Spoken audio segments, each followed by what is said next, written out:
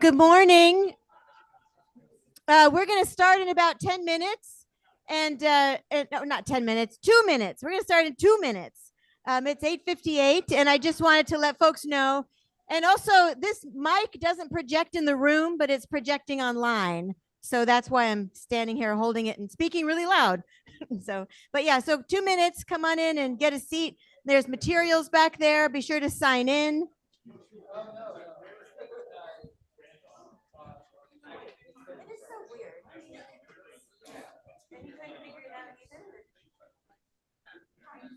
So it's like the hell light.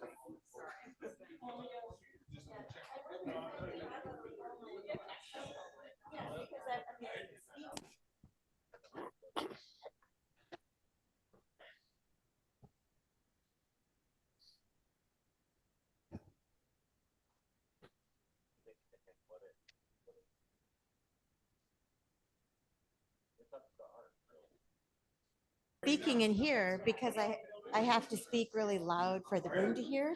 Is it like screaming on the online? I mean, are people like, ah, okay.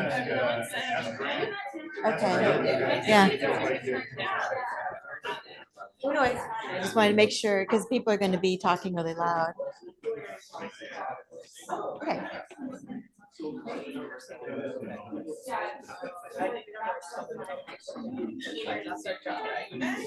Oh yeah, no, yeah. Yes.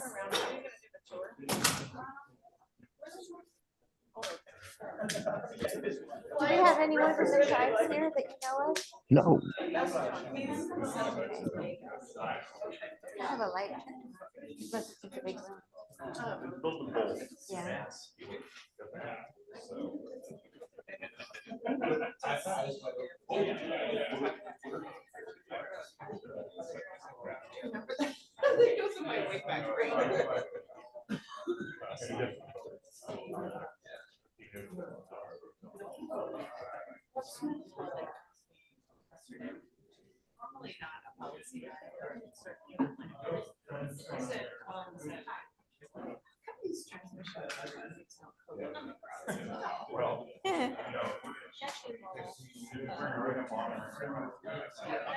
Okay.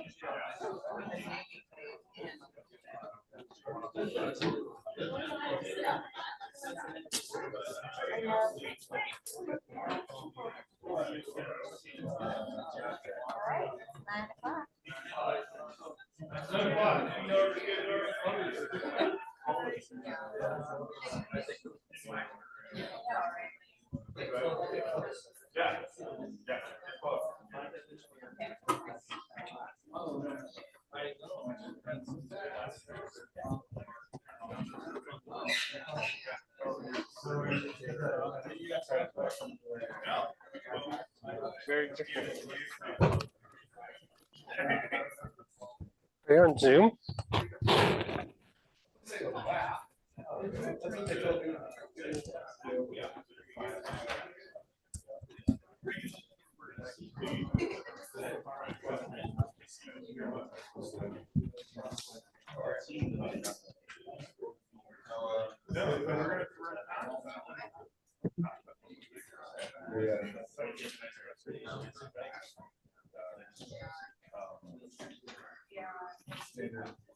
Good morning, everybody, and welcome to our RAC meeting number 3.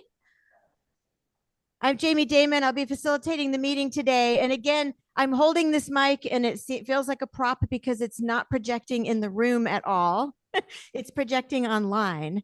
Anyway, so when we get to the point where we're hearing from people in the room, we have a wireless mic and it's going to feel the same. It'll be not projecting in the room, but projecting online. So welcome. Thank you all for making the trek out here. And thank you to the military department for hosting us in this beautiful facility. I've just got to, and welcome to our online RAC members and our online members of the public who are watching the meeting today. So we've just got a few things to go over before we hear some opening remarks.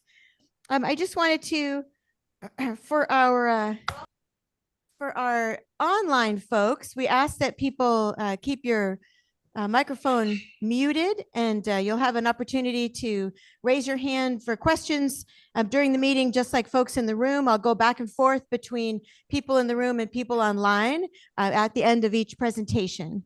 So actually, can you go to the next slide? Do we have just some Zoom meeting slides? Hey, Grant, can you go to the next slide?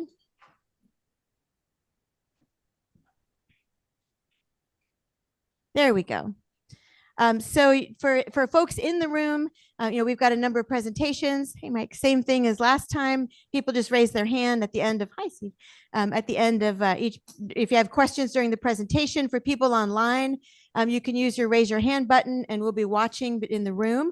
If you're on the phone online, you can press *9 to raise your hand on your phone. We ask that you lower your hand when you're done speaking. If you have technical assistance questions for folks online, you can contact Grant Simmons at gsimmons@kernswest.com. Hey, Jamie, yeah? so sorry to interrupt, but Yes. actually there's a big audio feedback issue with your mic. Your mic has a really big lag. For folks online, would you mind choosing using the other mic? I just want to see if that will. Jamie, so sorry to interrupt. Make the issue. Actually, there's a big. It's like an alternate universe. Okay. Is this one turned on? Hey, Grant, how's this one? That one's good, but I can actually hear myself feeding back on your end. I think maybe it's because Ariella has the mic put up against the but basically whatever computer the audio is coming out of, I think that needs to be muted. So you maybe it's because Ariella has the mic put up against the but basically whatever computer the audio is coming out of, I think that needs to be muted. so you're maybe it's because Ariella has the mic put up against the but basically whatever computer the audio is coming out of, I think that needs to be muted. So Minuteman is the Wi-Fi, and the password is written on the screen here. ORNG lowercase p at $word. How's it going now? Oh, is it working better? Grant or anyone? it's still, I'm still hearing a lot of issues that we didn't hear 30 minutes ago for some reason. Who messed with the AV in the last half hour? Like everything's repeating. Grant or anyone? Can other people in the room confirm that they're in fact hearing the same problem that I'm Yes. hearing online? Yes. Every time I speak, in just a few seconds later,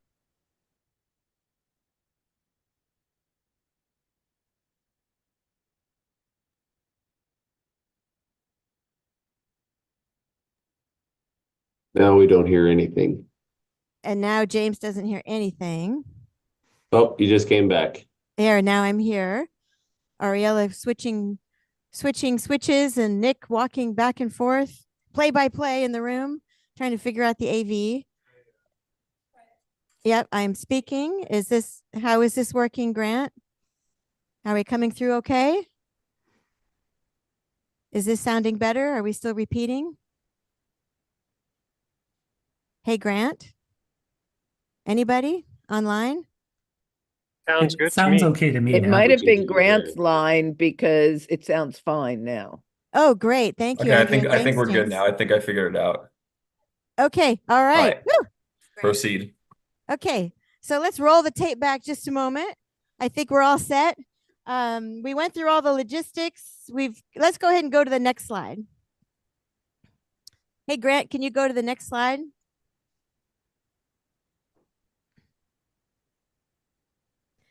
Hey, Grant, can you go to the next slide? Can Grant not hear me now?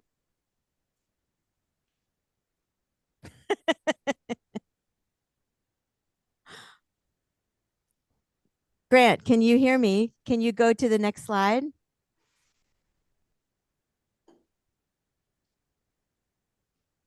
There we go. So well, these are the ground rules we've used in the past to honor the agenda, participate actively and respectfully, be mindful of your speaking time. We've got a lot of folks here in the room today. We have, I don't know, how many people do we have online, Ariella? Oh, 19 members of the public? Of the RAC, 19 RAC members. Okay, so we've got a lot of people online. When you speak, we ask that you say your name and your affiliation. Be tough on issues, but soft on the people. Ask to learn, listen, and understand, and refrain from sidebar conversations, please. Go to the next slide, Grant. Welcoming remarks. Before we hear welcoming remarks, I do want to just walk through the agenda. Were agendas on the table in the back room. Hopefully folks picked those up. They also were emailed out by Adam. So you had them in your email box if you had a chance to print those out and bring them in. I just want to just roughly go over the agenda today. Our meeting goes until 2 o'clock. We have lunch being brought in at noon. It'll be a working lunch. We've got a couple presentations for you today, one from the Oregon Military Department and one from the Oregon Department of Energy. And then we're going to take a deep dive into draft rules. We have some tabletop conversations. We've got some worksheets for you to work on. We really need to start getting to language that DLCD can bring back, language and concepts that these folks in the room are starting to agree to, and people online. And so we're going to take a deep dive into the rules. And then after 2 o'clock, great, thank you, Grant. At 2 o'clock, we've got an optional tour, and we'll talk more about that at 2. And the tour is around, I believe, hey, John, the tour is around the camp, right? No. Way more than that.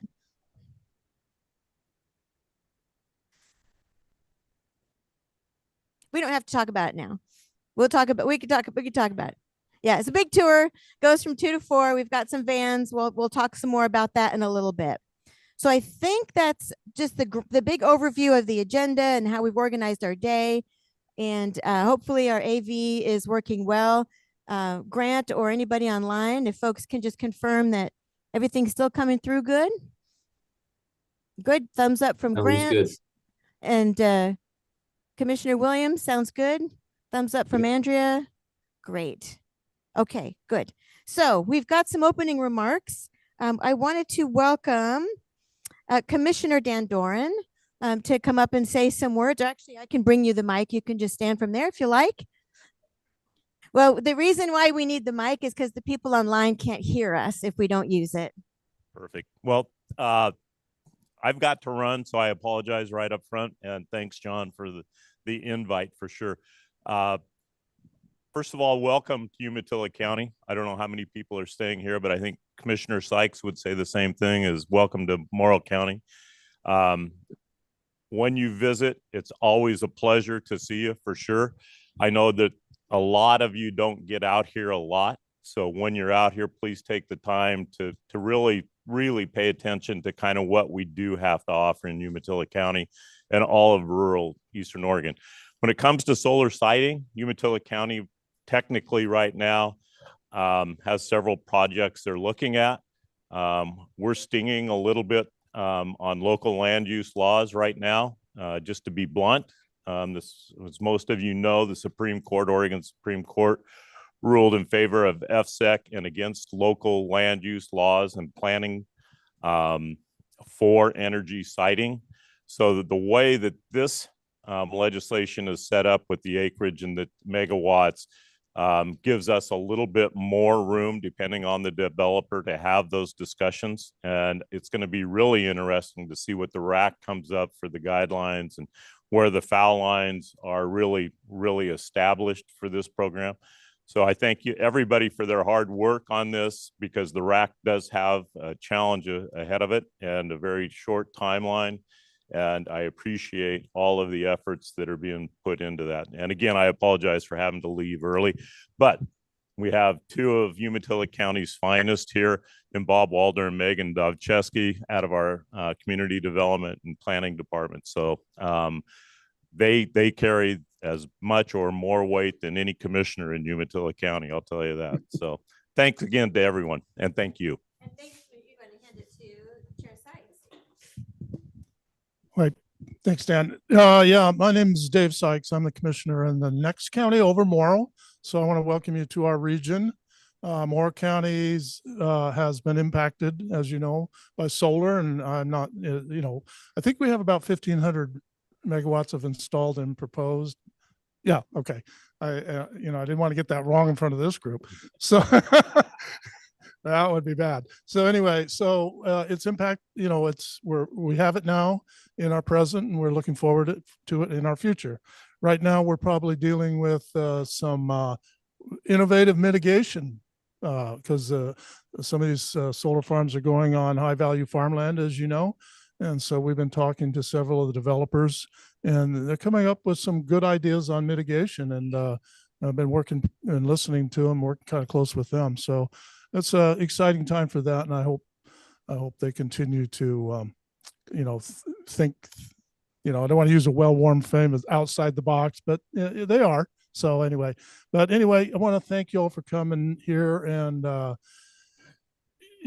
doing this important work that you are, because it does affect our region and our county. So thank you. Thank you, Chair. Online, we have some welcoming remarks from Vice Chair Lilac. If you'd like to unmute, and there you are. We're seeing you on the big screen. Great, thank you. Good morning, everyone. I'm the Vice Chair of the Land Conservation and Development Commission, and I also serve as the Deschutes County Administrator. Thanks to everybody for being there in person and online today. I am sorry I'm not there in person again. We have a family matter in the Willamette Valley here that I need to be with them here in short order. So I'm sorry not to be there. But I just want to jump in quickly here. Given that we're nearly halfway through our meeting schedule, as you've already heard from others, the heavy lifting is about to begin in earnest, and really today. And I am really confident. I believe that we're certainly up to that task. I think we're also up to the task, very importantly, to meet the expectations of the legislature and of the LCDC, the Land Conservation and Development Commission charter, which provides guidance to the process to establish a voluntary opportunity for local jurisdictions that will result in more lands being available for solar development. As stated in the legislative record and in the charge by LCDC, we believe, and I've coordinated with our staff, that the revisions to Division 23 are to be the centerpiece of a voluntary program. While imperfect, the rule is our best tool to consider the variety of natural resource, community, and other important values identified by House Bill 3409 and offer counties a choice of whether to opt in. We believe that any new Division 23 rules can be written in a way that allows counties to go forward without a lot of process delay and expense. Revisions to other rules, namely the farm and forest rules, will also be necessary. We believe we'll begin to discuss those rules today as well, along with others. These revisions will ensure that counties choosing to opt in will be able to consider and approve larger sized projects without the need for taking an exception.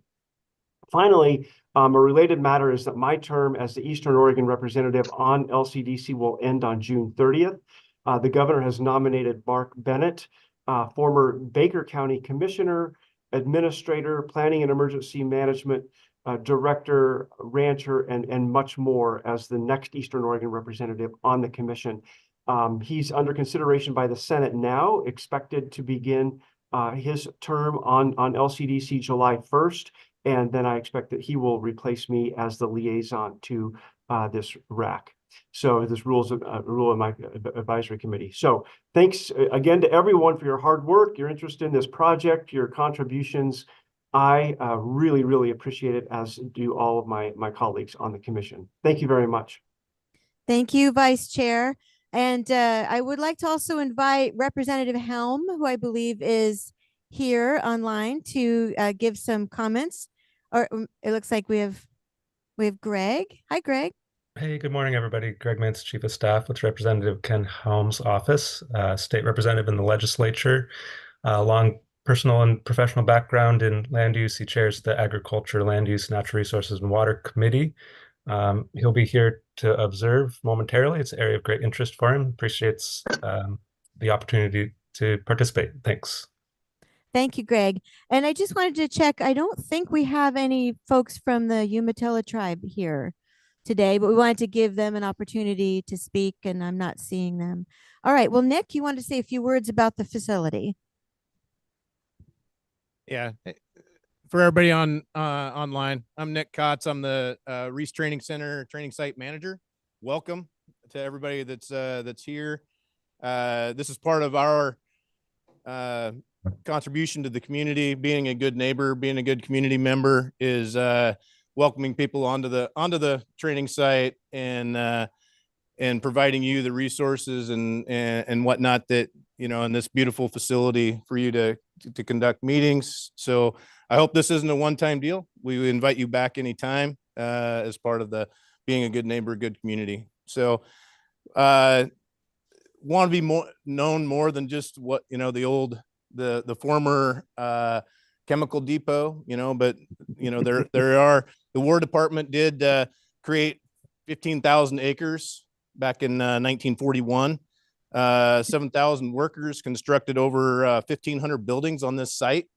Obviously, those 1,500 are no longer here, but we do still have, we caretake, if you will, 18 historical buildings, and which include the six igloos of the 1,000 igloos that were originally built here. In 1962, they started housing chemical weapons here, and in 2013, the last of those chemical weapons were destroyed in the burnout facility.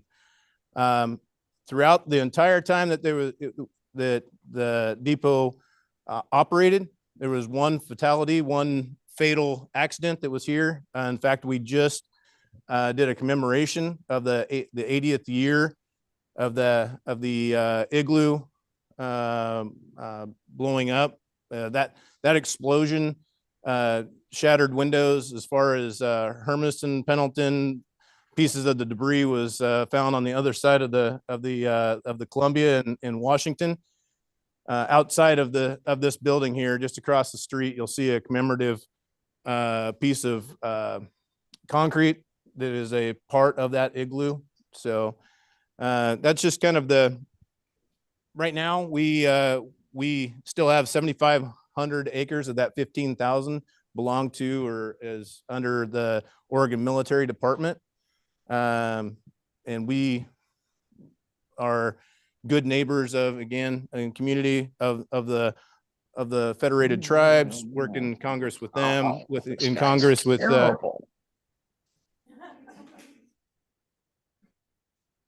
I didn't think I was doing that bad. My apologies. No, but we work in cooperation with the counties, with the Federated Tribes, with Fish and Wildlife with the 7,500 acres in our surrounding that used to be the 15,500 acres. So again, welcome. Appreciate you guys being here. Appreciate further future cooperation. Just so that everybody knows, if you haven't already, just on the opposite side of the wall here, and I apologize to the people that are on the phone or on the online, just on the other side here are the bathrooms. If in case you were wondering, there's exits both to the east and the west of the building in case of any kind of emergencies. So any questions of me? If there's any emergencies, you can turn to Todd Farmer there, and he will immediately get me on the phone, and I will take care of anything, any problems, any issues. All right. So again, welcome. Appreciate you being here. Thank you so much, Nick. Okay, so one more little sound check for folks online. Grant, a thumbs up. We're still sounding good. I'm going to try, let me just check. How is it sounding with this mic? Is this sounding all right still with this mic? Okay, great. That way we'll have one for questions. Perfect. And then our presenters can use this as well. So we've got two presentations back to back to start our morning off. They go until about a little after 10, and we'll take a little break at that point, and then we'll turn it over to John and his team to start to take that deep dive into the draft rules. But for our first presentation, we've got Kim Peacher, who is online. And so we'll go ahead and highlight Kim. And Kim's going to talk about solar with the Oregon military. So Kim, are you ready to go? There you are. Yep. Great. Okay, good morning. And is somebody putting up the slides, or do I need to share screen? They are getting put up. Okay, perfect. Probably a lot quicker. Well, I get started. Good morning, everyone. Sorry I can't be there in person, but appreciate the opportunity to present. And you do have my colleague, my work brother in many ways here, Todd Farmer, and as well as Nick and the team there, and appreciate them hosting this event here. Kim Peacher, I'm with the Northwest Training Range Complex. I'm a community planning and liaison officer. None of that really makes much sense, but what I do really is facilitate land, air, and sea compatibility throughout Oregon and Washington, both on and offshore. I've been doing this about 13 years, 14 years coming up here. Came from Navy Region Southwest, so 6 states down there, very familiar with solar power, multiple types of energy. Again, we're all trying to kind of figure out how we coexist. So today's presentation will provide a little bit of background about my area of responsibility and a lot of the efforts and tools in our toolbox to support with, again, facilitating compatibility. Are the slides, you guys able to pull those up by any chance, or maybe go to the next slide? Or we can skip this one. Great. This just gives you, so my boss, real quick here, is the commanding officer for Naval Air Station Whidbey Island up in Washington. But he's also the commanding officer for the Northwest Training Range Complex, which again are kind of my equities, my bailiwick. This just gives you a little construct of our team. It's very complex both internally and externally. Just wanted to give a little snapshot of all the coordination efforts. You know, we've got over 45 counties we work with, 15 Forest Service, national parks, multiple state agencies, both in Oregon and Washington. Obviously, there's a number of federal agencies, both internally with the Office of Secretary of Defense Clearinghouse, BOEM, and DOI. Next slide. So I come from a land use background. That's what my master's is in. Major in undergrad was political economies of industrial society. So I really did not come from flying. I'm not a pilot, but so this kind of helps provide a little cheat sheet on what the Navy is flying here in the Northwest or operating or using. Just wanted to give a visual. So the H-60s, the search and rescue, we do a lot of those along the Olympic Peninsula.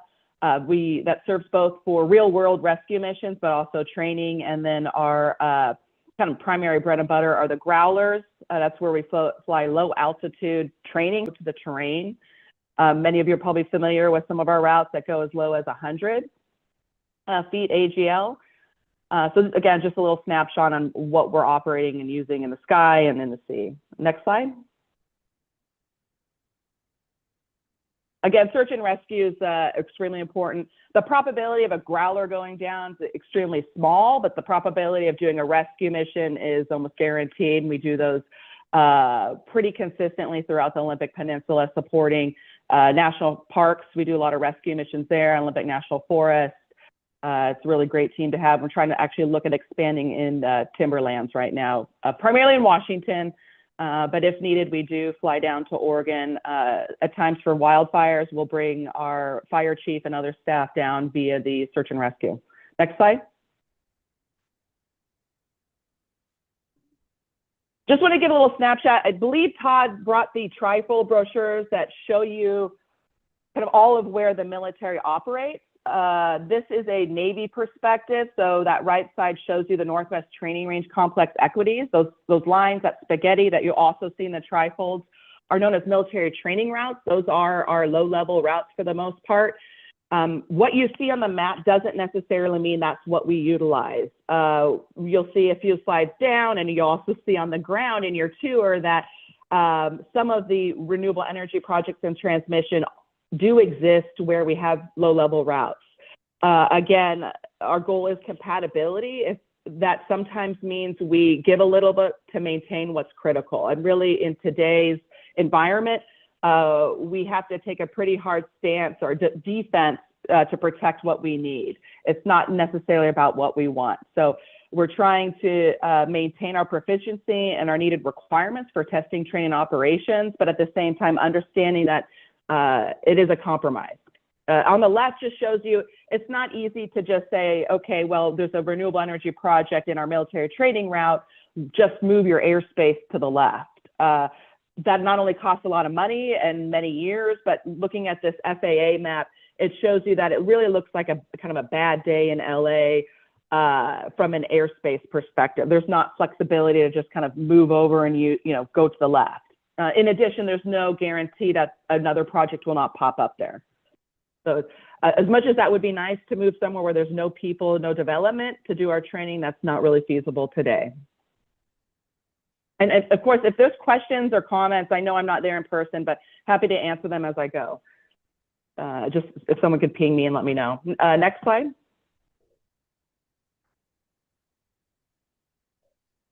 So the Northwest, the other hat I wear is the Northwest DoD Regional Coordination Team. That brings together all of the services, including the Coast Guard. We have a similar construct in the Navy region Southwest. What this does is allows us to be more cohesive internally as a DoD or DOH coordination, you know, have more of a one message. You don't necessarily have to find the Kim or the Todd with the Air Force or the various military components. You can come to us and we will do that up and down lift. We will coordinate and then bring back the messaging or whatever is needed to support. So this coordination team, we're very familiar with each other inside the fence line, and really since we've existed about a year out, we've brought external agencies together. The goal is to facilitate, you know, how do we address opportunities and challenges? We all have very different maybe missions or goals, but I'm finding there's a lot of synergy and ability to collaborate and support each other. And really that's the goal here is to try to figure out how do we get to that win-win. So again, this team, we meet quarterly. There's a little bit of ebb and flow with that. We recently stood up the West Coast Partnership. So we bring together Oregon, Washington, and California. Stood up in 2019, COVID hit, and now last year we kind of got that back together. And that's really helped both with the timing with the legislative session and moving efforts forward jointly, you know, cross-service, cross-agency, but also looking at funding opportunities. The DoD has a significant amount of money to support with compatibility. And so these are great chances to kind of lay out everyone's tools, you know, what can we bring to the table, and then figure out, again, how can we work together to achieve common goals.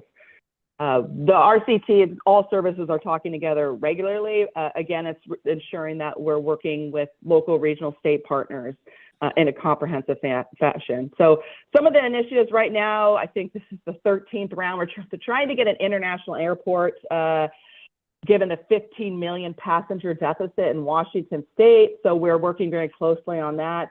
There are a number of transmission studies, one that we actually funded for Southern Oregon and Northern California.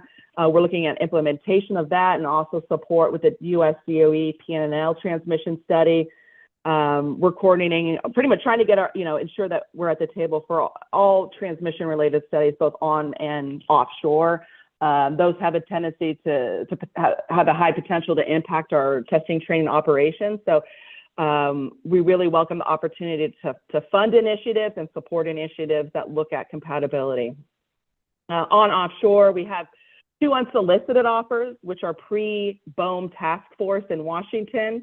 And then obviously we have the task force in full force in Oregon. So working both of those at a local level and supporting OSD and Assistant Secretary of the Navy with those initiatives. Legislation is a really big one. We're looking for viability. We have a number of ad hoc processes and policies, but there's the what if, you know, what if we turn around, staff turns around? What if there's a challenging process? How do the 2 agencies truly marry up what our protocols are? You know, how can we provide transparency about where we exist and what that process might look like, depending on where that project's proposed. We want to bring as much visibility and again, viability to that as possible. And so looking at it from a local policy or state legislative perspective is extremely important for us. And again, old CC grants, Office of Local Defense Community Collaboration. Used to be Office of Economic Adjustment. They went to a longer acronym. But this is really, I call this the branch of the DoD that provides funding for compatibility. We came out with a RESA, the Oregon Renewable Energy Siting Assessment. Not only was that a tool, but several qualitative assessments. We supported with the transmission initiative I recently referenced. And then we're also looking to support with potential staffing, both at the state level, and then we also are underway right now with Crook County, and then recently wrapped up with Wasco County on individual county level grants. Next slide, please, unless there's, of course, any questions.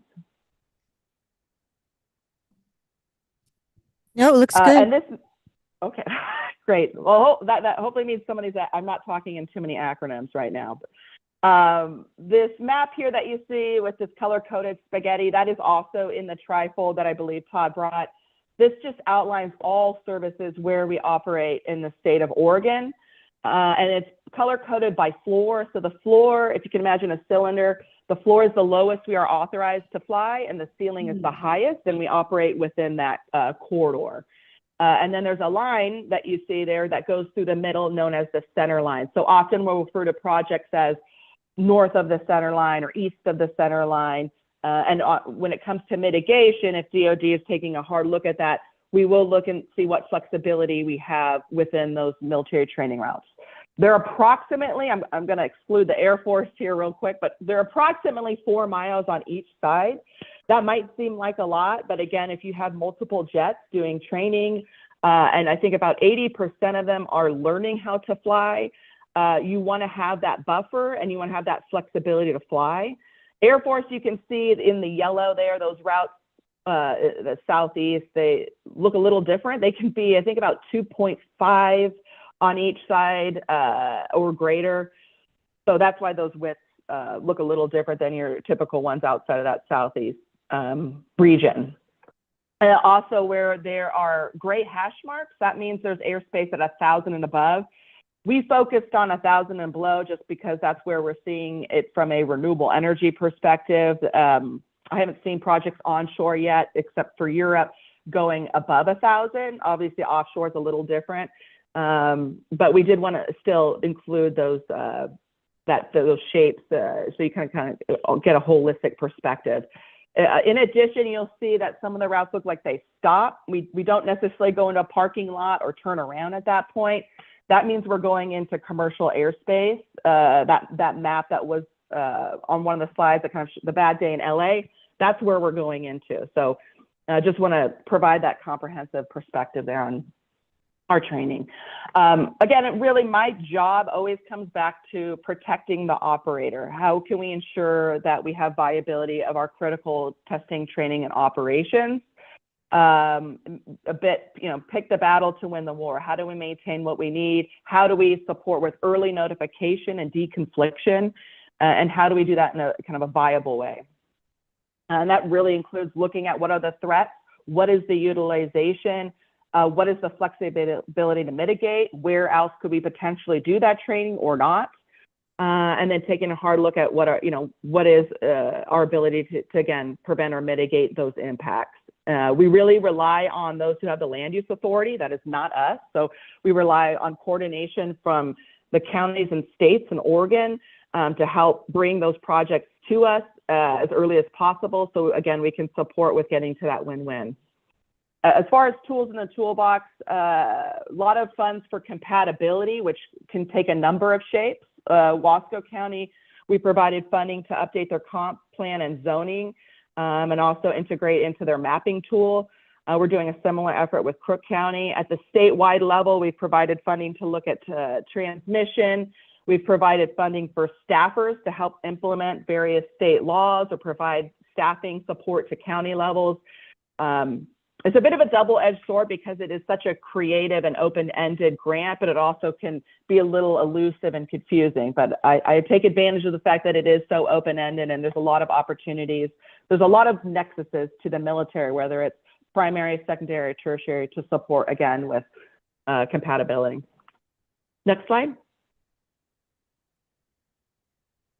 This is a snapshot here, this map of currently built projects. So not only does it show that this is a constrained environment, there's over 2,100 wind turbines in this area, but it also shows that, yes, the DoD has mitigated and shown flexibility.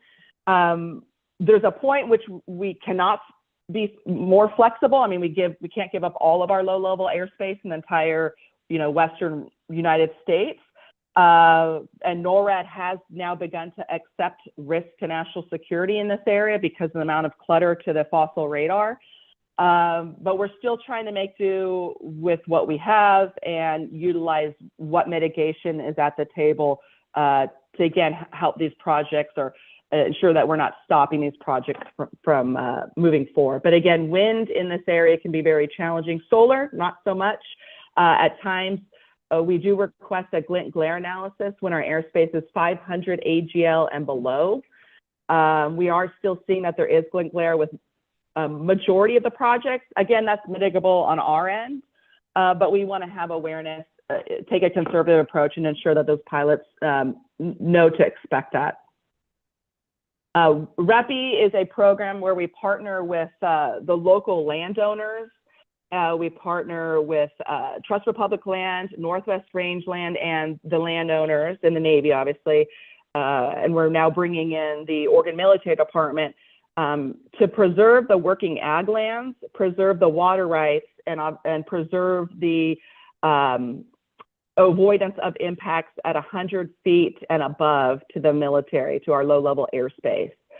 We bring in $3 to $5 million a year on that in that program, and I think the next slide, or one of them coming up here, we'll do a bit of a deep dive into that. We can go ahead and click. Yes, perfect. Okay. So again, willing seller, looking at Navy and now Oregon Military Department interest, and then working with the conservation agency. So we've brought now, primarily in the past, I'd say 5-6 years, we've brought in $26 million into this region to preserve our interests, again, working ag lands and water rights. So the dark green is areas that have restrictive use easements with the Navy at this point. And then we're moving forward, really trying to tie that connection with the Reese Training Center, and then some of those immediate threats or potential impacts from transmission renewable energy. So that just gives you kind of a little, one of the tools that we rely on pretty heavily, averaging, again, 3 to 5 million. Very large landowners in here. It's very different than what you would find somewhere at Whidbey Island, where they're targeting, 200 acres or 50 acres. We're looking at 3,000 acres a year.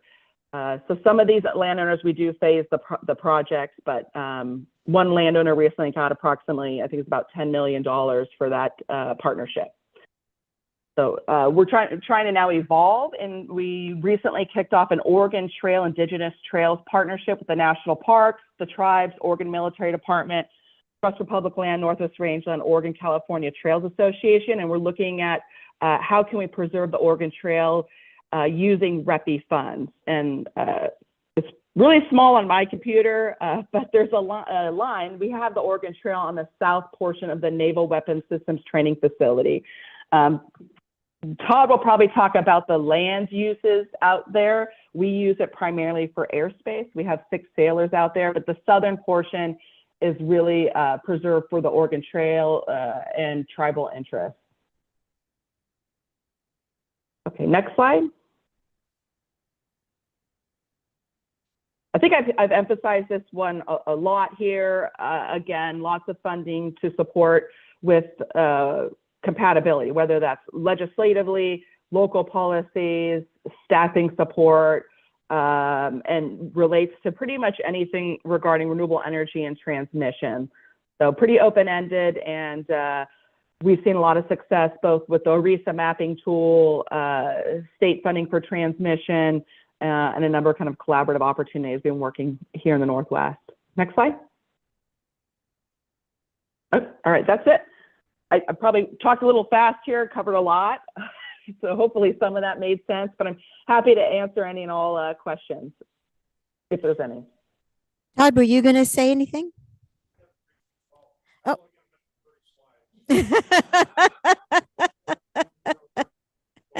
Yeah, no, it's fine. Well, before we move on to Todd, questions for Kim. And I'll bring this to you. And again, it's speaker is for the folks online. Hey, Kim, Max with Nissan Energy. Nice to see you. Thanks for the presentation. Always love learning about jets. So we've got these rules in the meeting packet, and one of the things in here is that we would need to avoid military special use airspace floor elevations. So I was hoping you could explain a little bit about what those are and whether that is someplace that needs to be completely avoided or whether that's an area where we can do some of the things that you talked about related to compatibility and mitigation. Thank you. Yeah, no, that's a great question and a good thing to clarify. For wind, a little different ball game. Just want to add that, and transmission. But for solar, again, the threshold for us is if the floor, again, that's the lowest we're authorized to fly in that cylinder, is 500 feet AGL or less, we will request a glint glare analysis. It would not be an avoidance area or a definite outright no-go. If anything, it would be a very minimal likelihood of becoming a serious concern. It's, again, more for us to have awareness of when the glint glare is occurring and then take that to the pilots and mark it on the charts. Obviously, if there's that rare situation, which I think I've seen once in my 14 years where it, the analysis comes in as red, where it's burning your retinas, that might be a little different. And then there is mitigation, either turning the panels or whatever it might be. But generally, we're seeing green and yellow, and we again take that back to the pilot. So we can probably work on revising that language to clarify that a little bit further. Does that answer your question? Yeah, Max did a thumbs up. Dan, online, I see your hand up. Hi, Kim. Thanks. That was really interesting and actually very reassuring to know that the Navy is out there if I'm out backpacking and have a problem. So I guess I have two questions. Globally, large-scale solar is part of the landscape now. The first question is, what do your pilots now flying over at low levels, flying over existing solar projects, what do they report? What's their experience? And the second question is more a hypothetical. Let's say China has twice as much solar as the US. So, God forbid, our pilots are flying at 100 feet over China. And if that's the case, of course, we all have larger problems to worry about. But how is the Navy training them to fly over that sort of landscape? Yeah, for the first one, I know that it's come out that, yes, it could look like a pool or a lake. And again, I want to emphasize that we take a conservative approach. Someday my daughter will learn how to drive, which is a scary concept. But, similar to her learning how to drive is similar to the pilots, I say would be a good analogy in that I don't want her to have any surprises on the road, whether it's a cone or a branch, and we take the same approach with the pilots. And that's why, again, we request the glint glare. But beyond that, the mitigation is internally. So we put the visors down, or maybe depending on the angle, we again mitigate internally. We just want to mark that, yes, there's glint glare, and we found that, it's a small window, but it's an important window, and we just want to take that back. So whether it's 11 to 12, May to July, we just, again, want to have awareness. Hey, guys, heads up, there could be glint glare during these time periods based on the analysis, and again, mitigate that. I've never in my Northwest career asked for mitigation from the developer. It's all come from the military for solar. As far as a real world warfare scenario, we've had the same exact question with the wind industry. Warfare generally today is long distance. Of course, if there is a structure in our way that is causing issues, we will not hesitate to remove that structure when it comes to a real world war scenario. So yes, we're not planning to weave and bob within any concern. So same with transmission. We're not flying like Star Wars here in and out of the wind turbines to practice for if we go to China and they're there. We will remove that impact if it is truly an issue for us. And solar, I'm not seeing that same concern where we'd have to remove the solar in China. But again, if there is that potential threat, we would address that in that real, warfare scenario. So we are practicing with solar. We're not removing it, but again, we do want to have awareness for those pilots who especially the newbies, training. Again, very conservative approach, but when it comes to life safety, I prefer a conservative approach. Hopefully that answers your question. Thanks for that, Kim. You've given us a lot of colorful images in all of your descriptions, from your daughter's driving to Star Wars. Any other questions in the room before we move on and hear from Todd? How about online? Any other questions online for Kim before we hear from Todd? Okay, great. Come on up.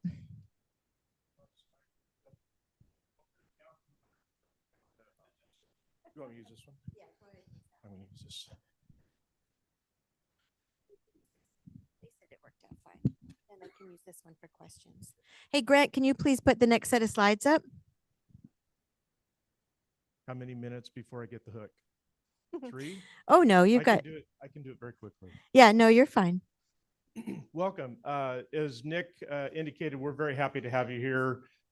It's a beautiful facility. This is a schoolhouse for the military. We train infantry soldiers here, transition training. The camp has a broader perspective. I'll talk about that a little bit in the briefing, but I'll move very quickly. These aren't your slides. They're not.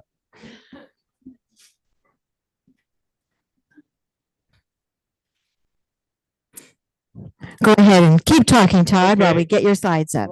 The Oregon Military Department, unlike Kim's Navy Department, is a state agency. So one of the slides I would introduce, hopefully they come up, is who the Oregon Military Department is and what we try to do here in Oregon. So we're a state agency, a Title 32 organization that has the Air Guard, the Army Guard, and a joint staff to support first the state and then the nation in times of war. And we've done that a lot. Kim taking credit for search and rescues here in Oregon. I'm not going to buy that. I'm just kidding. The Oregon National Guard and our helicopters do between 30 and 40 rescues a year. There we go. And if we can just advance forward there, please, with the slide deck. Next slide. Yeah, perfect. So this is our structure, and I get it's an eye chart, but what we're trying to show is that it's really a composition of a lot of both Army, Air, and state employees. I'm a state employee. I'm Todd Farmer, the Director of Installations. So my portfolio is to cover all of Oregon and all of our facilities, to maintain them, construct them. It's a complicated piece. With the Title 32 aspect of it, the governor is our commander-in-chief. And the new governor has taken that very seriously, and she's very engaged with our activities. Next slide. Our mission, we train soldiers and airmen to be ready to do first what we do here in Oregon, that's supporting you, and then to support the nation in times of conflict. Next slide. And I think that's the important part that Kim made a note of, is the training is so important to us as a National Guard. We train all around the state. This training facility and over at Boardman is so vital to sustaining the airmen and soldiers. This is a map portraying all of the facilities that we have around the state. Couple of key pieces here. So readiness centers are the smaller dots. Reese Training Center, 7,500 acres. We have Camp Rylea over at Warrenton, 2,000 acres right on the beach. The wings, so Portland Air Base with the F-15s, and then down at Kingsley, now picking up the F-35. That's really, those two wings really intersect with what we're talking about here in this meeting, and that's the airspace. Any questions about this? Next slide. This slide, very busy. I'll just say we are very engaged, as Kim said, with our partners to the north with the Navy. And there's a lot of things that we've been working with the counties, the regional coordination team, Morrow County. When wind turbines initially began construction around the airspace, created the MAC, and now it's called the MEAC. We've suspended that for a little bit, but it was really a great opportunity for developers, the county, and the military to come together and try to deconflict the development and our needs. And that's why we're trying to portray today. Next slide.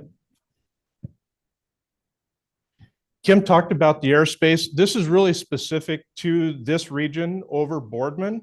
So the little gray paths are what she was describing as jets flying very low, and they don't follow us exactly, but it's kind of a racetrack. They've got to loop around at very low levels at very high speed. So anytime there's a tall structure, transmission lines can enter into that world. Wind turbines, obviously, solar, not so much. But it's really important for us to protect that airspace in and around, specifically here at Boardman. Next slide.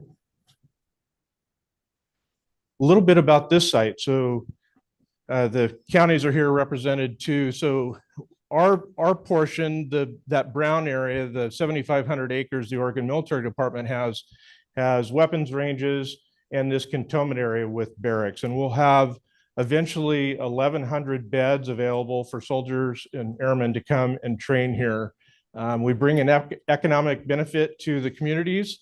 And then we're partners with the Columbia Development Authority and the tribes as this gets redeveloped in and around the area. A lot of really cool things happening. Solar, of course, is one of those. Next slide. This is the vision for this beautiful train facility. We've invested to date about $160 million in infrastructure and facilities, and a lot more to come. So very important to us, along with Boardman. I'll talk about that in a minute too. Next slide. Our master plan, you can see, is developed. We preserve the historical site, which is just to the north of us here, and then we add all of these new type facilities. So quite aggressive. We actually have accomplished about 75% of this development already, which has really been quite remarkable for us. But as you can see, it's a pretty grand plan.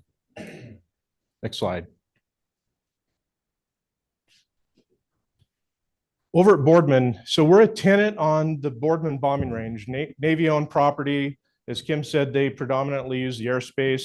We now have an unmanned aerial vehicle facility that we just completed. They moved in last year. It's got a small runway, $13 million facility. And what's really cool about that, we've got the excellent airspace, restricted airspace to help with those operations, but it's also part of the Pendleton test range. So another great connection to the community for unmanned vehicles. And there's a lot of development, obviously, in the military and the unmanned world. So we're uncrewed now. We'll change that terminology. Next slide. Building a machine gun range, it's been really a heavy lift for us. We've been, the last 22 years, we've been trying to develop a machine gun range out on Boardman. And it's really the anchor to all that we do here. Right now, soldiers have to travel out of state to get to these big machine gun ranges. And we're hopeful that we'll get funding next year to construct this range out on Boardman. $13 million. Next slide. That's what the range looks like. Massive, perfect place, table flat, done all the mitigation with Washington ground squirrel, worked a lot with the tribe and the habit out there. So habitat, it's really been a great project. Next slide. I think that's about it. Trying to catch us up. Yeah, that was great, Todd. So questions in the room for Todd? Yeah, let me get the mic over to you.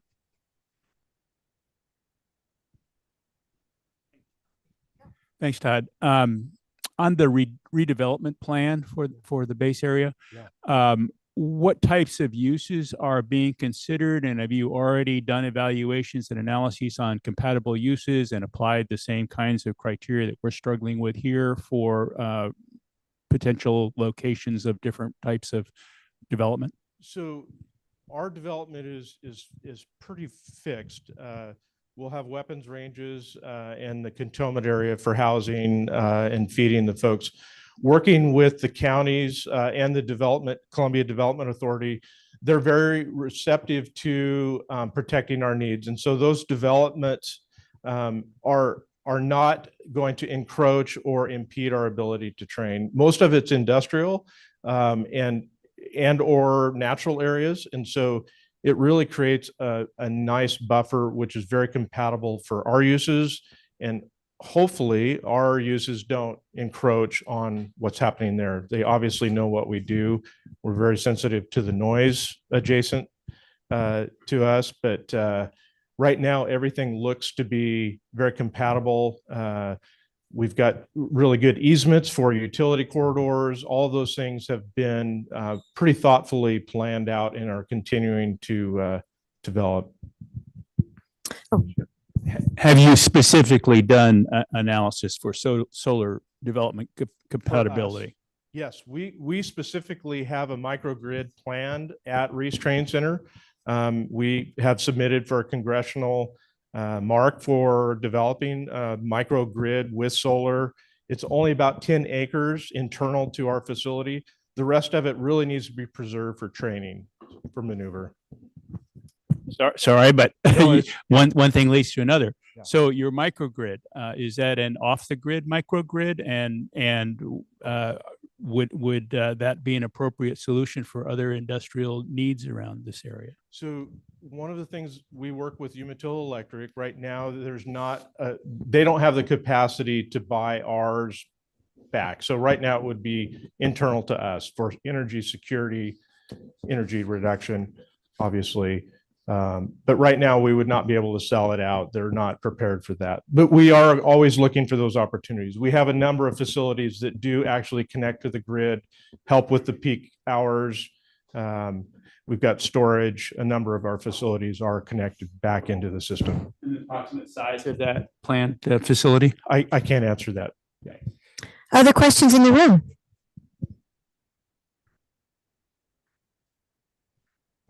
Thanks. Rob Delmar with Oregon Department of Energy. And at one time, there were proposals to develop solar at the Over the Horizon radar site in Christmas Valley. Yes. Anything moving around that site? Any discussion of developments there? Want to watch us that show? Oh, you don't. Okay. Was that the hook? Did I get the hook on that one? No, So that's an interesting one. So the Over the Horizon backscatter site obviously had a lot of infrastructure to feed that. Most of that had been removed, as you're aware. It was really open to some of the ideas in and around that area. Right now, we own that site. The Oregon Military Department does. The interesting piece, the Air Force is now coming back and purchasing that back to reestablish another Over the Horizon backscatter site. Oh, okay. So it and what their uses or the compatibility with solar, I think yet to be seen. But they're aggressively trying to get that site back in their hands and be able to develop their new system. Thanks. Any other questions in the room for Todd before I turn to folks online? How about online? Any questions for Todd? Looks like you're off the hook, Todd. One last comment. Thank you, John, and everybody letting us participate in this process. And we're a small element. Solar is not a problem for us, but it's really great to be part of the conversation so that we can demonstrate our needs and how we intersect as a group. So thank you for letting us participate. Thank you, Todd. The next presentation is from Oregon Department of Energy. And so we're going to go ahead and put up Oregon Department of Energy slides. Thanks, Todd. That was great. Watch out for that cord. And it looks like this might be Jillian. Yes. Hi. Hi, good morning, everybody. My name is Jillian DeMedio. I'm a senior policy analyst with the Oregon Department of Energy, and I'm joined by my colleague Rob Delmar, and we're going to talk to you today about the Oregon State Energy Strategy. Rob and I are part of a team at ODO tasked with leading the development of the Oregon State Energy Strategy. And so we're excited about this opportunity to kind of share a little bit about the strategy, talk about its development, hear your initial thoughts and feedback. And then we'll end with some additional ways that you can get involved in this process. I think everybody in this room knows that Oregon has some pretty ambitious mid-century climate goals. And virtually every pathway to get there means that we're going to see electricity demand grow by 2050 as a result of electrifying end uses like transportation and buildings. We also have to clean up our existing electricity uses. And so for that reason, we're going to need a lot more renewable energy generation, and land use and renewable energy siting will be a critical part of the clean energy transition, and certainly a critical component of our energy strategy. So I hope that you all find this conversation relevant. Can you go to the next slide there? There we go. You can actually move on to the next one. Great. So before getting started, I'll just talk a little bit about the Oregon Department of Energy. Our mission is to help Oregonians make informed decisions and maintain a resilient and affordable energy system. And this is really the lens through which we view this energy strategy work. So we're thinking about what information do we need and can we provide to the public, to Oregon residents, communities, and policymakers so that we can be making informed decisions about this clean energy transition. Next slide. So I'll just quickly run through the agenda. We don't have a lot of time today. We have about 30 minutes, and I do want to make sure there's time for Q&A. But I'll start with a little bit of discussion around Oregon's energy landscape, which will help lead into why we need an energy strategy in Oregon. We'll talk about the scope and process of the study. We'll pause for discussion and then end with some further opportunities to get involved. Next slide. All right, so we at ODO like to start presentations with this sort of macro level look at energy flows in our state, the big energy picture. So this is called a Sankey diagram, and it basically shows how energy flows through our state. So it's showing what we produce, what we consume, what we import and export. So just a couple things I'll point out here. You can see that we do import all of the natural gas and petroleum that we use in Oregon.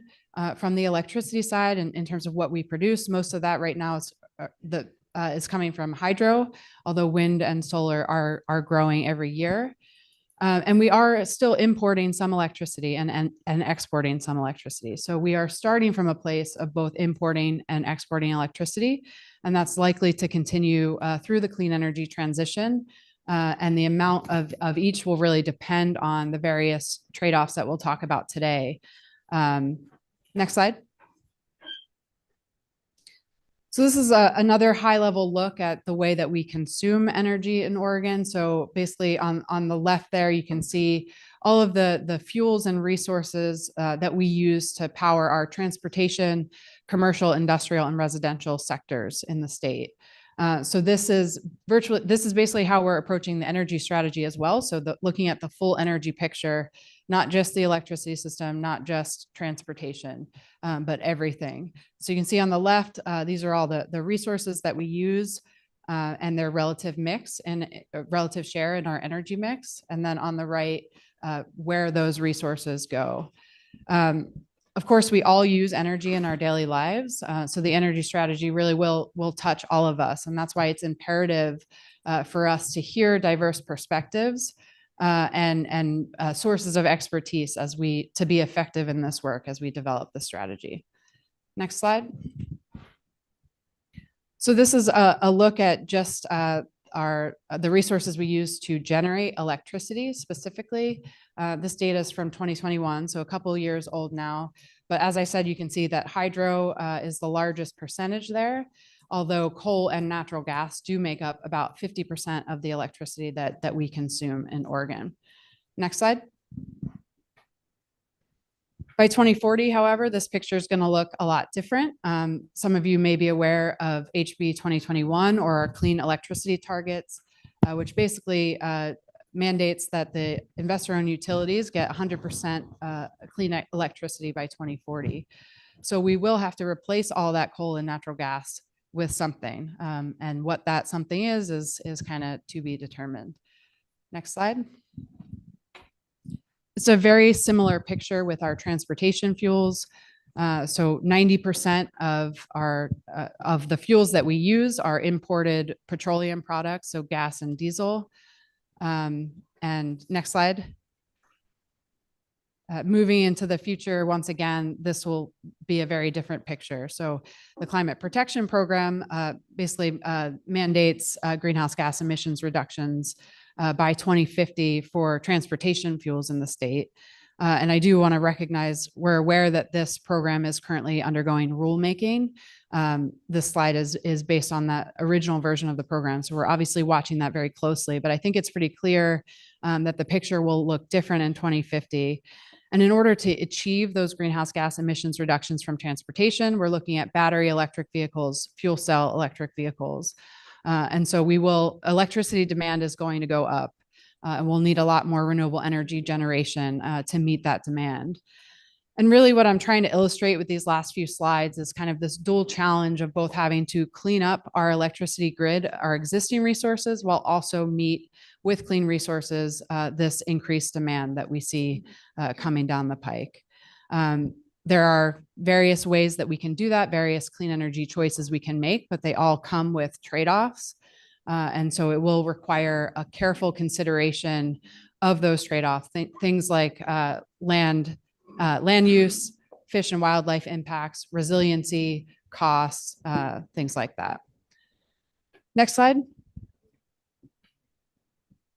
So I think that's really a good segue into why Oregon needs an energy strategy. Some of you may be aware that ODO puts out what's called the biennial energy report every 2 years. And in 2022, we released a policy brief called Charting the Course for Oregon's Clean Energy Future. And basically, as part of this policy brief, ODO staff reviewed 20 technical studies from around the country to really understand the feasibility of meeting our mid-century climate goals. And what they found is that it is possible to meet these goals, but that the state would really benefit from a state energy strategy so that we could better understand the various pathways we could take to get there and the trade-offs of each. And so it really is going to take that careful consideration. The energy strategy can help align public and private action so that we can take a more informed approach, a more intentional approach for an equitable clean energy transition. And it'll help us do so in a way that maintains affordability, reliability, strengthens the economy, prioritizes equity, et cetera. Next slide. So that brings me to our legislative directive. This is HB 3630. This was passed by the legislature in the 2023 session, essentially directing ODO to develop a state energy strategy, identifying pathways to achieve Oregon's energy policy objectives. And the legislation is very clear that this study must be informed by diverse stakeholder perspectives. So that is absolutely core to the work that we're doing. And it has to draw from existing resource plans, energy-related studies, and analyses. So we are not duplicating efforts here. We're building on the work that many of us already do to identify gaps and really chart that path forward. And I do want to be very clear about what the energy strategy is not, and that is that it is not a prediction of what will happen or a plan of what should happen, but rather an evaluation of our energy choices and the trade-offs associated with each. So in addition, the legislation is clear that we have to account for a variety of factors. So we're also going to be looking at the cost, efficiencies, feasibility, and availability of various energy resources and technologies, economic and employment impacts, energy burden, affordability, environmental justice, and community impacts and benefits. land use and natural resource impacts and considerations, and energy resilience, security, and market implications. Next slide. So I'll quickly, there are three main elements to this work that we're doing. The first is a technical analysis. This is going to be a scenario modeling, essentially, to really outline those different pathways and better illuminate the trade-offs of each. And that technical analysis will then be summarized in our written report. We'll also have a description of the stakeholder engagement that we've done and how those stakeholder perspectives really informed the strategy.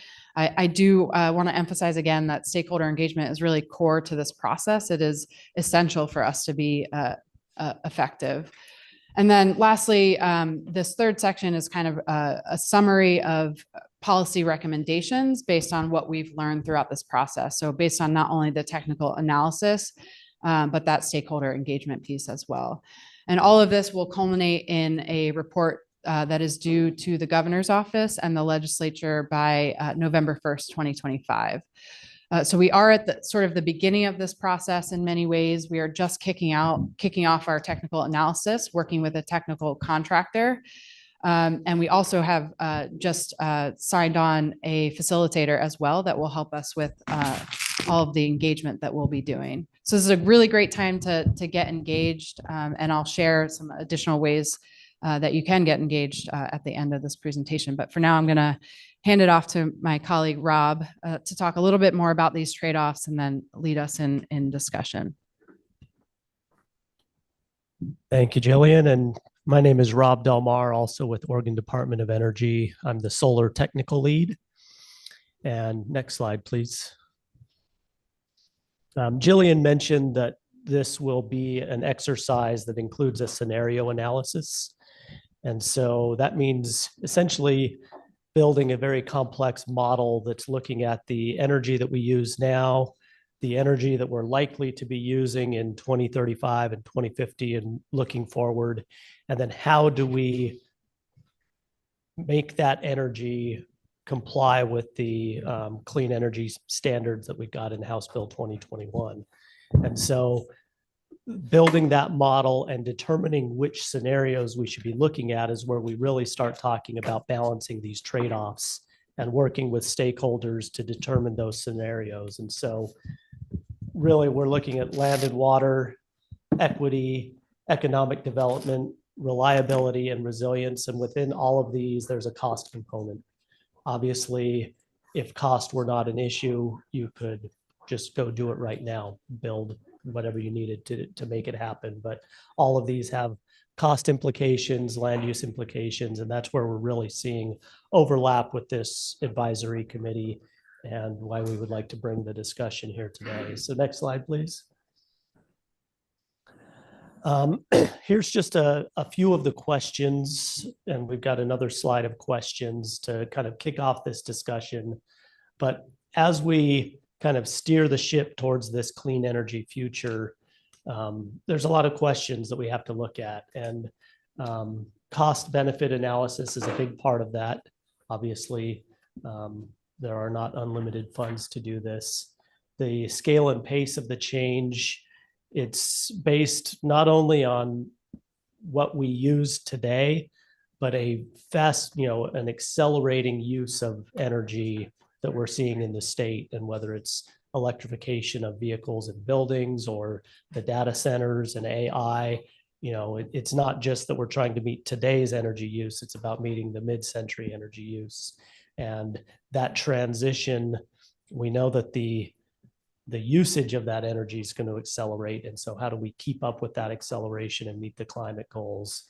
And so it really is about balancing the wildlife and siting considerations, all of the cultural, local community considerations for siting renewable energy projects, balancing those against the needs of the energy system and the statutory requirements that we have in Oregon.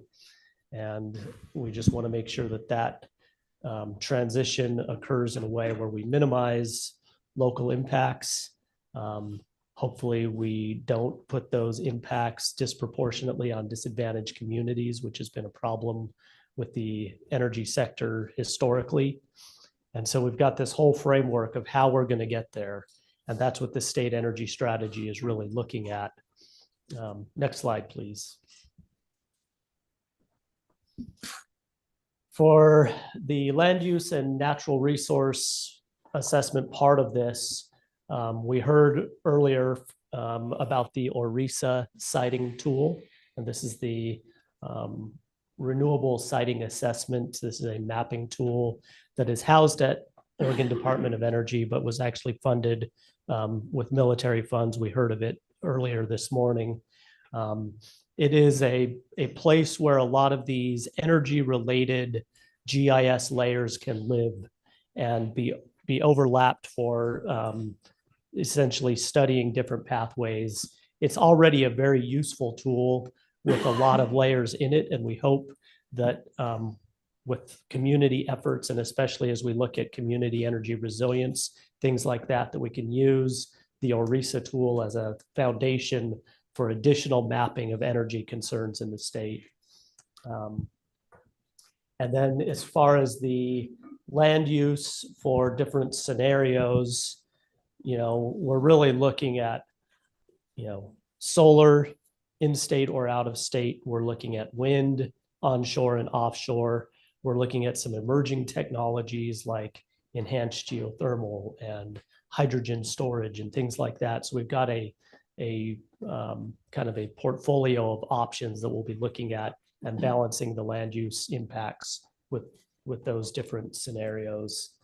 And some of these are qualitative discussions and some of them are quantitative. And we're really looking at this sort of qualitative view of the challenges that are encountered with different scenarios. And then of course, the risks of not getting there and looking at mitigation strategies. And so on the next slide, we have a few questions, but we are also looking for just what should we be asking? What should this process, what are the questions that we should be asking? So we're hoping that this is an exercise for you all to be able to throw questions out there that we can get incorporated into this state energy strategy as we move it into the modeling phase, where we're really going to have to be building first a base model, but then looking at scenarios. And so I don't know if there's any initial questions right now, or if we should be prompted by a few that we have on the next slide.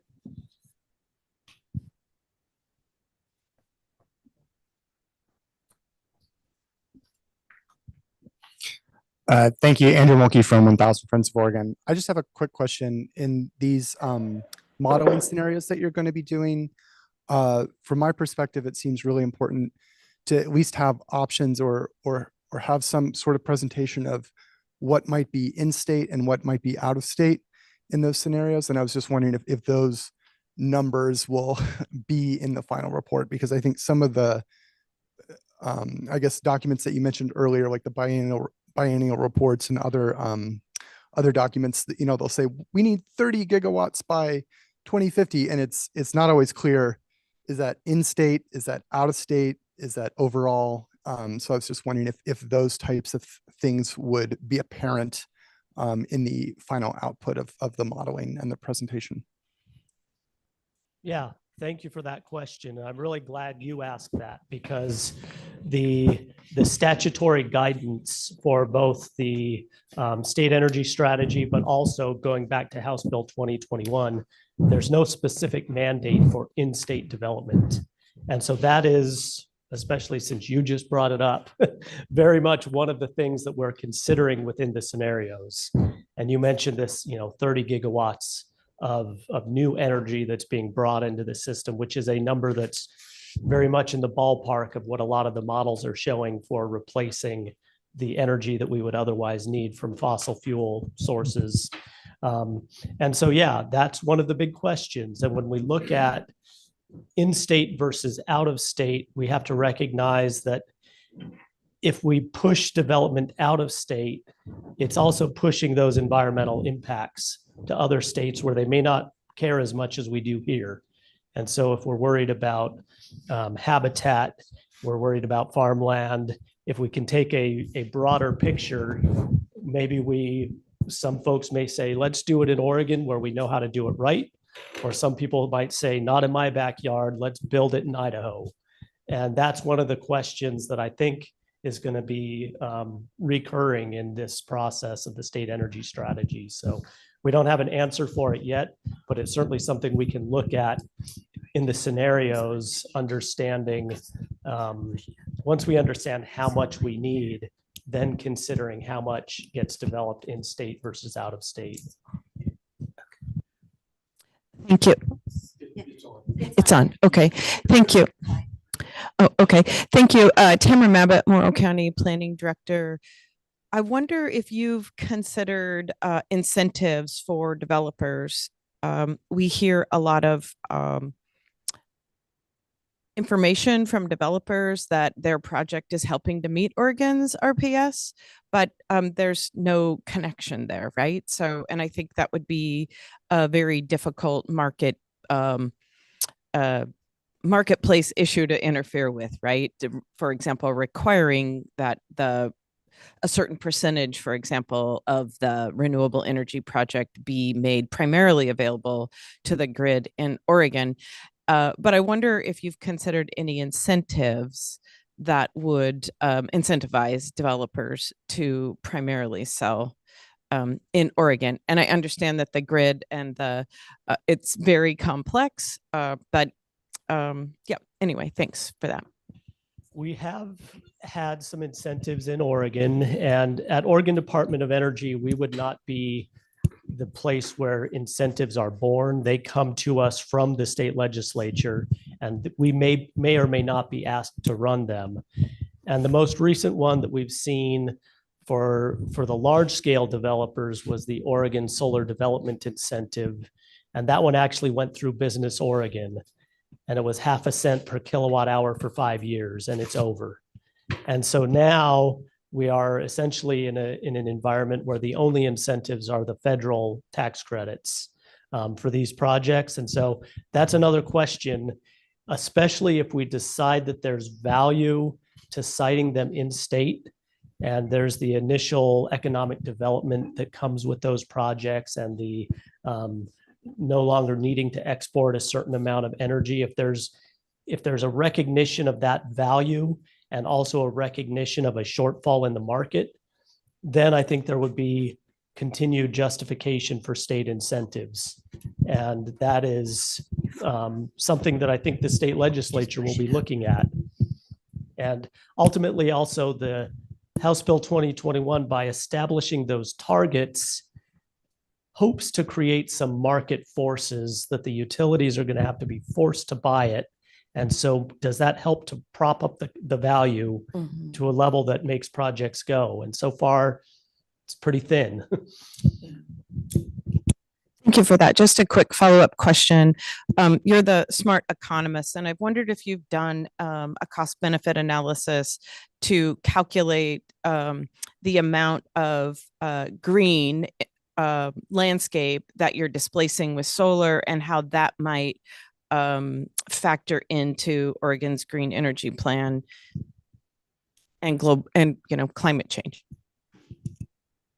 Yeah, we were actually talking about this on the ride up today, and we have looked at that internally.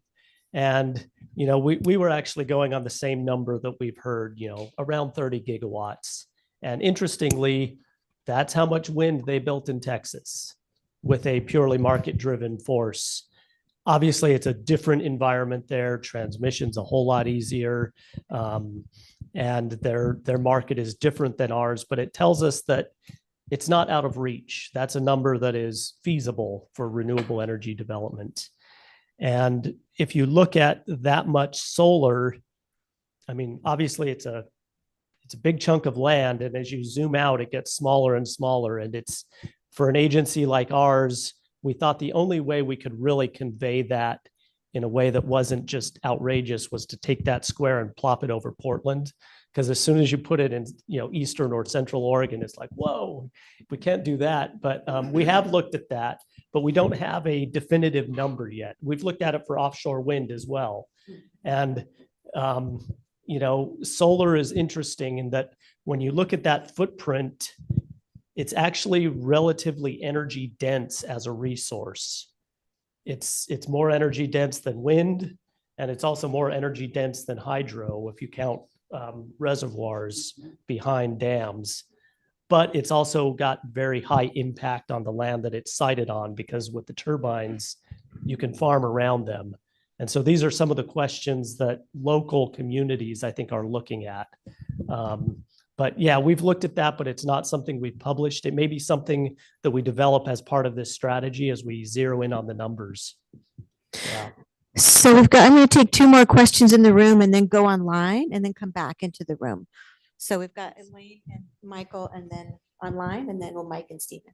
Hi, Elaine Albridge with DWT. Thanks for the presentation. There's been a lot of interest around what Odo's doing on this project, so it's great to hear about how you guys are digging in. One of my questions is just a little more basic. You talk about the scenarios. And so what does that mean to you? And is that looking at a portfolio and percentage of clean energy resources? And then when you talk about modeling them, does that involve mapping? There's been a lot of discussion about kind of impacts to land use and natural resources throughout your presentation. And how is your analysis going to look at that? Like, it sounds like you're looking at least conflict siting areas, or are you creating zones for these types of projects? So can you talk a little bit about that? I think about it in the sense of what we're working on here versus what you guys are working on. So far, we haven't done any of that because we're at the early stages, and the development of the scenarios is what we're seeking feedback for that development effort. So we're just right at the beginning phase of how we build those scenarios. But just to be clear, all of the scenarios will get us there for the 2050 goals. It's just looking at different ways in which that happens. And maybe, I don't know if you have something to add.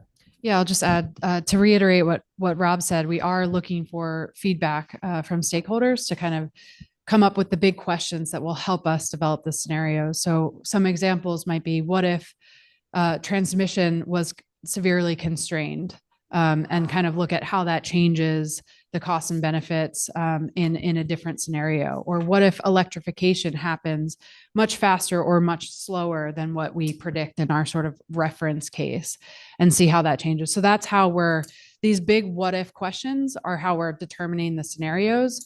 And those are two examples, but that's kind of what we're hoping to hear. Like, how do we want to plan for this future? What are the things we want to consider? And that's how we'll come up with what those scenarios will be. And the scenarios based on that, okay, we want this many megawatts from this source of energy? No, it's not going to be that granular, and we're not throwing things on a map. I think we're looking at the total energy demand and then evaluating trade-offs related to like land use. Like if we highly prioritize land use in Oregon, that means we need to build more transmission to get the electricity from out of state. And how does that impact costs? How does that impact equity?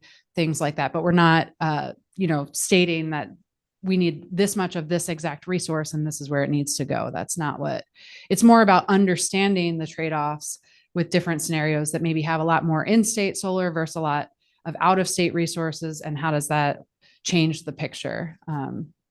Okay, thanks. Yeah. Okay, one more in the room. We'll go online, and then we'll get to a couple more in the room. Thank you. I guess in an ideal situation, the energy strategy would precede this RAC process, because it seems like the RAC process is kind of implementing certain assumptions about the future.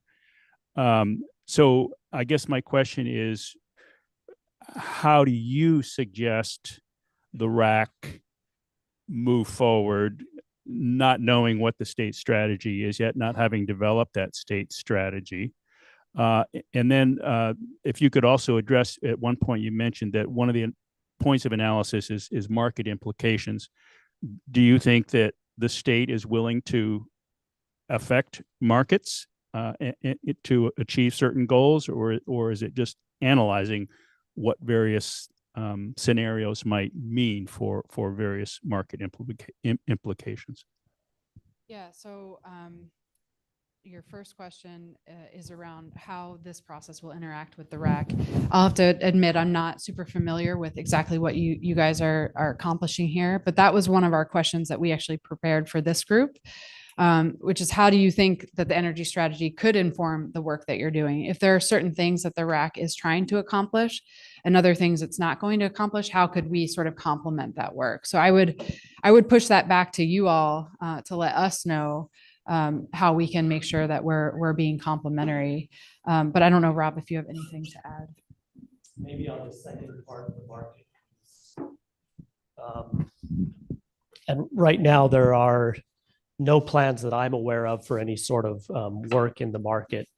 And, you know, the way that Oregon has traditionally looked at the energy markets is one, to create some incentives, which we talked about. And then the other, you know, the Oregon Public Utility Commission works with the investor-owned utilities to establish rates.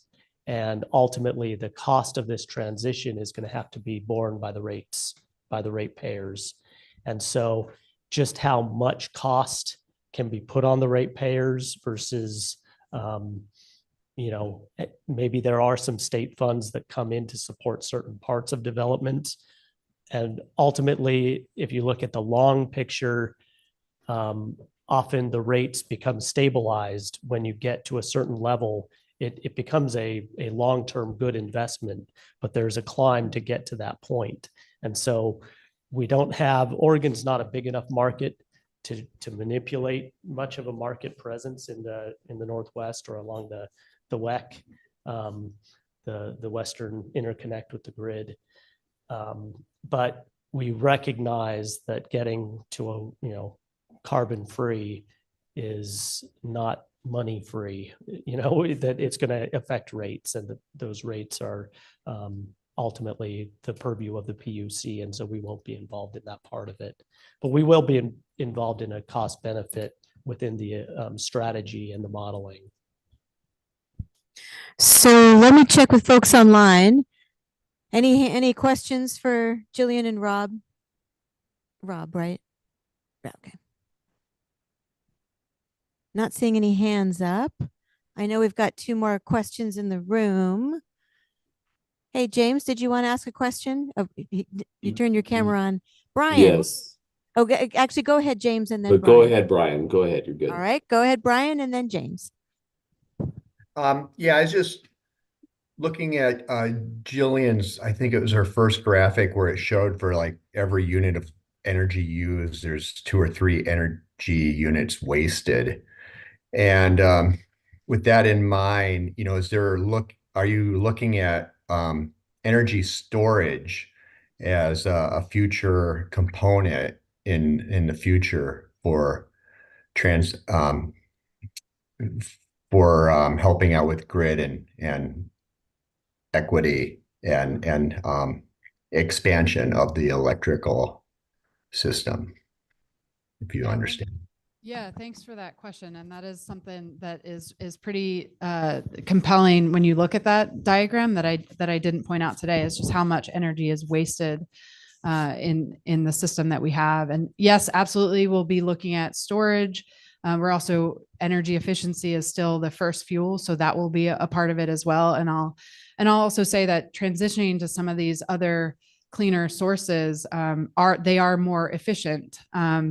If you're talking about a battery electric vehicle, for example, it's far more efficient than an internal combustion engine, and so there's a lot less energy that is wasted as heat.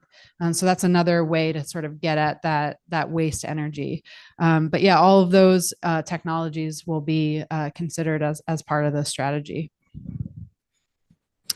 Thanks, Brian. James, you want to go ahead and ask your question? Yeah, sure. So, one of the first questions on here is,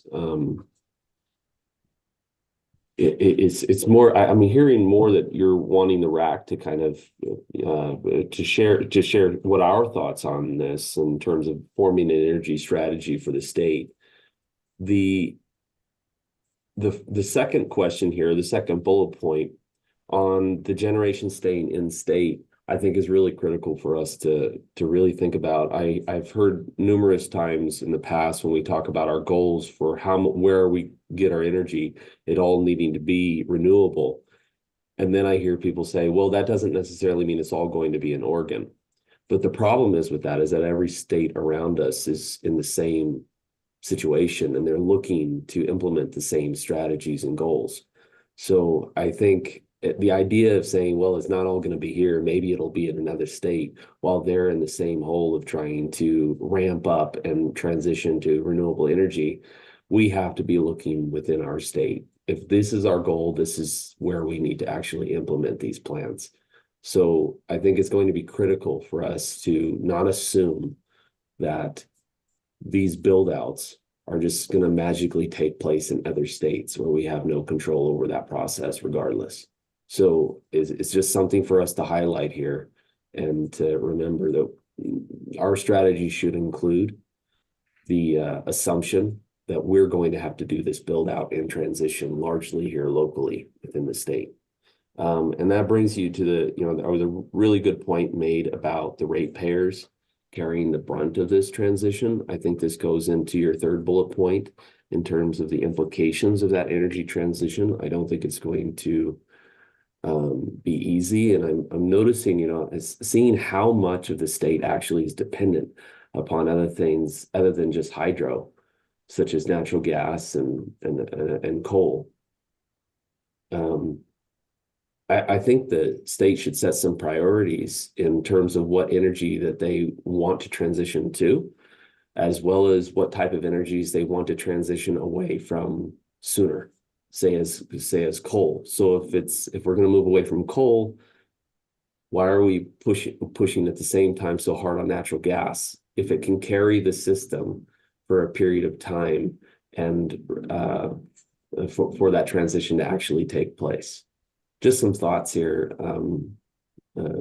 putting back. I don't know if you have much response on that and where you guys are at. Just want to thank you for the comments. It's just really, really helpful to hear. Yeah, no, I didn't hear a question in there, so I think we'll just take it wasn't that. much of a question. Yeah. I apologize. It was more No, of a no, statement. that's why we're here. So yeah, I appreciate that. There's input on your questions. And just so you know, James is a Lake County Commissioner. So we have 2 questions in the room. We're going to go over here. We've got 4 questions in the room. I do want to just do a time check. I think, we're doing okay. We're not. John is saying, no, we're not doing okay. We'll do a few more questions in the room. Mike MacArthur, Community Renewable Energy Association. If Jamie will allow me, I've got 2 questions and both kind of follow-ups to Commissioner Williams' point. Energy systems are regional, and some of the resources that are developed in Oregon, many of them, in fact, go out of state. For instance, Golden Hills, the wind farm, is owned or bought by Puget Sound Energy. So how are we going to work with the other elements of this region? And are you going to look at the Regional Transmission Authority? Is that part of the analysis? I'm just curious how we can do this in isolation in Oregon. I'll just share and then hand it over to you if you have something to add. So our energy model is a regional look. The study geography is actually all of the Western states. So I think it goes out through Montana, Idaho, and down. And so it does consider not only the sort of their own energy policies. So what is pushing them towards certain resources, but then how that all balances out. And people much smarter than me are developing and working that model. So I can't explain it, too technically, but it does consider that regional approach.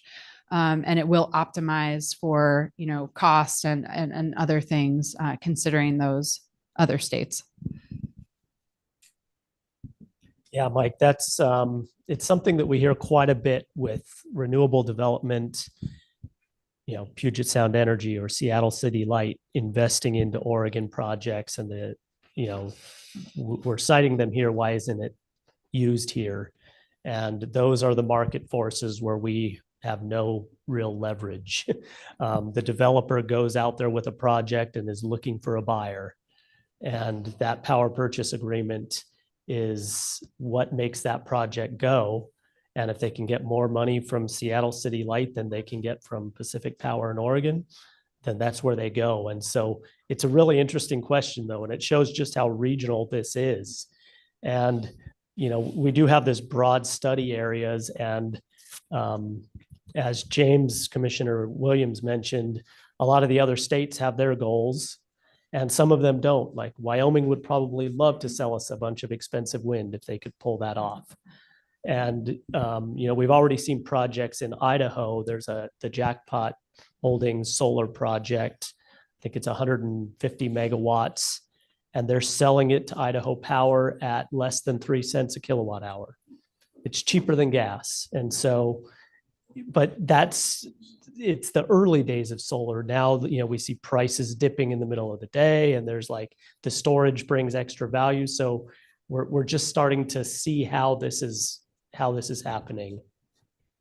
I'm a little confused by that because isn't the question really about the directionality and the power flow? Like when we talk about Seattle City Light or Puget Sound buying our energy, they're buying, you know, the rights to that energy, but the electrons aren't actually necessarily flowing. So isn't the real question looking more at where that power flows and which direction it's coming in to provide things like grid resiliency and stability to our system? Really good point. Yeah, all of those transactions are on paper. Yeah, that is a resource that is locally deployed. And as soon as you start adding storage, you certainly know, then you start getting some real local value to those systems by hardening the grid and local energy resilience. So yeah, those are transactions on paper only. There are certainly plenty of energy flowing across state borders, but it's not based on that PPA. So yeah, that's a good point. Yeah, another quick one. Are you considering the possibility of nuclear? Well, I mean, Oregon still has a prohibition in statute against new nuclear development until there's a permanent repository for the waste materials. But certainly that's reactors are a part of the discussion nationwide and regionally. So I don't know if you have any more to. I think I would just say that it's possible that we could model that in a scenario, but it would have to be, you know, we'd have to hear that from enough stakeholders, I think, you know, to have that come out on top amongst other what if questions. Go ahead. Just a quick question to understand how. Introduce yourself. Oh, I'm sorry, Steve Knutson.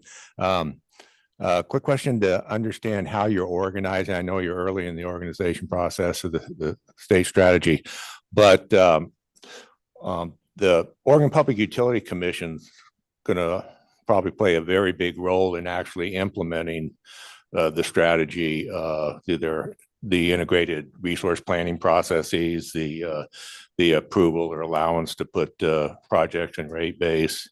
And they also have they'll also be the ones that will be making the decision on condemning private property rights to develop some resources as they're doing today. I just wonder what role or how is the Oregon Public Utility Commission being integrated into the state energy strategy process? Yeah, it's a great question and a great segue actually into the next slide, which we can still come back to questions, but if you could go to the next slide for me. Whoop, back one there. There we go. So yeah, a little bit of talk here about how we're structuring our project as you asked and how we're the various ways that stakeholders are being engaged. So we do have an interagency steering committee, which is made up just of other state agencies that meets regularly to not only get updated on the project, but to advise on the project. And we're making sure that those conversations started back in the fall and we meet monthly and making sure that we're keeping them in the loop and that we're hearing from them about their policies and data, et cetera, and their priorities for strategic direction. So that is one of the ways. We also will have an advisory group. This hasn't been formed yet, but this is going to be made up of external stakeholders that represent diverse interests. There's going to be geographic diversity, perspective diversity, et cetera. And this group will also advise on strategic direction and meet regularly. We'll also have working groups. So this is open participation, and these groups are meant to be a little bit more technical to advise on some of the modeling aspects and the modeling questions. And we'll be, sort of announcing that initial schedule coming up here soon.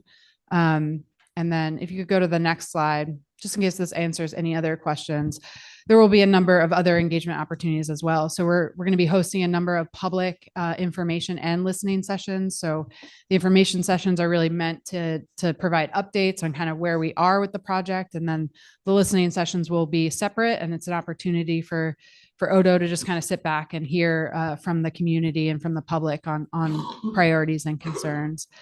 We'll also have what we're calling feedback forums. These are a little bit more targeted. It'll be for individuals that align in sort of their mission and priorities. Again, these are structured as listening sessions, but for these targeted groups. And this will run throughout the summer. And I should mention, we're going to be doing kind of a buildup of stakeholder engagement, not just for the technical piece, but then again, in the late winter when we start getting into policy recommendations. So these groups will kind of ramp up over the summer, and then again in the winter as we move into that second phase of the study. And of course, we'll be doing a focused government to government consultation with each of the 9 federally recognized tribes in Oregon as well. And I'll just say that so that's a more formal consultation, but we do invite tribal members to still engage through any of these other pathways as well. And I don't know if we want to, I know we're way past time, so I can just keep going, or if we How many more slides do you have, just actually 2, it's our ending slides. I'll just share, you can go to the next slide. I just wanted to let everybody know that our next information session is actually coming up this Monday at 1:00. And that we'll be sharing a little bit more information about our technical analysis. We'll introduce our technical consultants, which is the Clean Energy Transition Institute. And we'll share a little bit more about each of these like stakeholder engagement opportunities that I've kind of briefed you on today. So you can visit by using this URL, visiting our website, or this QR code as well. So we hope you do join us for that session on Monday. And that's it. The last slide is just our project webpage. So I do want to just invite folks to visit that webpage. We try to keep it updated. You can also sign up for our listserv there so that you do make sure you're receiving regular communication when we do have announcements. And then we have a project email as well that we invite you all to use if you have additional questions or comments. So that's it for our presentation. Happy to. Great. I know there's at least 2 more questions in the room, 4 more questions in the room. And then let's try to cut it off at those 4 questions so that we can take a quick break, reassemble in small groups, and get to at the deep dive into the rules. So you're next, and make sure to introduce yourself when you speak. Hi, Mark Hudson. 2 quick things. I mean, one thing I'm interested about in terms of the impact assessment is it's looking like a lot of the domestic lithium production is going to happen here in Oregon, and that's a big part of the energy development future.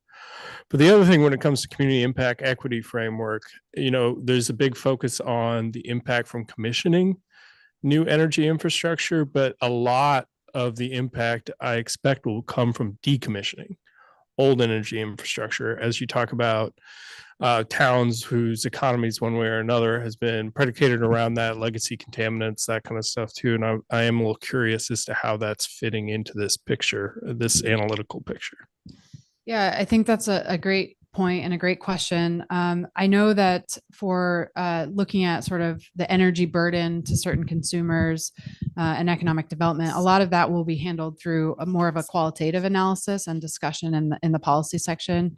But we are very open if there are data sets or assumptions that we could somehow work into the model, then we would be very open to that.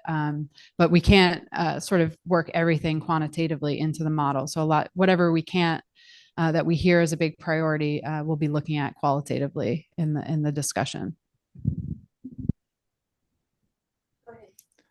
Andrew Mulkey again from 1000 Friends of Oregon. I was just wondering so it sounds like a lot of information is going to be put into these models. And I was wondering what sort of information would be provided in the final report or in other documents associated with the report around what the capacity is of either certain land areas or certain transmission lines to be able to meet the scenarios that you all develop. And I'll just give an example. For example, if you're going to say that we need 30 gigawatts of solar in Oregon, will there be any presentation of roughly like, is there even transmission capacity for that in state or that sort of thing like that? And to actually kind of, I guess, provide a little bit more granular information of like, here are the transmission lines that we think have the capacity for this solar that we're actually modeling in this scenario. Will that sort of information be provided? Yeah, I think I'll have to just say we don't know exactly yet how that will work. So we can take that question and go back to our technical modelers and sort of ask them. But I will say if we're looking at developing either in-state or out-of-state resources, they're absolutely connected to the transmission. So there will be a connection there. I just don't know exactly what the model sort of spits out and what data we'll actually have from that. So that is a question we can bring back to our modeling team. Okay, go ahead and introduce yourself. Thank you. Hi, this is Max Green from Renewable Northwest. And my question has become kind of a little bit of a muddle because it's been, it sort of overlaps with a number of other questions that you've been addressing, which is, I appreciated earlier your discussion of how you're trying to incorporate sort of a regional picture into the Oregon State Energy Strategy, and been thinking about this as we've been discussing sort of how do we meet Oregon policy, how do we account for other policies, because I've been involved a few years ago in some modeling that showed huge potential for Oregon offshore wind to meet regional energy needs and not just Oregon energy needs. Track what utilities are doing. Puget Sound Energy is about to launch a new RFP. Idaho Power is in the middle of an RFP procuring resources primarily to meet load outside of Oregon, but Oregon projects are likely to be attractive in these procurements as well. So that it's a very challenging environment. And then you layer on top of that, sort of building on what Andrew was just asking, really increased interest both at the federal level and at the merchant level in terms of building new transmission, looking to connect Oregon specifically with other parts of not only the region, but even the country. Like Grid United has multiple projects to try to tie the Western Interconnect and the Eastern Interconnect together. So I guess trying to resolve this into a question, you've already talked about looking at sort of modeling the West as a whole. As you look ahead, are you thinking about how to factor in, that the potential new transmission project that there's now I can't even remember what the acronym stands for, NITSI, a national transmission corridor between Oregon and Nevada. These Grid United projects that seem interesting, like Portland General Electric just announced that it's exploring, it's entered into an MOU with Grid United for potential capacity on this line that would connect, Montana and the Dakotas. We're just becoming so interconnected, and it seems like it's very challenging, but also there's huge potential for Oregon projects to serve a greater need. So again, sorry for the mess, but it's been such a vibrant conversation. It's hard to resolve into a granular question.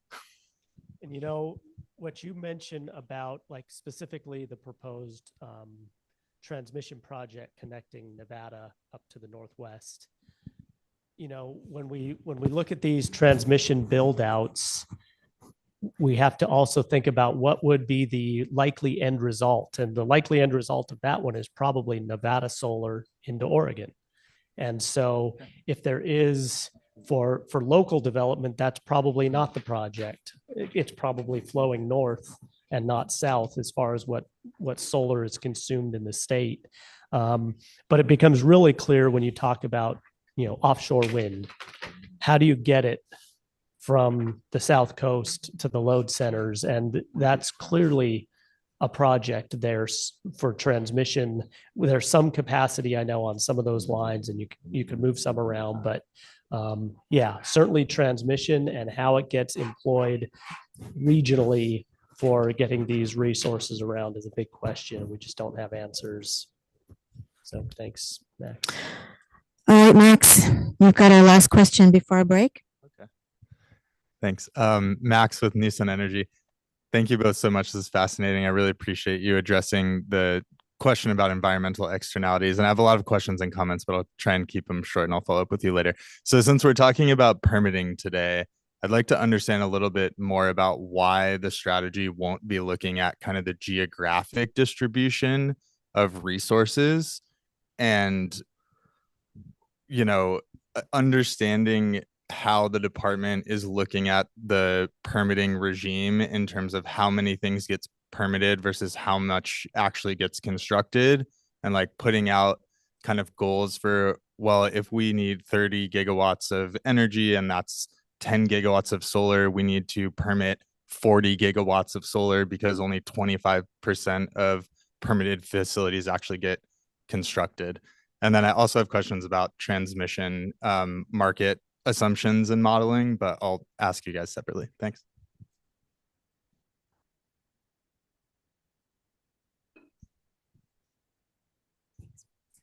Yeah, I mean, I think that the permitting was one spot where we think there's going to be some overlap with this RAC and our process, and where we can hopefully provide value to each other. And I think that part of what this RAC is looking to do is to maybe empower communities to take some of that siting on themselves with less oversight from, I may be way simplifying what's trying to happen here, but in my review of the materials, it seemed like it was about trying to get a little more local control over some of these project sightings. So as an agency, you know that we get jurisdiction over the really big ones, and everything else is done at the county level. And we don't have any feedback into those. When we do the really big ones, we bring the county into our process, but they don't bring us into their process. So a lot of the siting questions are unanswered right now. And hopefully this group and this RAC will start to address some of those. So I do think, one of the things we're really hoping comes out of the study is an illumination of some of these bigger barriers to reaching our energy goals. And that's certainly something that could be discussed in the qualitative section through a policy fix, if there's a policy recommendation that kind of comes out there. But it wouldn't necessarily be an output from the model in terms of this is exactly where we need this resource. So thank you all for your time. That was really a great discussion, and we appreciate your engagement. And I would just reiterate that if you have follow-up questions or comments, please do reach out to us, because we are cataloging all of that, and it will be, incorporated or addressed at some point. Thanks, Jillian. Thanks, Rob. Really appreciate you coming and spending so much time with the group today. Lots more conversation to come. So it is 11 o'clock. I'd like to give you a 10-minute break. And then, and I want to let you know what's going to happen after the break. So first of all, during the break, the bathrooms are on the other side of this wall down the hall. It's a beautiful day. Step outside. There's some coffee and water, and there's more water and soda in the big white cooler on the floor. And John has brought some cookies, so there's a little snack there for you. What? You did not. Lies, John. And so sorry for the people online. Hope you get your own snack, but do take advantage of an actual break. And then after the break, what we'd like you to do, there are about 19 RAC members in the room, and there are about 11 or so RAC members online and a number of observers online. So for the folks in the room, I'd like you to organize yourselves into groups of 4 to 5 people around. I'll set up 4 different tables, and you organize yourselves however you like. But it would be good if you would sit with some people that maybe you haven't spoken with very much, or that you're particularly curious what their perspective is on the draft rules. So you can talk amongst yourselves, figure that out. I'll put some flip charts so that you can see there's a group 1, group 2, group 3, group 4. We'll have Angie and Dawn and Adam and Alexis from DLCD will be facilitating each one of those groups. And what we're going to do is 3 different tabletop conversations. We're going to take it slow with the draft rules. We asked you to engage in them on the survey. We have the results of that survey that Adam and John will walk through. And then we're going to take each section, and Adam and John are looking at each other like, what? Are you doing that? Am I doing that? Hopefully you got 10 minutes to figure that out. And then we're going to take it slow. We're going to see where we are on each one of these sections. It's not the end all be all. It's our first deep dive into some draft language. So that's what's going to happen. Take a 10-minute break, return at 11:10, and assemble yourselves into some groups.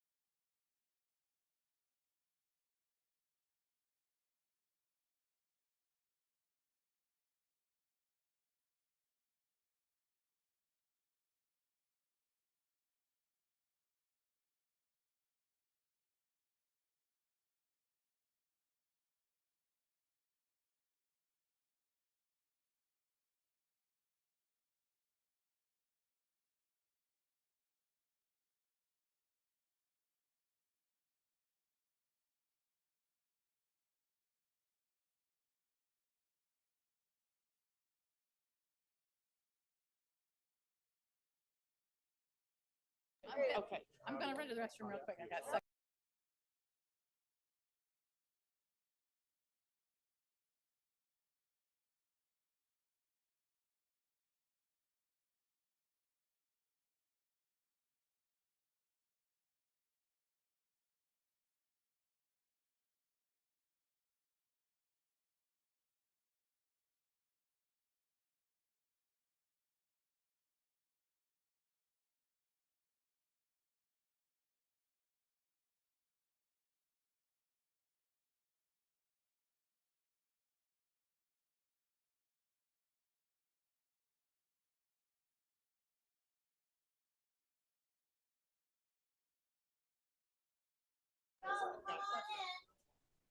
But you can organize yourselves any way you like. We've got group one up here.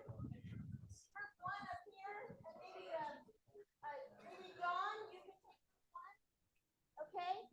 So group one is here. We've got Adam with group two over here.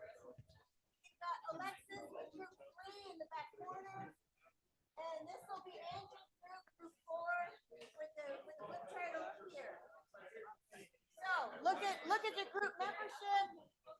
Get with a group of people that maybe you haven't spoken a lot with before, and take a seat with your coffee or your water.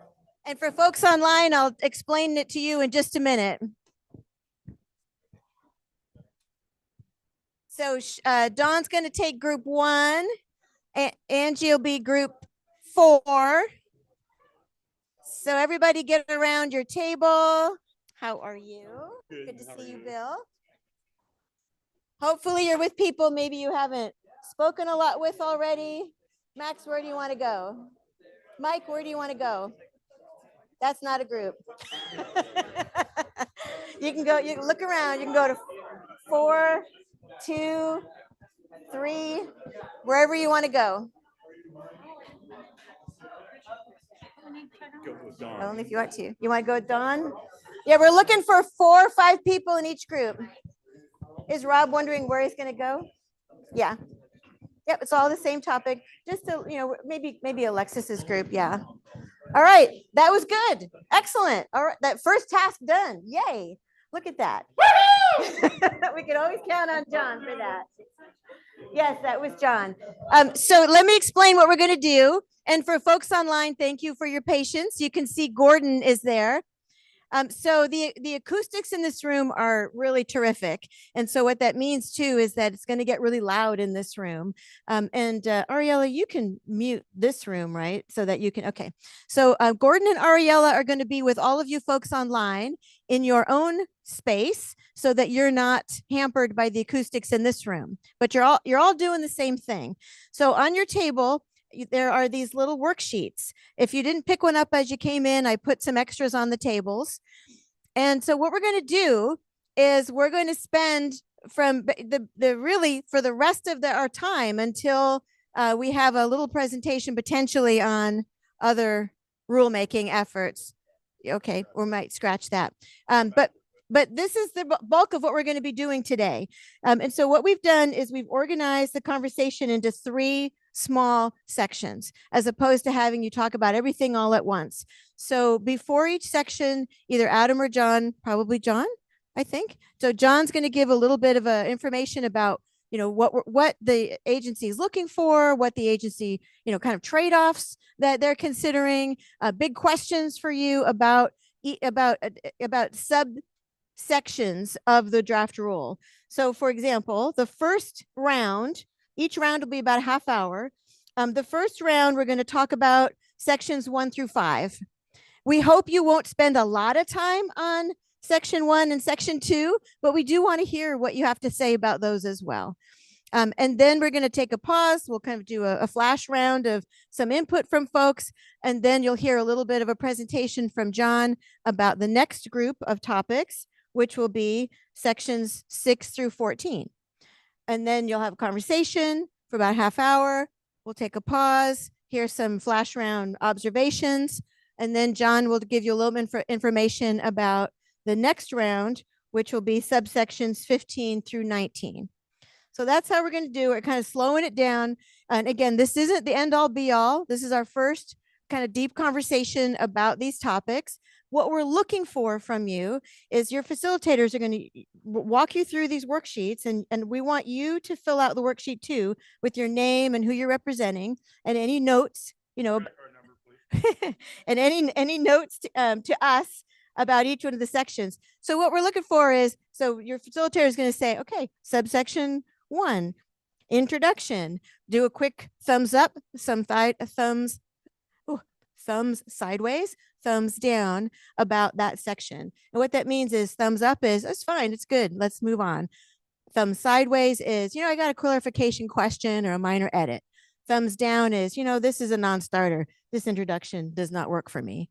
Hopefully no people won't say that, but maybe. And then we'll hear what folks have to say. We're looking for a suggestion. We'll make that down. We don't have to reach, consensus or agreement. We just want to get a sense of where the group is at. And so we'll be doing that for 1, 2, all the different sections today. Any questions about process? Yes.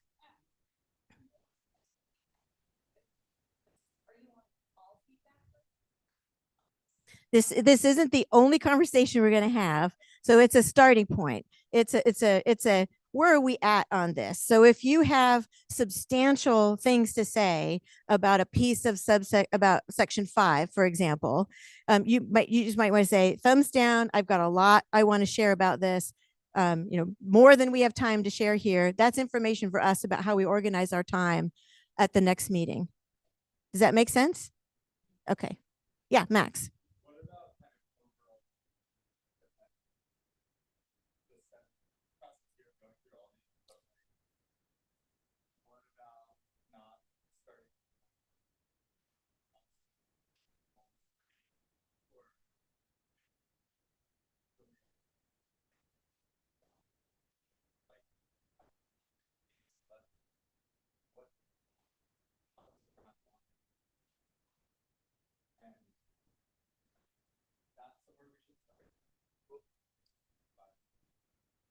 So we'll talk a little bit about that in the first couple of slides.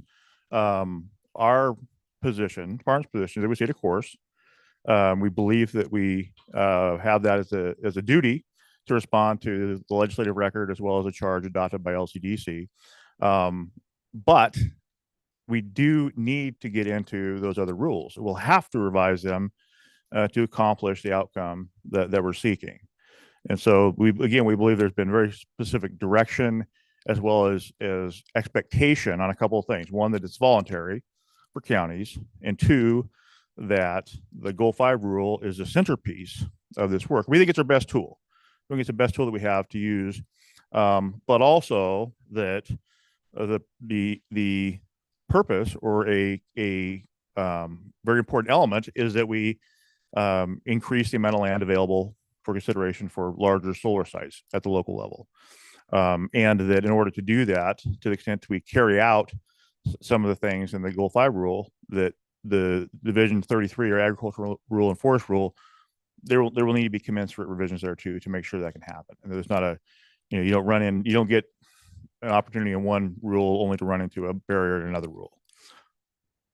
Yeah. So before each conversation, John will do 5-10 minutes. Yeah, about. And then and then after all of this, we do have a time on the agenda for other rules conversation as well. Yeah, I guess the point I was trying to make is like, I'm not sure that changing rules to implement Goal 5 is the right way to tackle this.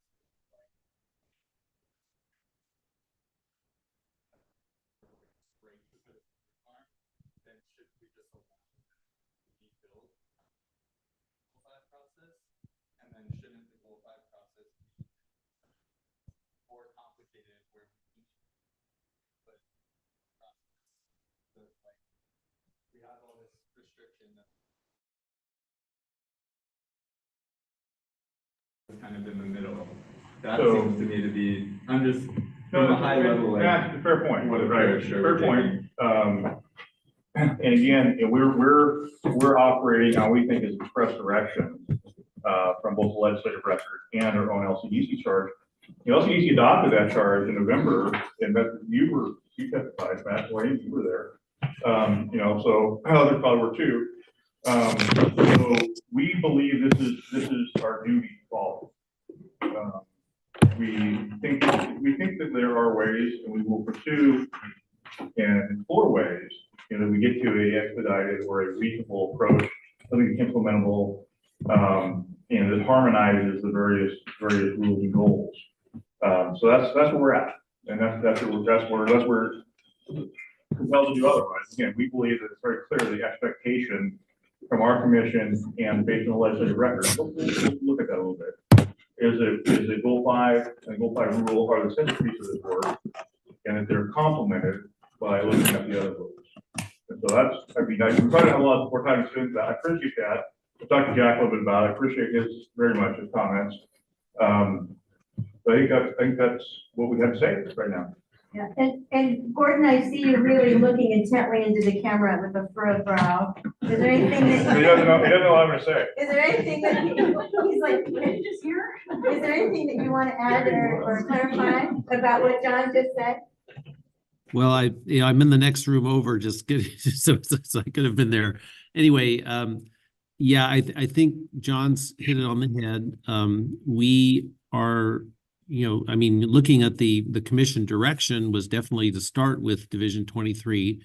John's correct. Any, you know, there will be need to be additional rulemaking in divisions 4 and I'm sorry, 6 and 33. I think the question about Division 4 is an interesting one for exceptions. We'll be talking about that. There's some policy issues there that we definitely need to discuss.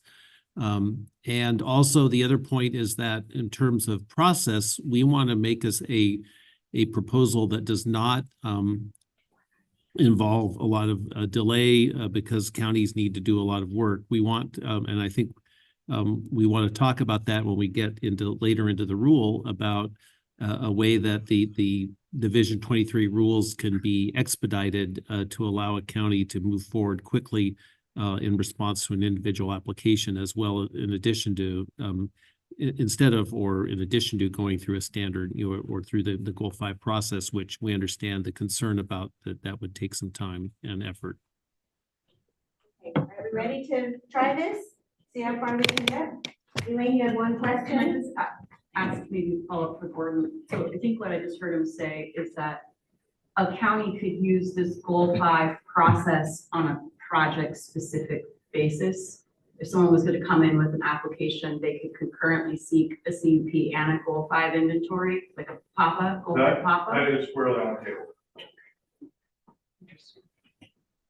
All right, so let's try this and see what kind of. But that's still okay. Can you save it for the table conversation? Yeah, but I think that results in an applicant still needing to seek a comp plan amendment. So it replaces one for one. There wouldn't be an exception.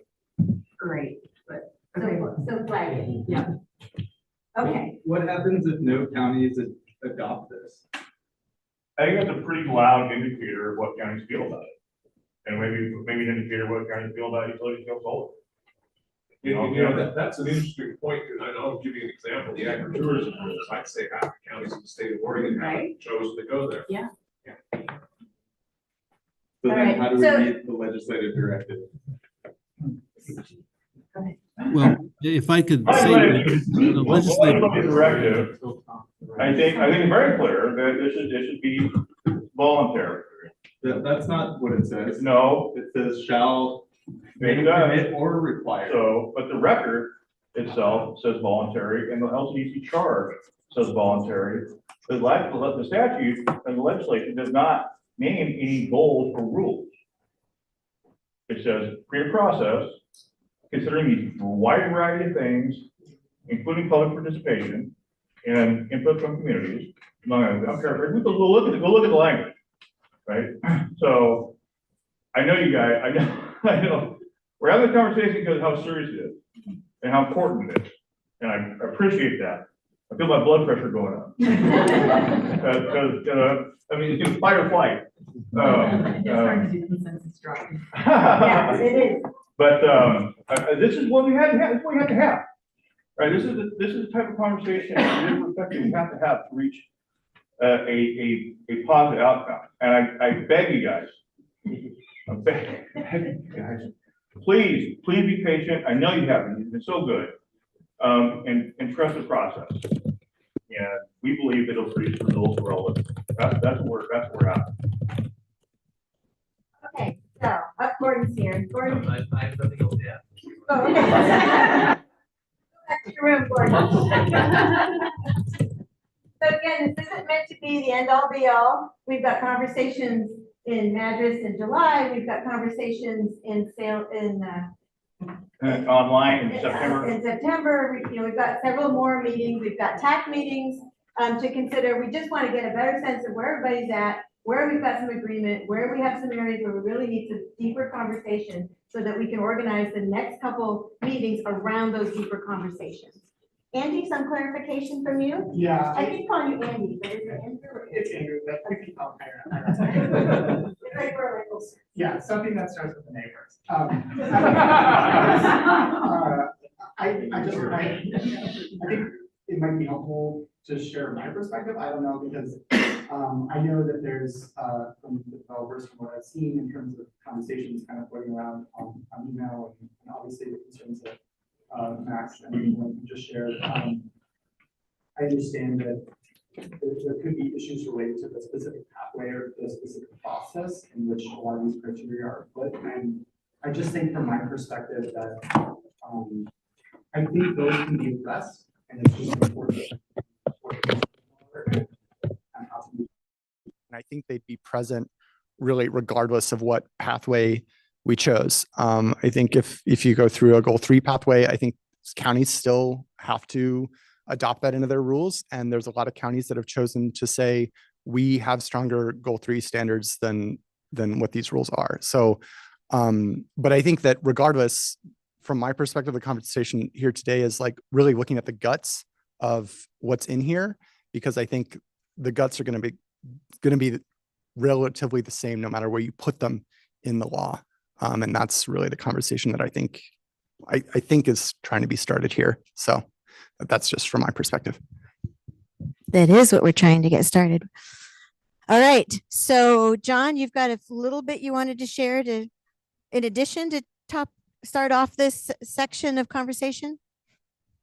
I think we're at a point and I know everybody's not satisfied with the conversation, but I think we're at a point to move into the slideshow that will result in transitioning into the tabletop conversations. Yeah, let's do it. Do it before it's something. Yeah. So something's going on up here.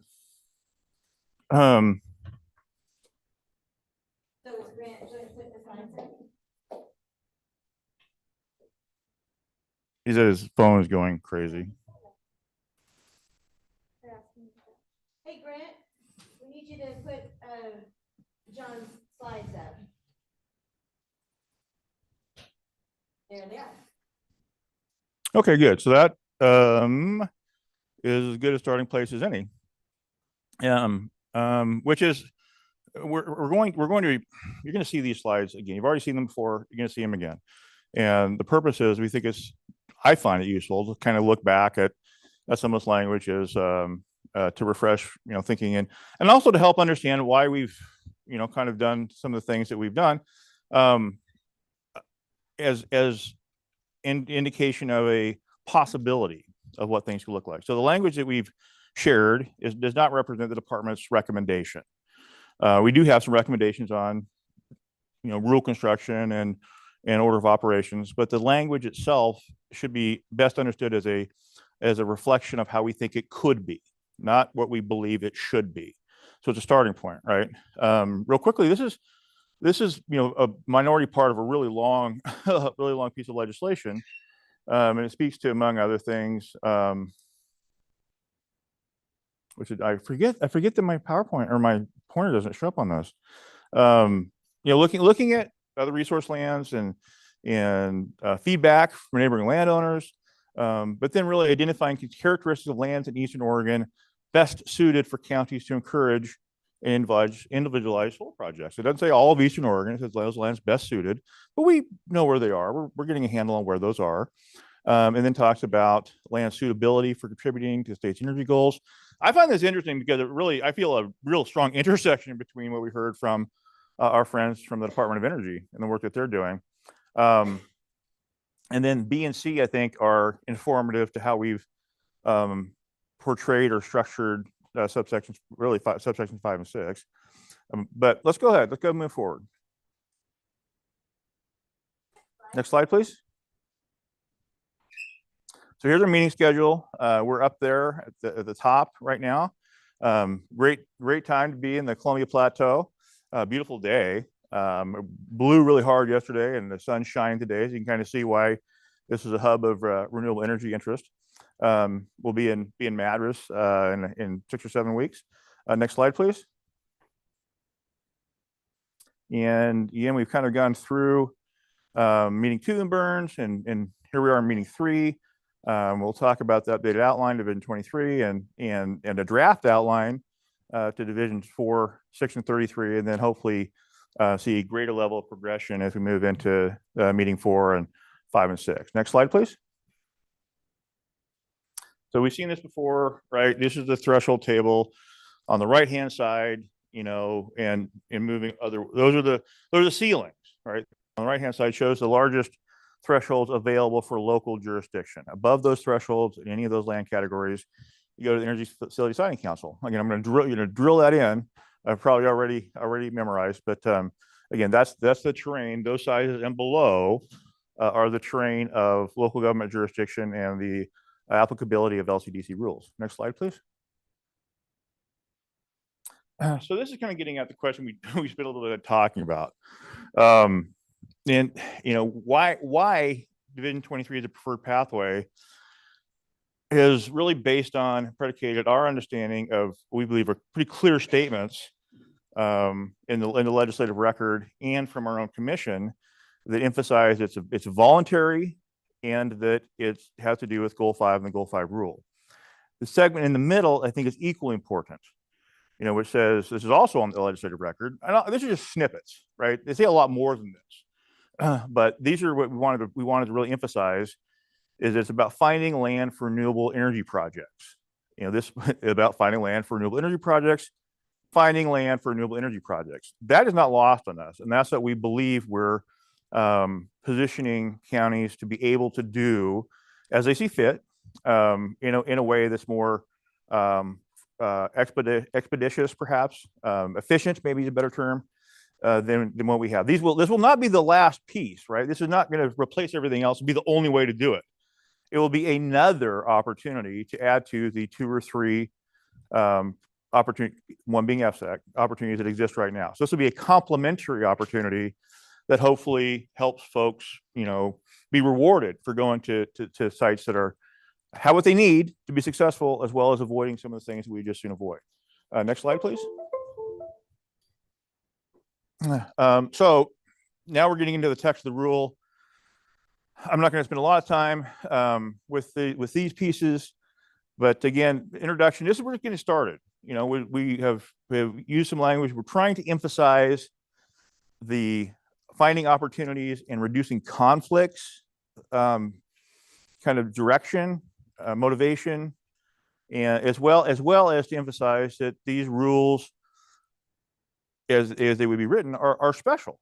They're special in that they provide a different alternative, perhaps, to the standard Goal 5 process, one that's unique to this particular resource.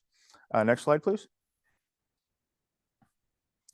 Our definitions, again, this will be ultimately informed by the language we choose and decide where we need definitions or not.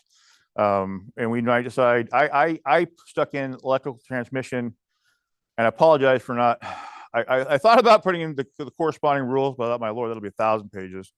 But I understand that was maybe a little vague. We apologize for that. We have a definition of electrical transmission in another area of the rule.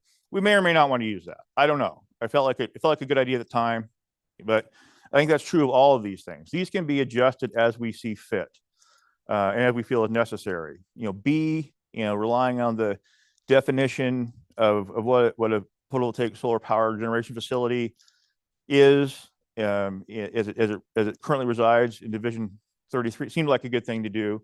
But again, we'll we'll be back on this, and we can craft this language to get at where we want to get to. Next slide, please. This is pretty general language. At 3, basically that just restates the existing opportunity.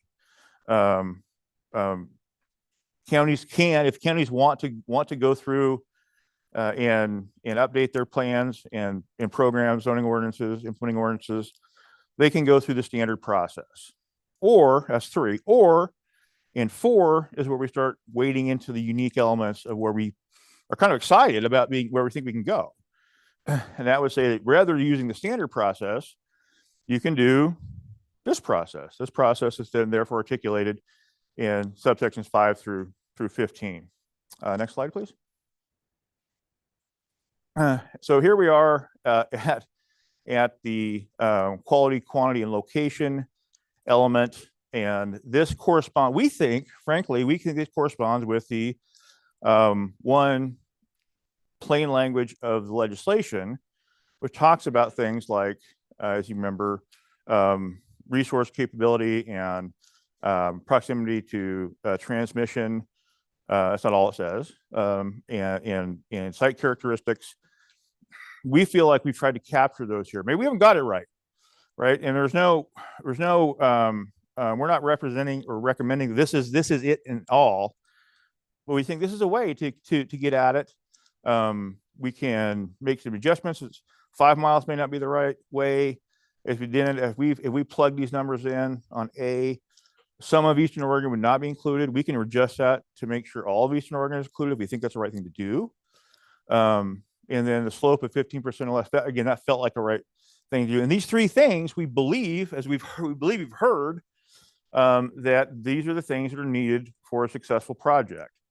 It's more obviously detailed than this, more complex than this, but at a very basic level, access to the solar resource, transmission presence, and a flat site to develop are 3 of the really important things. Next slide, please. What I've done here, try to compare what the standard process would require, and then what we're offering is possible rule language. So again, the takeaway here, I hope, is that we're replacing a lot of complex and discretionary pieces of work with some pretty clear and understandable standards. So we're hoping to be making this process much simpler to counties that choose to opt in. Next slide, please. And here again, I just kind of tried to line up, an explanation of how we've read the legislation and LCDC charge and come up with a possible rule language. A plus B equals C, so to speak. Site characteristics is slope, resource potential is estimated annual utility scale solar capacity, future transmission, access. I don't know how to do that. I know other people have some ideas, love to hear them. But that's kind of how we ended up with this language as an expression of how this could look. Next slide, please. So here it is again. This is what we're offering as a starting point to help. And this is the beginning, right? This is the beginning for this opportunity. A site or an area that meets these factors, however they're articulated ultimately, would be a candidate for special consideration to permit solar, utility scale solar. So that's, I think, the first section. I think. Next slide, please. So here we are at the first tabletop discussion. So I'm going to kind of hover around. I'm going to go sit by Max and make sure he stays. Yeah. So can you explain the difference between photovoltaic solar resource areas and photovoltaic resource site? Is that to Elaine's question about like a site could do an individual PAPA? Okay. I neglected. Thank you, guys. I neglected to mention that. So that is in correspondence with language. I think it's down in section 15, perhaps. But yes, that's exactly right. So what we're doing there, that's kind of an Easter egg of what might be to come. And should that seem like the right approach, we would offer both options for the county. They could either do it through a kind of a progressive project or a reactive application, and we think that's probably a pretty good balance. Okay, so let's go ahead and do this. One more clarifying question. A request.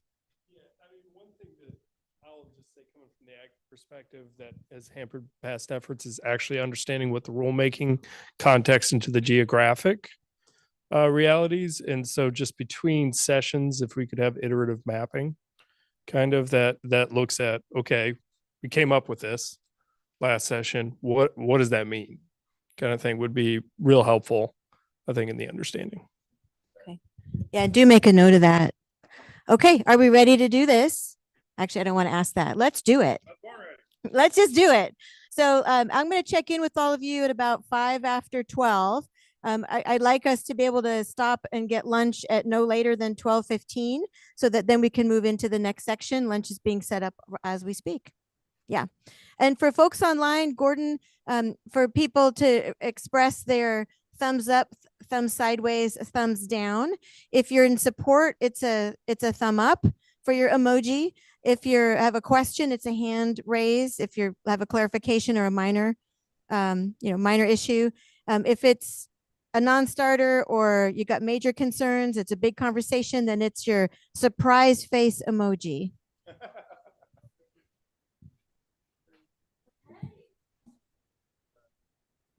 All right. Hello, everyone. This is Gordon, and let me get my view here so that I can see all of your faces. Where are we here? Yeah, that's not it. Let's see. There we go. Hello, everyone. So what we're going to do is go through the first 5 sections of the, as John put it, the skeleton rule. I'm not even going to call it a draft rule because there are a lot of things we need to resolve before we can even say this is really, truly a good draft rule. Let's start with the introduction. And did anyone have, let's see, our instructions are, if you don't have an issue with it, thumbs up. If you have a question about it, hands up.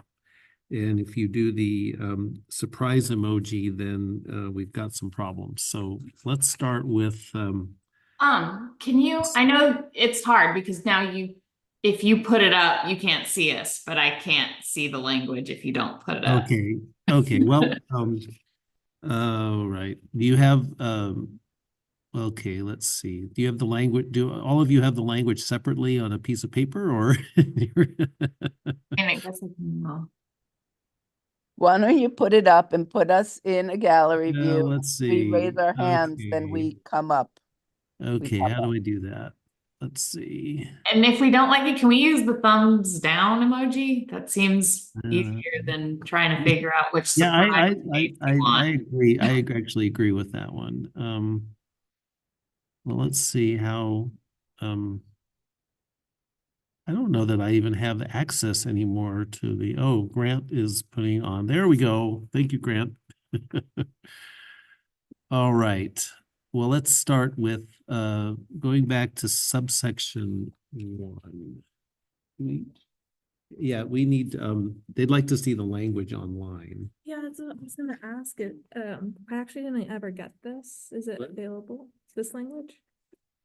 This Yeah.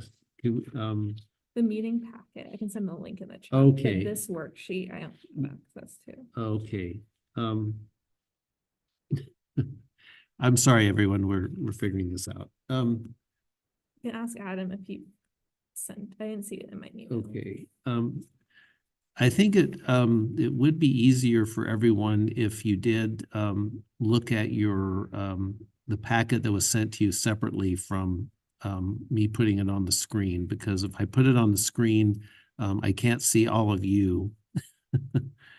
I hate to be make it more difficult for you, but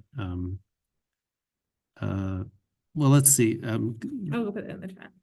Yeah, maybe if you, oh, here we go. Here's section 1. Is okay. So, is there a way that I can forward this myself, or do you need to do that when we finish section 1? Is Grant still online?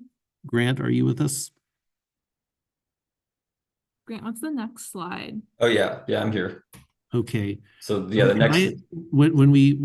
Can I just ask you to forward? Okay, let's go back to slide 1, and I'll just ask you to forward to the next slide when we're ready. All right. Okay, sounds good.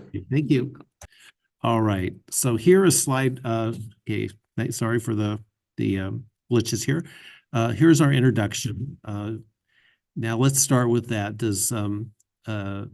This seems to be a fairly standard provision, but does anyone have a does anyone want to everyone want to do thumbs up, let's see. I think it would be better to do thumbs down if you have a major concern. You're right about that. And then a hand up if you have a question. So now let's go to the let's see. Okay, so Grant, can we go to a view of everyone now and see everyone's hands or everyone's thumbs?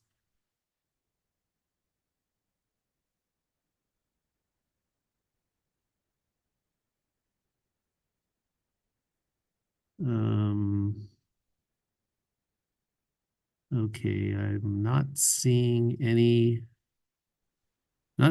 thumbs down or questions on this one. So am I missing anyone?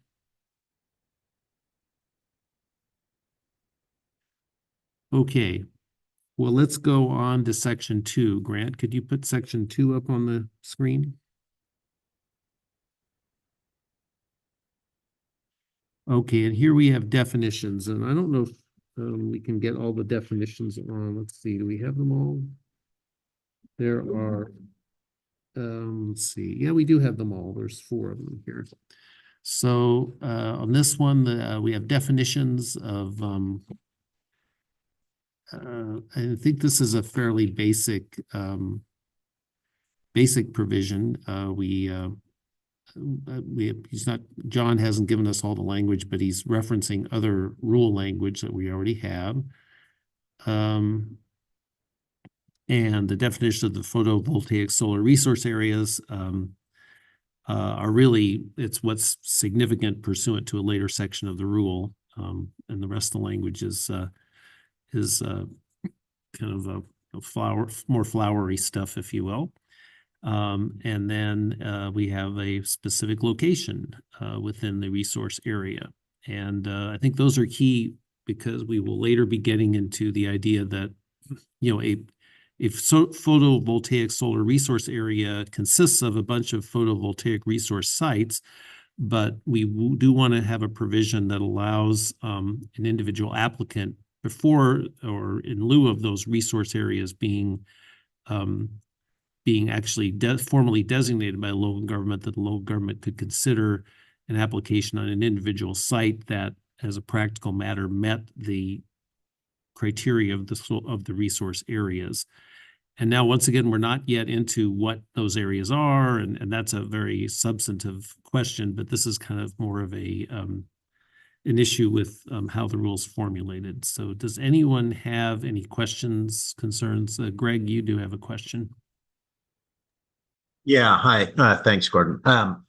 My question is just about the difference in language between the resource areas referring to multiple ownerships and the resource site as not mentioning multiple ownerships. So does that imply that a resource site would be located solely on one landowner's property? That is a very good question, Greg. And I think that you could have a situation where a site that was submitted as an application could actually be more than one ownership.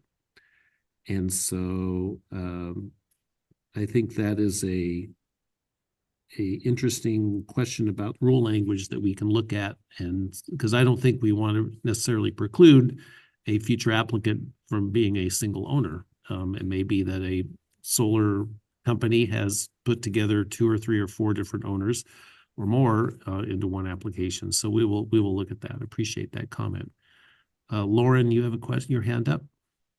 Yeah, I mean, I can't thumbs up this because I'm not particularly comfortable with the definitions later in here, and they refer to them because lands that are particularly well suited later in this rule are well suited for siting of other things as well. So yeah, that's where I Okay. struggle. All right. Yeah, I think your question, Lauren, gets into substance, and that is Yeah, but C, so it says it refers to later parts of this rule. So I can't okay. I can't thumbs up a rule or Well, a definition that refers to a definition. All right. Yeah, 6A and 6B are definitely going to be one of the key points of discussion in this whole rulemaking. No question about that. Dan, you have your hand up? Yeah, hi. So my comment is, and I apologize because I actually missed last meeting, so some of this may have been covered, but there is a difference in size of solar projects, different requirements, different definitions. And so the space we work in is mostly the community solar space. So at the moment, 3.5 megawatts and under. Different issues than, multi-hundred acre large sites. For example, we do not connect our projects to electrical transmission. We connect them to distribution lines, which are the lines that run along the road, typically. So, my comment applies here and also to the, I think perhaps the next slide, where transmission, connecting to transmission within 5 miles is a definition of one of the criteria. So I'm just looking at whatever the OAR is here. Actually, I didn't look at 055 to see what the definition of transmission is. So sorry, I need to do that. But that's my comment. So there are different requirements, and I don't know that the smaller projects are covered adequately under this so far. Okay, yeah, I think when we get to section 5, we need to definitely discuss some of the issues you're talking about there, Dan, is whether our, I certainly don't understand personally the dynamics of the projects you're talking about versus the larger ones. So we'll get to that. Jack? This is in response to Dan's comment. I certainly appreciate what he said, but during the introduction John Jennings was just giving us, he said this legislation was to deal with large solar projects. And I wonder if maybe there's 2 categories, Dan, that projects like you described wouldn't be affected by these land use rules. Question more than comment. Yeah, so I missed that in John's comments. And what would be needed then would be a statement in the rules excluding, saying that smaller projects are covered elsewhere. Otherwise, by default, any solar project would be covered under this. Yeah, and I don't know enough about the situation, Dan, to answer your question about the coverage. So we'll find out about that. For everyone's information, let's see, we do have the rule text with notes that was put into the chat. So if you want to reference that, feel free to go ahead. Let's see, do we have any other questions or concerns or comments? I would just assume, unless someone raises a question or puts a thumbs down, that let's just assume that it's a thumbs up. No, maybe that's a safe thing to do, although anyway. Well, I don't see any other questions or comments on this rule. I appreciate the ones we did get. So let's go on to number 3. Let's see. Grant, can you forward us to section 3? And section 4, we'll cover these together. And this is, as John said, the basic framework is that if any local government is, I'll be facetious and say masochistic enough to go through the regular Goal 5 procedures, but that's, it's being a little facetious, but they can. But what we are offering here is an alternative to that process to local governments. And I know we've gotten some questions about the whole concept of going through Goal 5 and Division 23. From some member, one member of the rulemaking committee in particular, and some other local comments. But I'd like to get your. Does anyone have any thoughts on this particular these two sections they want to share? Dan?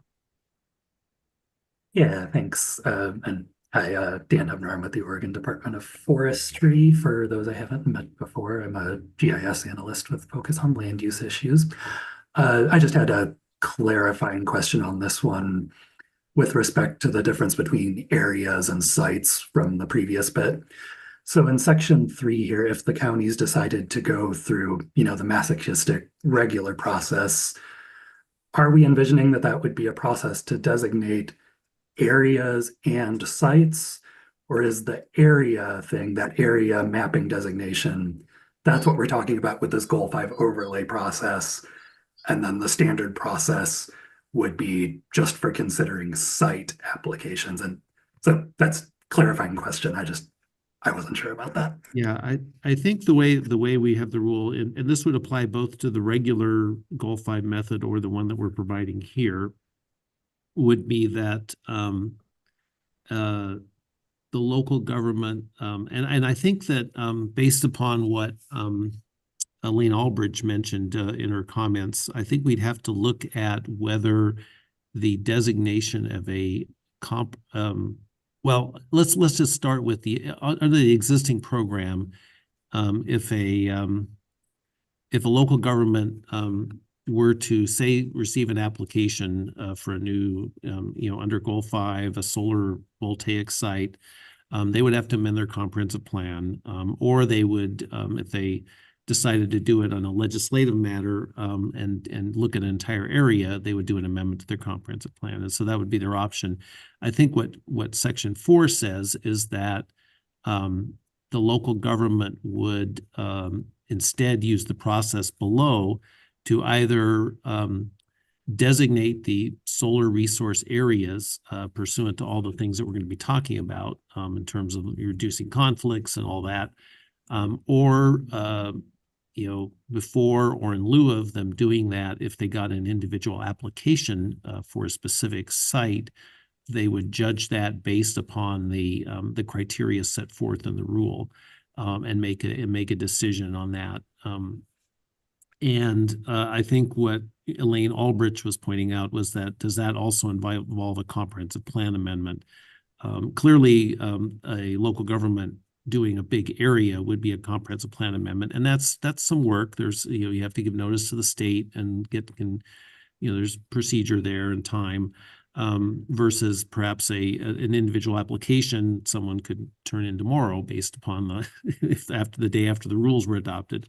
And whether that would need to also be a comprehensive plan amendment, or could be done through some sort of conditional use process, just through a normal application. I think we'll have to work on that. But I think the idea is that, maybe I'm getting beyond your question, which was that this would be able to be done either on a comprehensive basis by the county as a whole, or on a site-by-site basis based on an application from a solar developer for a specific site, and then the county would judge the site against the standards set forth later in the rule. Okay, any other questions about this item? See, am I missing any hands here? And do we have anyone who wants to express a thumbs down on this? Well, Dan, let's have a question from Dan first. Yeah. So I don't know if this is the right spot for this, but I think it would be useful to have an exception, excuse me, process as part of this. And the reason is that things change and government doesn't always keep up. So for example, technology. So let's just say, the county puts into place areas suitable for solar, and those are within 5 miles as required by what we're looking at here of a transmission line. And that matches current technology, right? I mean, pretty much no one's going to build a solar project that's more than 5 miles from a transmission line today. Well, let's say the technology comes along next year, excuse me, that makes it feasible to build a project 10 miles away. So, are we planning on going back through this entire RAC process next year just to accommodate changes, or do we want to give that flexibility to the local governments to make their own decisions? Okay. That's a very good point, Dan. My thought on that is that, and then we'll get to that to the next section where we have that 5 mile language. You're right. That's the current technology. What happens if that changes? That there's an argument to be made that maybe the area that can be subject to these rules should be much more large, expansive. There should be any place that has 22%, 22 to 24%, or whatever those numbers mean, the higher intensity solar, or maybe even technology is going to allow lower intensity. I mean, maybe there should be maybe counties should be allowed to do this anywhere based on the technology and the future technology, and not have to have us go and rewrite the rules or have some process for a county to rewrite the rules themselves and get into all that. So I think that's an interesting, that kind of, we're bleeding into the next section, but so let's take that up then too. Does that make sense, Dan? Well, I think an exception allowing local governments to make exceptions on a case-by-case basis is probably the way to do it, because none of us can predict what's going to come down the future. So it may be a technology change, it may be some other change. It may be China, let's just say, flooding the market for solar panels, right? Which is what they're doing right now with super cheap panels, which lowers the cost of a solar project, which makes it economically viable to do a project that doesn't have a capacity factor of whatever we said here, 22%, like it's 21%. And people, investors are happy to do solar projects. So what I'm saying is we can't predict everything that's going to happen. And we need to build flexibility into this process. Otherwise, a year from now, it's going to be obsolete, potentially. Okay. That's a good point. Andrea, you have your hand up? Yeah, kind of on that point. I think what we should be looking at is enabling on the solar end. Because I'm nervous about building an exception processes, because I want to make sure those exception processes don't deal with the things that we're trying to protect, right? So we want it to be enabling on the solar end. So I might agree that we might not need such discrete specifications on what the solar capacities are, right? Distances and all of that, and allow that to be, somebody's not going to come in and do a project if technically it doesn't work, right? So that's not needing to be outlined. So when we get to 5, that's going to be my suggestion, is that we may not need to be so specific on 5. If we're looking for this to be Eastern Oregon, we just say in Eastern Oregon, right? We just say that. Let's go on to 5 then. Grant, could you forward us? Yeah. So on here, I think the discussion is correct. I think why are we limiting, right? We want to be enabling on the solar end. Mm-hmm. Yeah, I think one way, and Dan, let me know what you think about this, is that if we didn't have much here of limitations, And then the local government came up with a plan, and say based upon the standards of today, they said, oh, well, we're going to do 10 mile or 5 miles from electrical transmission. But then 2 years from now, a solar developer comes to them and says, well, no, we can actually do 25 miles away because of this or that. The local government would be able to change the standards on their own without having to go back and have the state rewrite rules. And I think what you're talking about, Dan, is that somehow the local government makes, even if we have standards like this, the local government makes findings that the technology has changed, or there's some other factor that makes this more feasible. And then I guess the other option would be to just say, as far as the rule is that the local government would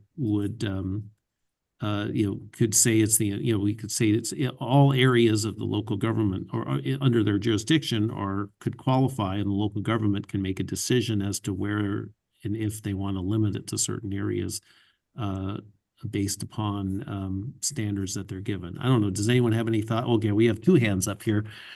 So I can stop my rambling and we'll hear from someone who might know something. Greg, why don't you start? Well, I guess my reaction to what you were just describing and in Dan's comments about having an exception process, and I have no objection to having an exception process, but if in fact these are all metrics that will likely change over time because of changes in technology and markets and broader economic changes, then ultimately the exception process just swallows the rule, right? Everything will end up being an exception. Because the 15% or less slope won't really apply any longer, and the 5 miles from electrical transmission won't really apply any longer, and the capacity factor won't apply any longer because things have changed so much. So I do think it's, I agree with the comment about we want this to be enabling, but I do think that if we shouldn't be quite so prescriptive here. We need to have language that is more flexible so that we don't end up having to just go and do an exception every single time, 10 years down the road from now. The other comment I'll make is, and this is just sort of nitpicky, but if you're going to have a capacity factor of at least something, it shouldn't be a range. It's either at least 22, at least 24, but not a range. Right. That's a good point. Lauren, you have your hand up next. Well, first, I'll say that this is rule, not statute, so we can change it. So I don't think we have to worry about as things change, this is not inflexible. But let me preface this all by saying this is not me supportive of this necessarily, but this is a push-pull. The developers are asking for an exception to our land use process to site solar on lands that are not currently zoned for the siting of solar. So I think that it is reasonable to ask for something out of it. So a capacity factor, or for it to be like, you're asking for example, like from my perspective, if you're asking for farmland to be converted for your use, maybe you should give us something like, okay, we want it to be located near electrical transmission. We want it to have a higher capacity factor. That's your give because you're taking farmland out of production, even if it's not what some people may consider high value farmland. It's still land that we in Oregon have designated as exclusive farm use land in our land use system that we'll be taking out of production. So I think like the give and take is there. And so I think that that's important to keep in mind, and also that this is rule, not statute. So it is easy to change, or easier to change, right? Like we put rules advisory committees together to change rule all the time. So that's not something that can't be done, as things need to be adapted and changed over time to reflect changes. So I don't think it's too much to ask that there be a little give and take in this from both sides. Okay, thank you, Lauren. That's a kind of a different perspective from what we heard earlier. I appreciate that. Dan, you have your hand up next. Yeah, so who says we're taking land out of production? What if we're actually making the agricultural production more efficient, boosting production? And I see Chad's on here, so I won't go into that in depth. He's the expert. But to my point, we're making assumptions about things. Like 5 years ago, agrivoltaics didn't exist. No one even thought of it, right? Now we know that combining solar and farming can actually boost production under certain circumstances. So one comment. The next thing is other assumptions we're making. So again, I may have missed where this came from because I wasn't at the last meeting, but when I look at this, what I see is government interfering in the free market. Like, why do we care if a solar project pencils out or not? We being a government, right? Like, let the market decide. And B, so the assumption behind that seems to be that there's some advantage to the community to have solar within 5 miles of transmission. What if there's a better spot 6 miles away?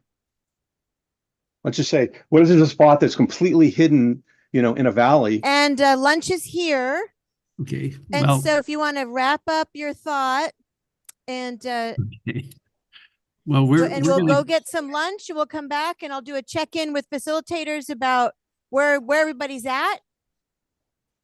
And last comment on B, I just checked the rules, the definition of transmission. It does not apply to smaller projects.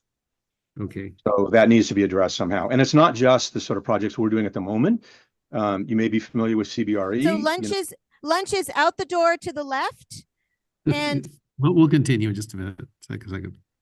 Yeah, which is, a major program the legislature enacted, and Pacific Power and PGE are both in the process of implementing, and those can go up to 20 megawatts.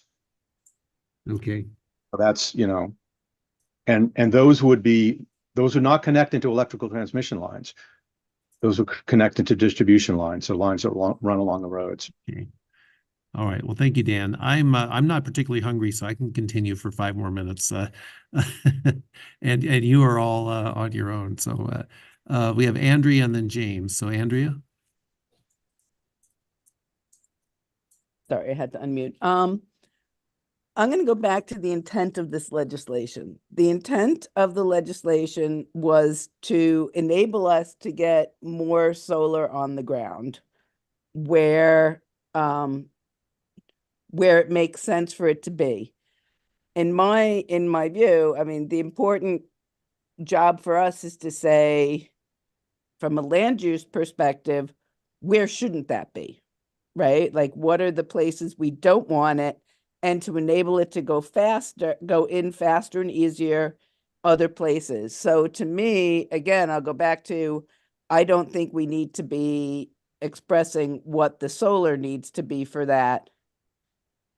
That's up to the developers to figure out. But what we need to be saying is, here's the locations that, fine and dandy, this is where it should go from a land use perspective. Okay. Thank you, Andrea. James, are you still with us? I don't see your hand anymore. Yeah, sorry, I'm here. Okay, there you are. I'm not. What's that? Oh, go ahead. Sorry. I think I might just hold off on the majority of my comments until maybe after lunch. Okay. I don't want to hold up anyone. So. All right.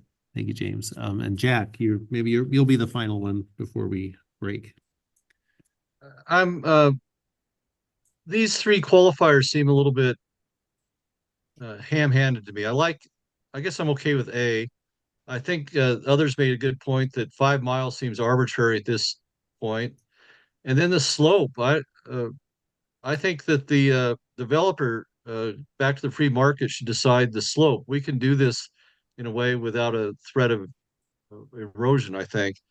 But things that do concern me, and maybe they're covered later, are soil productivity, the length of the growing season, and the amount of precipitation. We ought to, if we can, cite these things on less productive sites. It just seems to me, and as evaluated by soils and growing season and the amount of precipitation or access to irrigation a site might have. And I may not understand the rules well enough, but these to me do not seem as very good for locating a site. And I would maybe later we could hear from Chad, who's done a lot more research on this than I. Well, that's a good point, Jack. This is the one side of it where is there a base area, and then we've got some comments. We're going to be getting into all the areas you're talking about. I think after lunch. So we'll get back to that discussion. Thank you. I'd be happy to talk about that, Jack. And we'll be discussing that after lunch when we get into the section 6, I think. All right, thanks all, and we will see you in a few minutes. I'm not sure exactly what time, whatever the schedule said. All right, see you all. Bye.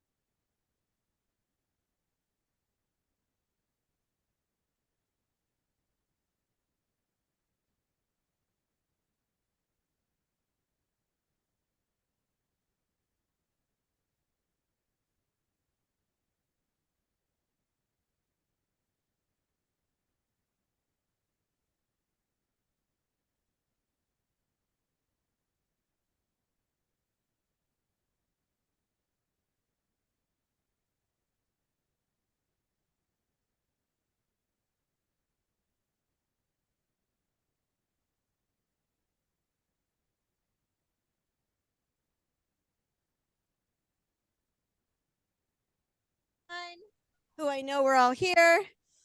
Thank you for your round of applause for our local lunch. John has been doing just a wonderful job of finding really great local caterers for our lunches. Yeah, exactly. So appreciate that, John.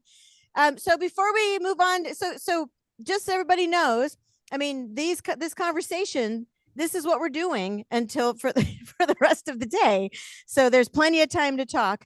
I would like to gauge where everybody's at, how far you got with the up to section 5. So I'm going to just look at our facilitators. I'll start with Dawn. How far did you folks get? Excellent for 1, 2, and 3. Sorry. We did excellent for 1, 2, and 3. And then actually it may have been 1 and 2. That is correct. So 3, 4, and 5, we did really quick, but we did make it through each one with some valid comments. Do you feel like your group needs any more time on 5? I think we're good on 5. Yes. It was pretty straight no on 5. It was pretty, yeah. Okay. There was, yeah. All right. How about group 2? Adam, just checking in how far y'all got. Yeah, in group 2, we got like the Roadrunner and Coyote crowd. They zipped through, and we got through 5. Spent a lot of time on 5, but I think we're good to move on. If they looking around, nodding heads, yeah. How about group 3? Run back here for Alexis. How far did y'all get? Group 3 got all the way through 5. Okay. And how about group 4? Group 4 spent time on 1 and 2 and 5. And there was no red flags raised for 3 and 4, but we didn't spend a lot of time discussing them. Okay, perfect. Hey, Gordon, how far did you all get? We got through all 5. Oh, you're on mute, Gordon. Or maybe, wait, I think we've muted you. Ariella's running. Try now, Gordon. We got through all 5. Nope, she's still working on it. Now try, Gordon. We got through all 5. Kind of anticlimactic, Gordon. All right. So how do folks feel about moving on to section 6 through 14? Let me just see some general head nodding around the room. Or us. Okay. All right. Yes. You know, do you want to do any sharing out in between, or do you want to just kind of hold it? I would like to, but I fear we won't get through as much as we should. I would like to, although I'm concerned that we might not get as far as we could, and I think it's important we get as far as we can. Yeah, so if you'll see on the agenda, we did have a presentation about, what was it going to be? The other divisions, and also, do we want to do these updates? Yeah. And so John has basically said, we could take the time from the updates, and we can take the time from the remaining divisions to give you all more time to talk. But then that also gives us some time at the end to hear from each group about kind of, where we're at. Does that sound all right? You're supposed to speak. It sounds all right. Okay. So John, do you want to talk about section 6 through 14? Yes. Here you go. So we're going to talk about section 6, and then we're going to stop for now, but we're going to get into the sections. So let's go ahead and take a look at the language of section 6. So this is intended, again, as a representation of how we think things could look, not a recommendation for how they should look. But following the customary order of operations of the Goal 5, not the standard process, but this process that follows the order of operations of how you go about a Goal 5 program, we get to a determination of significance. And this is really reading section 5, subsection 5, which is initial area of inquiry, to subsection 6, which is intended to be a statement of what we want to try to avoid. And there's different categories. They're not listed quite like this, but again, kind of reading this together, you come up with areas that we just really want to avoid and shouldn't be available. And what we mean here, we're trying to capture lands that are really areas that are really irreplaceable. Irreplaceable or very, very special wildlife habitat, or very, very good agricultural land, or very, very good Eastern Oregon's best forest land, those sorts of things. In areas that could be mitigated, kind of could be added back in. But I'll just going through here again. This list in A would say, these are ideal sites. Ideal sites have what development needs as specified in sub 5. They don't have these things, and you can kind of come back. But at first blush, an ideal site doesn't have these things because they're really what we're trying to avoid. Next slide, please. Subsection 6B, tries to say, okay, now we know what we really want to avoid. There are other areas that are probably pretty good. They're still pretty good. They have some things we'd kind of prefer to avoid if we can, but by and large, mostly they have what we need, and they do have what we need, and mostly don't have what we want to avoid. So, pretty good habitat to lower quality habitat, arable land that's not irrigated. We're gonna some of this. Think about this, because we're on tour. We're going to see some properties, some lands that very much characterize this.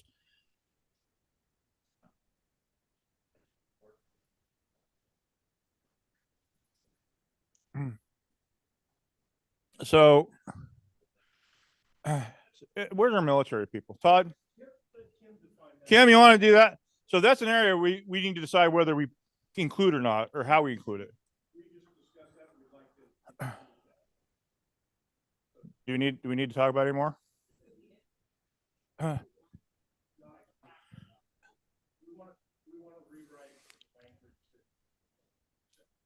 So what Todd Farmer with the Oregon Department of Military has shared is that the military, the Oregon Military Department, as well as the part of the Navy, are comfortable not including the Boardman geographic area concern, which is fine. But coming up with a better way to describe areas that they are interested in, and that this is the other piece, right? An ideal area doesn't have a military asset, but a pretty good area might. And if a pretty good area does and can be mitigated through the glint and glare study or something like that, it's available. It can be available. The way we've written this is that there can only really be one of these things. One, either it's wildlife habitat or arable land, or we've included a placeholder. The non-arable land is something, and we kind of were wondering, well, could we quantify what the state's best rangeland is? That didn't get a lot of support in the survey, and I think it could be challenging to do, even if it had. So Jim saying no. You don't think? Okay. So we got two people. We got good ideas. When I investigated that, I didn't come up with quite the same piece, but that's not my area of expertise. But these aren't guarantees. These are things that we think are things to consider. But the point here is that areas that are completely off limits based on 6A, there could be some add backs in 6B. So these are good sites. We don't have here is a specific listing of those areas that are just really good, that represent the sites that we really want to encourage. We kind of had to read these two together to come up with that. Next slide, please. Here's where we tried to represent that arrangement, right? So on the left-hand side would be how we read the interpretation of basically 6A being the ideal sites. These are areas that the lowest quality farming and ranching lands, the lowest quality forest lands, lowest quality habitat, no military airspace assets, as we determine that to mean, or not. But those are the areas that would be eligible to proceed without mitigation, right? In the middle category would be those that are eligible to proceed with mitigation if one of these things is present. So that puts back on the table some, if not all, non-arable land or rangeland, non-irrigated arable land, some of the good and decent habitat, and some military airspace. Other things we put some things to consider there. But the intention there is that there are areas, again, there are areas, it's an acceptance that ideal sites may be far and few between. We should try to find them, but it might be hard to find something like that. So we need to accept that, we need to try to understand how we get there when a site is really pretty good. When it really meets just about everything we're looking for, we can provide consideration for mitigation, and we'll work on what that means too. Lands that we're going to go look at, some of them that we'll see, which are we'll know them when we see them, and they really are the subject of the, I think it was mentioned, the 1,500 acres of developer proposed 1,500 megawatts of developer proposed energy. I believe probably meet this middle category. I don't know everything about those lands, so I don't know if they have. I don't think they probably have rushing ground squirrels or something, maybe, but they meet the first three pieces. That they're close to transmission, they have good solar access, they've got pretty flat land. By and large, they don't have most of what I think we're articulating as we'd like to avoid. Not eligible on the right hand side. I'll wrap this up. The best agricultural land, the best forest land, and the best habitat really would be those areas, how they're defined, that would be not eligible for this opportunity. They could go through traditional use process, traditional exception process, FSEC process, but they wouldn't be available for the special consideration that would be afforded by lands identified through this process. Next slide, please. So that's it. That's what I've got.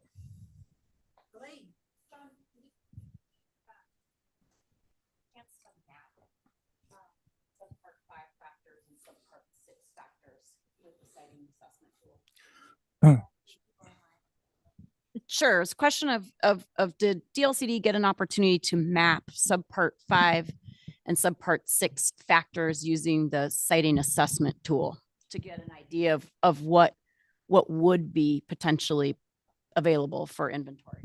So that's a great question. The answer is kind of. Right. So we've tried to map, because it's so hard to do it at a 17 county scale and be able to decipher what you end up with. I don't have the skill to be able to do that. But we have looked pretty closely at a variety of line segments in different counties, I think quite a few counties.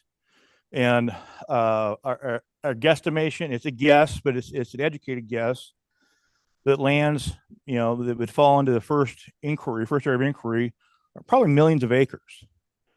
And I think that within those lands that would be remaining after they're filtered are probably hundreds of thousands of acres, and lands that could actually be assumed may be developable will probably be tens of thousands of acres. So that's a coarse indicator, but based on our way we've looked at it, I think that at the end of the day, we're probably looking at rough tens of thousands of acres. I don't know if that's a 90,000 or we know there's almost 20,000 right down here, which is a third of what we've heard might be organized. Yeah.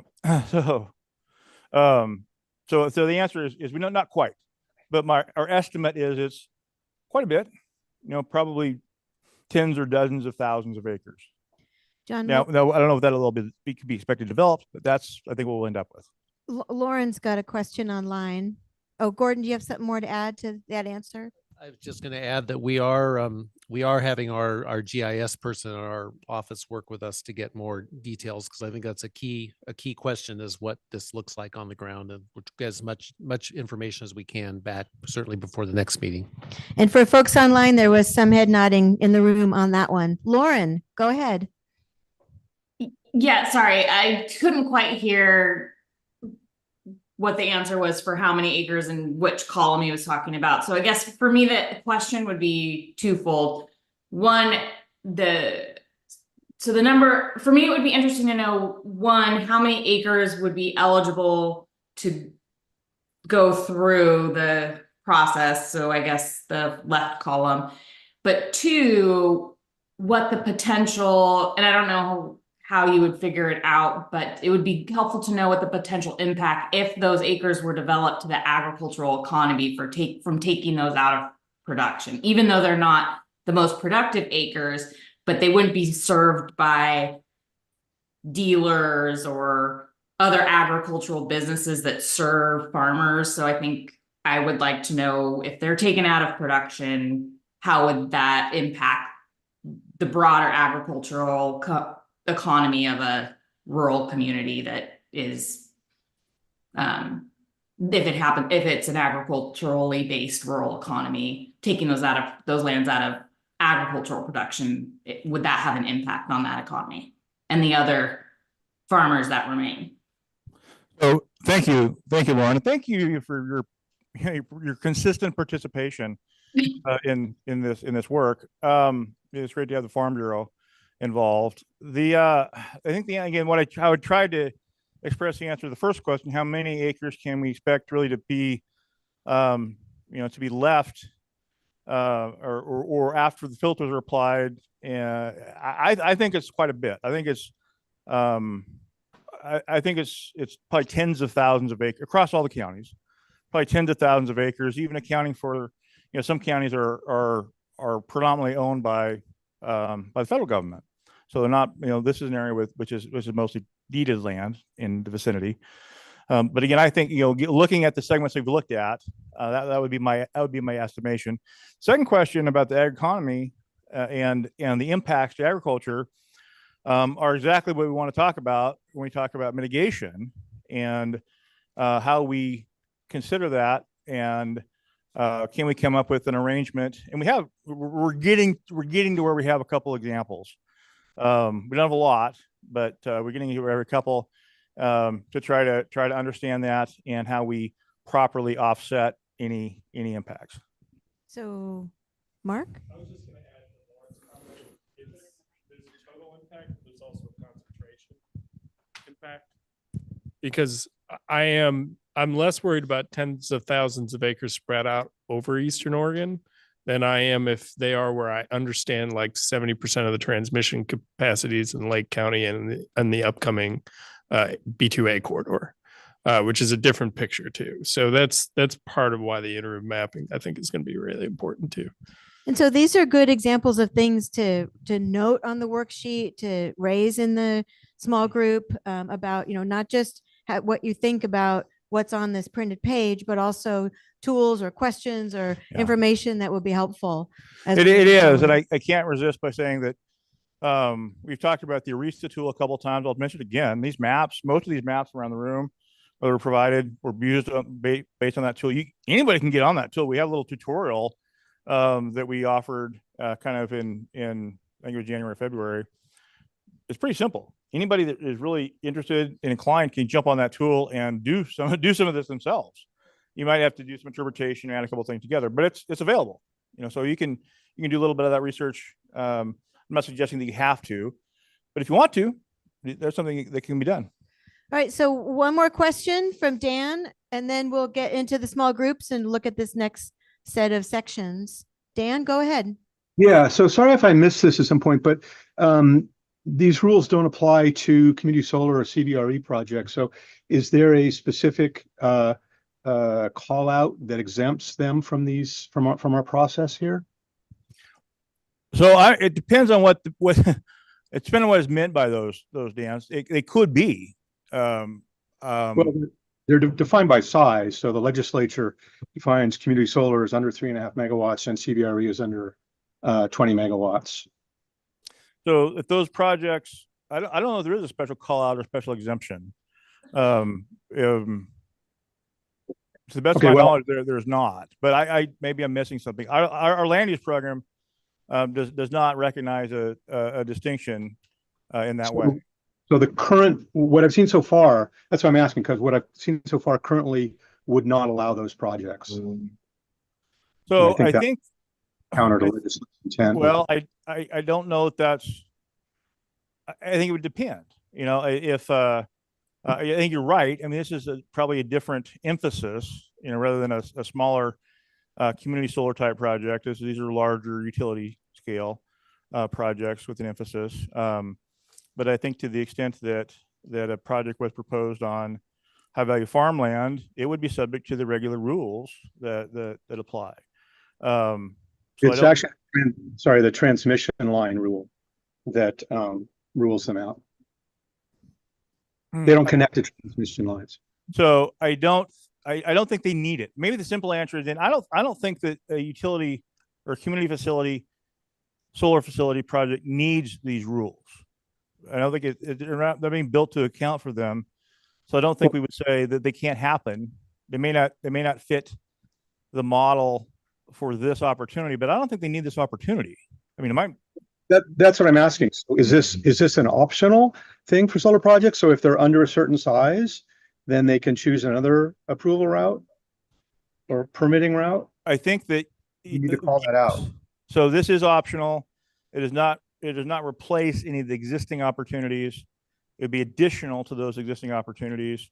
So, you know, if it, whatever it was, didn't fit into the parameters that ultimately adopted and the counties embrace, there's other, it's not a deal breaker. They have other opportunities to pursue. So how about we get back into our conversations?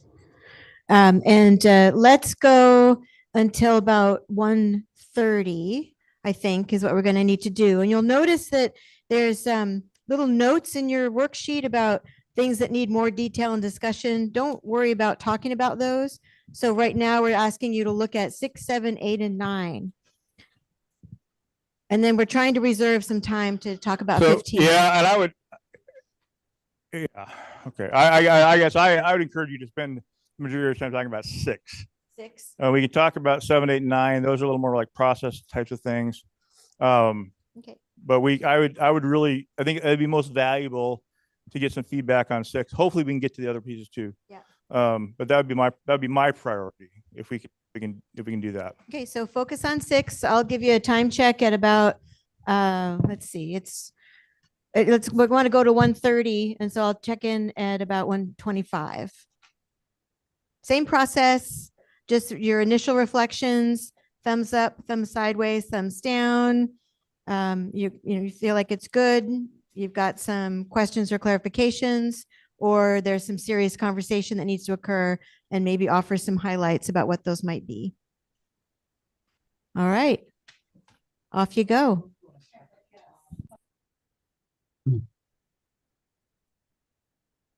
All right, let's see. Are we?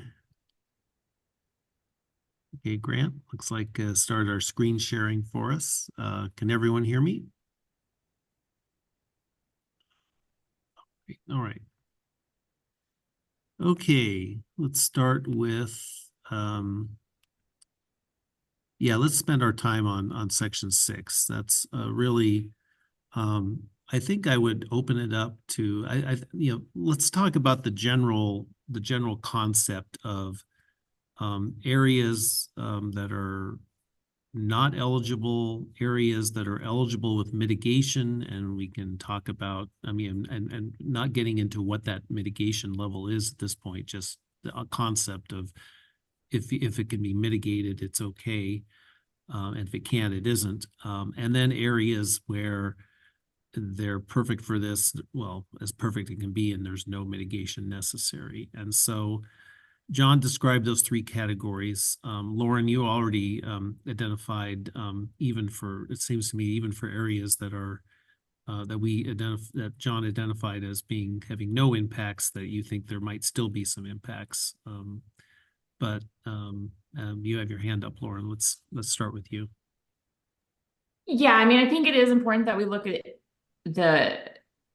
and I know the county is capable of doing this, and so I don't want to rule out the possibility that the county as a whole could look at how it would affect the their agricultural economy as a whole. But I did want to flag, and I don't know if she's in the room, but I'm kind of uncomfortable a little bit without hearing wheat's opinion, because dryland wheat is really important in Eastern Oregon, and they're not an irrigated crop. And so irrigation doesn't necessarily determine a regionally significant crop. And so and the definition of high value is tied to irrigation. And so that is where I get a little wishy-washy there. So I just wanted to raise that flag, because there's the dryland wheat part of this that is important to note. So okay. And so, yeah, that's and dryland wheat, is to clarify, is grown on lands that are not high value because they're not irrigated, but they also may not even be arable lands technically as well. So you're saying they would be non-arable lands, but they can still support dryland wheat. Is that what yeah, I'd just be very interested to know what the wheat growers feel about this. And I would defer to their. Okay. So we need more information on that. Yeah. Mm-hmm. Okay. Thank you. Greg, you're next. Yeah, thanks. So I'll make comments from two different perspectives, I guess, or maybe it's just an A and B perspective. But as a large forest land owner in an Eastern Oregon county, we're not particularly in support of limitations on ability to make decisions, land use decisions with our property based on growing capacity of the property. We like to maintain as much flexibility to make decisions around how we manage 600,000-ish acres of timberland in Klamath and Lake counties based on a variety of factors, not just on the growing capacity of the property. With respect to the specific numbers that are called out, I don't have a reaction to those, because I can't do the translation in my head from the cubic, I think it's cubic feet, to what we typically think about, which is board feet. And I'm also not a seasoned Eastern Oregon forester, so I wouldn't be able to tell you exactly whether or not those are the right numbers or not. The kind of B subset to my comment, though, is that we certainly are supportive of the idea that we want to maintain a viable forest land resource within a county to support the industry that is there, and even county level growth options for that industry. So I'm not opposed to the concept that the county would be making decisions based on a broad look at the forest resource within that county to support that industry. We don't want to be taking out all of the timberlands and making wood unavailable for existing milling infrastructure, for example. But I don't think that the specific numbers that are offered up are ones that we would necessarily want to support. I'd have to do a little more research on those numbers. I don't know if where those numbers even come from in the first place, and whether they're even relevant today, given the many changes that have happened in this industry. But as a general matter, we think that there's it's a much more complex question about how you utilize forest land than just the growing capacity. Okay. And we do have Dan eventually. Well, I think Dan may want to say something about that, but in between Dan Hubner. First we had Dan Orzek, who was in the queue, and then James, and then Dan Hubner. Why doesn't Dan Hubner go first? Okay. And James, you'll go after Dan Hubner then. All right. Thank you, my fellow Dan. So I just wanted to say on that 20 cubic feet, where it comes from, why that is. I haven't been doing this for that long, so I don't have firm answers on that history. And I think a lot of the DLCD folks may know that better than we do at Forestry, because I guess some background context for those who aren't aware of what we do. So we don't have a regulatory role in land use conversions. We're, not coming to this process with regulatory standards that need to be met, where we, advise our partner agencies on this kind of thing. So that's just first off caveat. We don't have any like imposing rules sort of role here. But as far as my understanding of that 20 cubic feet standard, I think that's just because it's how it's defined in Goal 4. That's not something that's been come up with for this process. And my understanding is that for Goal 4, they went with that soil capacity definition because for protecting Goal 4 forest lands, we're interested in the capability of the land regardless of whether it's stocked currently, So I think that's where that comes from. But as far as the specific standards about, 20, 50, whatever, I don't think we have any specific advocacy around that, except that, in the past, our position has been to maintain that 20 cubic feet standard for Eastern Oregon rather than relaxing it, because I think there have been some diverging discussions about the west side and the east side previously. But as far as I know, our department kind of high level policy position is we do support that 20 cubic foot standard for defining Goal 4 lands on the east side. Okay, thank you, Dan. James. Thank you. Appreciate it. I think I got a couple comments, and they're similar in nature. Excuse me. But going back to something that Lauren brought up about, just how we define the usability of land. And I'm a farmer. I've been farming what many would consider to be non-arable land for a long time. And I as a farmer, I would want to have the discretion to choose what's best for my landscape. And that may include at some point, even placing solar on it. But the reality is local governments are looking for the ability to be flexible for what works within their county. Developers have the ability to apply for applications in just about anywhere that they want. Doesn't mean that they're going to get it or that they're going to be granted. And there's a significant amount of flushing these kind of things out at the local level. If the local government is actually going to be the oversight committee or the land use approval body. So I just want to just kind of throw that caveat out there, is that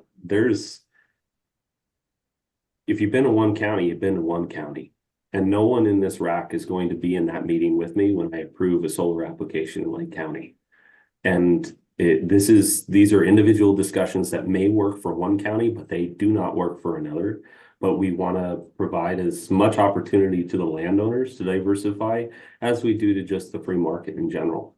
And if it's not appropriate, we decide that on a local basis. And that's a little bit of that balance I think that Lauren was talking to, earlier, in terms of, there's two sides to this coin.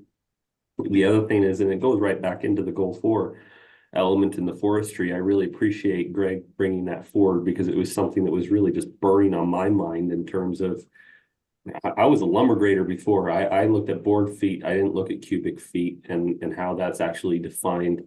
And we had half of our forests burn up in this county over the last few years. And I know the timber industry and a lot of those private timber holders were looking for ways to diversify, to look for alternatives, because it takes 80 years for a tree to grow out here, and we don't define it by cubic feet. So we want to be able to have opportunity My community wants to have opportunity. The local government wants to have a little bit of discretion. So there's got to be flexibility in these joints. That's kind of my point, and I can kind of see what Dan Hubner was saying about the 20 cubic feet. I don't remember the cubic feet within goal 4. That I could be wrong. You may be correct, Dan, that is how it's defined in that goal 4. But if we're going to be putting this in here, and I'm going to be reading these things and making decisions in land use, whether or not someone can or can't do this stuff on the soil classifications and everything, I'd want to be able to have some flexibility. I'm saying this as an elected official, that I would want to have some flexibility to choose what's best for that landscape now and what's best for that landscape 10 years from now, and based upon the input that I take from the people who actually take care of that landscape. Grazing is another element of that. You know, we talked a little bit about that arable land thing. I didn't see anywhere within this where it talks about the actual AUMs and the usability of some of that grazability of the land and how it can be utilized. And so there's two things. I'm asking for a little bit of a broader definition, but I'm also asking for some more specifics as well. Okay. Thank you, James. Let's see. Well, Dan, I think you gave up your hand earlier. Do you want to go next, and then we'll go to Lauren and Greg? Yeah, thanks. So I want to talk about the agrivoltaics, which I don't see here. But first, and maybe that's at a separate time. I'm confused about I did not hear an ask from Oregon Military Department or the Navy for this, and I don't know. Like, I'm assuming that means above ground level, 100 feet above ground level, right? Like, is that what we're talking about here? Like, I didn't hear that they cared what was on the ground underneath them. That mitigation was in the cockpit. Did I miss something? Or we may have missed something. Well, we would. I think we did hear maybe some things from the military today that would cause us to reconsider that, and we'll look at that very closely if was mainly regarding, I mean, their main concerns, as Kim Peacher stated, were with wind turbines, not solar, and it was an issue of the reflection, and that sounds mitigatable rather than disqualificational. But we will get more closely into that before the next meeting. Not to nitpick, but glare, I don't think so. Mitigation, what I heard was mitigations in the cockpit. Like, this is a fact of life on the ground, and they know how to deal with it. Well, so in that case, then you're right. Well, we will talk with them, and if they're fine with it not being an issue, that there's no reason we need to make it an issue. Certainly. Okay. Yeah. I mean, I was kind of surprised to see this there at all. Okay. Could I jump in on that just real quickly? Sure. It won't take too much time. We actually have an airport in Lake County that is completely surrounded by 70 megawatts of solar. The Air Force was notified of it because we have Kingsley Air Force Base in Klamath Falls, just over the hill. They've never said that it was a problem. And so I can see definitely notifying them of a large scale solar site and making sure that they were aware. But if the Air Force has a problem with it, if they're notified on every application of a large scale capacity. If it comes back and the Air Force says, hey, we don't like it, it's not appropriate, the project is dead unless there's some sort of a mitigatable factor. And I'm not aware of how you mitigate, other than whether or not the applicant can go tell the Air Force, hey, we're going to do non-glare panels or something like that. In which case the Air Force would still have to sign off on it. And if they're not okay with it, the project's dead. To the point of the Air Force today, she made it very clear, if it's a problem, it's not happening for us. As a matter of national defense, so I just thought I'd throw that in there with a little bit of experience working with them on that. Okay, thank you, James. And Dan, regarding agrivoltaics, we're going to be having a separate discussion of that entirely. That merits its own it's almost a carve out of all this in a way, figuring that, but that would obviously have some impact on some of these ag land issues, certainly, but we'll be talking about that later, definitely. Is that later today or? I believe in a subsequent meeting at this point, but. Okay. Because, yeah, when I won't beat it to death here, but when I look at D through F, it looks like the wrong approach, like a back-asswards approach here to me. Okay. I'm assuming that the thinking is putting these in and then mitigation is agrivoltaics, and that seems to me to be completely backwards approach, the way to approach it. Okay. So, well, I'll leave it at that, but. Okay. All right, Lauren, you're next.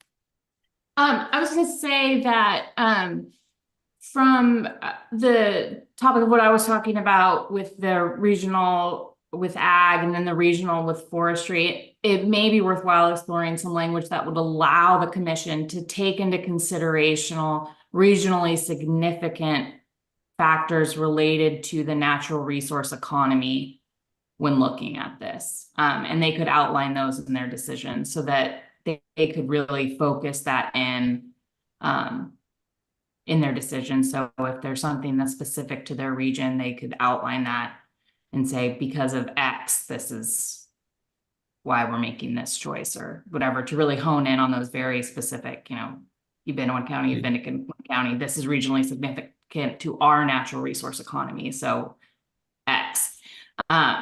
So I just wonder if we can find some space somewhere in this. And then on the topic of agrivoltaics, I'm also very interested to have that conversation because I was in a call with American Farm Bureau today, and we have thoughts about what exactly an agrivoltaic is, and how do you define that, and is it actually marketable in the end, the crop. So I'm looking forward to that discussion. Greg, you're next.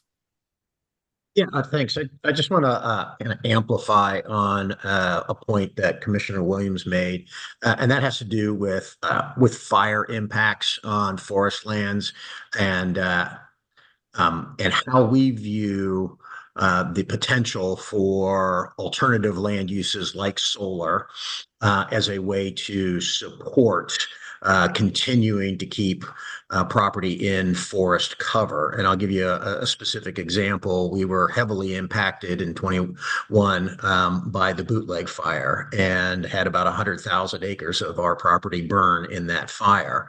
And the cost and logistics of replanting and putting that property back into forest cover is daunting.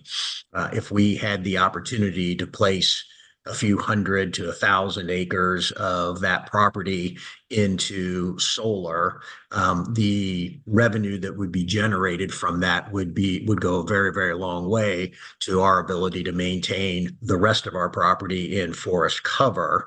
And regardless of what the capacity to grow that of that property might be. So I wouldn't want us to feel like we were being limited in our ability to take advantage of an alternative land use because an impacted property like that was designated as having a high growing capacity and thereby kind of forcing developers to consider other properties that might have a more streamlined permitting process when in fact, having the ability to put the solar on that property could actually be a net benefit to forest land cover overall.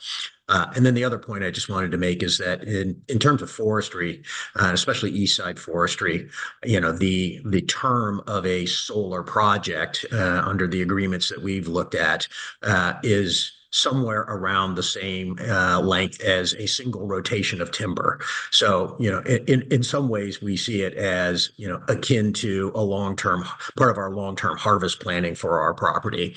It's not, we don't view it as taking property completely out of forest land use, but rather it's a temporary use that that can easily be factored into a larger property harvest planning. That's an interesting perspective, Greg. Before we only have a couple more minutes. No one's mentioned anything about all the wildlife habitat issues or items. Does anyone have any thoughts or concerns they want to share? It seems to me there's a couple of categories of really strongly no, and then others of mitigation. So let's see. We have Greg, James, and Lauren. Greg? Sorry, I hadn't taken my hand down yet. Okay. I just did. Okay, James, go ahead. Yeah, I can speak to that a little bit. I've been part of so many conversations for the last 3 years about wildlife mitigation, working with ODF and W. I've gotten into some big fights with them on appeals of both approvals and denials of the exact same application, and it was all over wildlife mitigation. Sage grouse in particular was a big part of our conversations, and mitigation usually transferred into juniper removal and the actual utility of those acres. And I think the big piece for that, if I can push anything in this rulemaking, is I would push for cross-boundary work. So you can actually increase the utility of the acres that you're actually treating for juniper. Say you're going to choose a 100 acre square for juniper removal. If it's just a donut hole, the utility of that 100 acres shrinks massively by if there's junipers on the juniper trees on the perimeter of that acreage, because you have predatory purchase. And it's always been an issue that, I hate trying to pull out in a quasi-judicial meeting, and it's quite frustrating. So I think cross-boundary work and giving maximum ability for the developer and the ODF&W to best understand, identify acres that actually need that work. Wildlife mitigation is a big thing to us.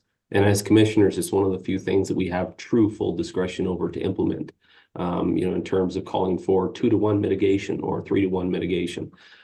Developers cringe when I say that, but the reality is, based upon the actual land and the utility of the land that you're taking out potentially of agricultural production, if you're not talking dual use in agrivoltaic, you want to increase your mitigation. And you want to increase the size and treat those acres appropriately to increase AUMs potentially in other areas and not lose the grazability of land. Juniper encroachment is a huge issue in Lake County. It is in Klamath and Harney County as well. I know I can speak for most of Eastern Oregon probably, but I think that's something on the sage grouse habitat. If you're looking for mitigation, that's how we would probably prefer to implement here in Lake County. I'd be curious to hear what other counties and other areas of Oregon, how they see wildlife mitigation and what their preferences would be for implementation. Thank you, James. Lauren?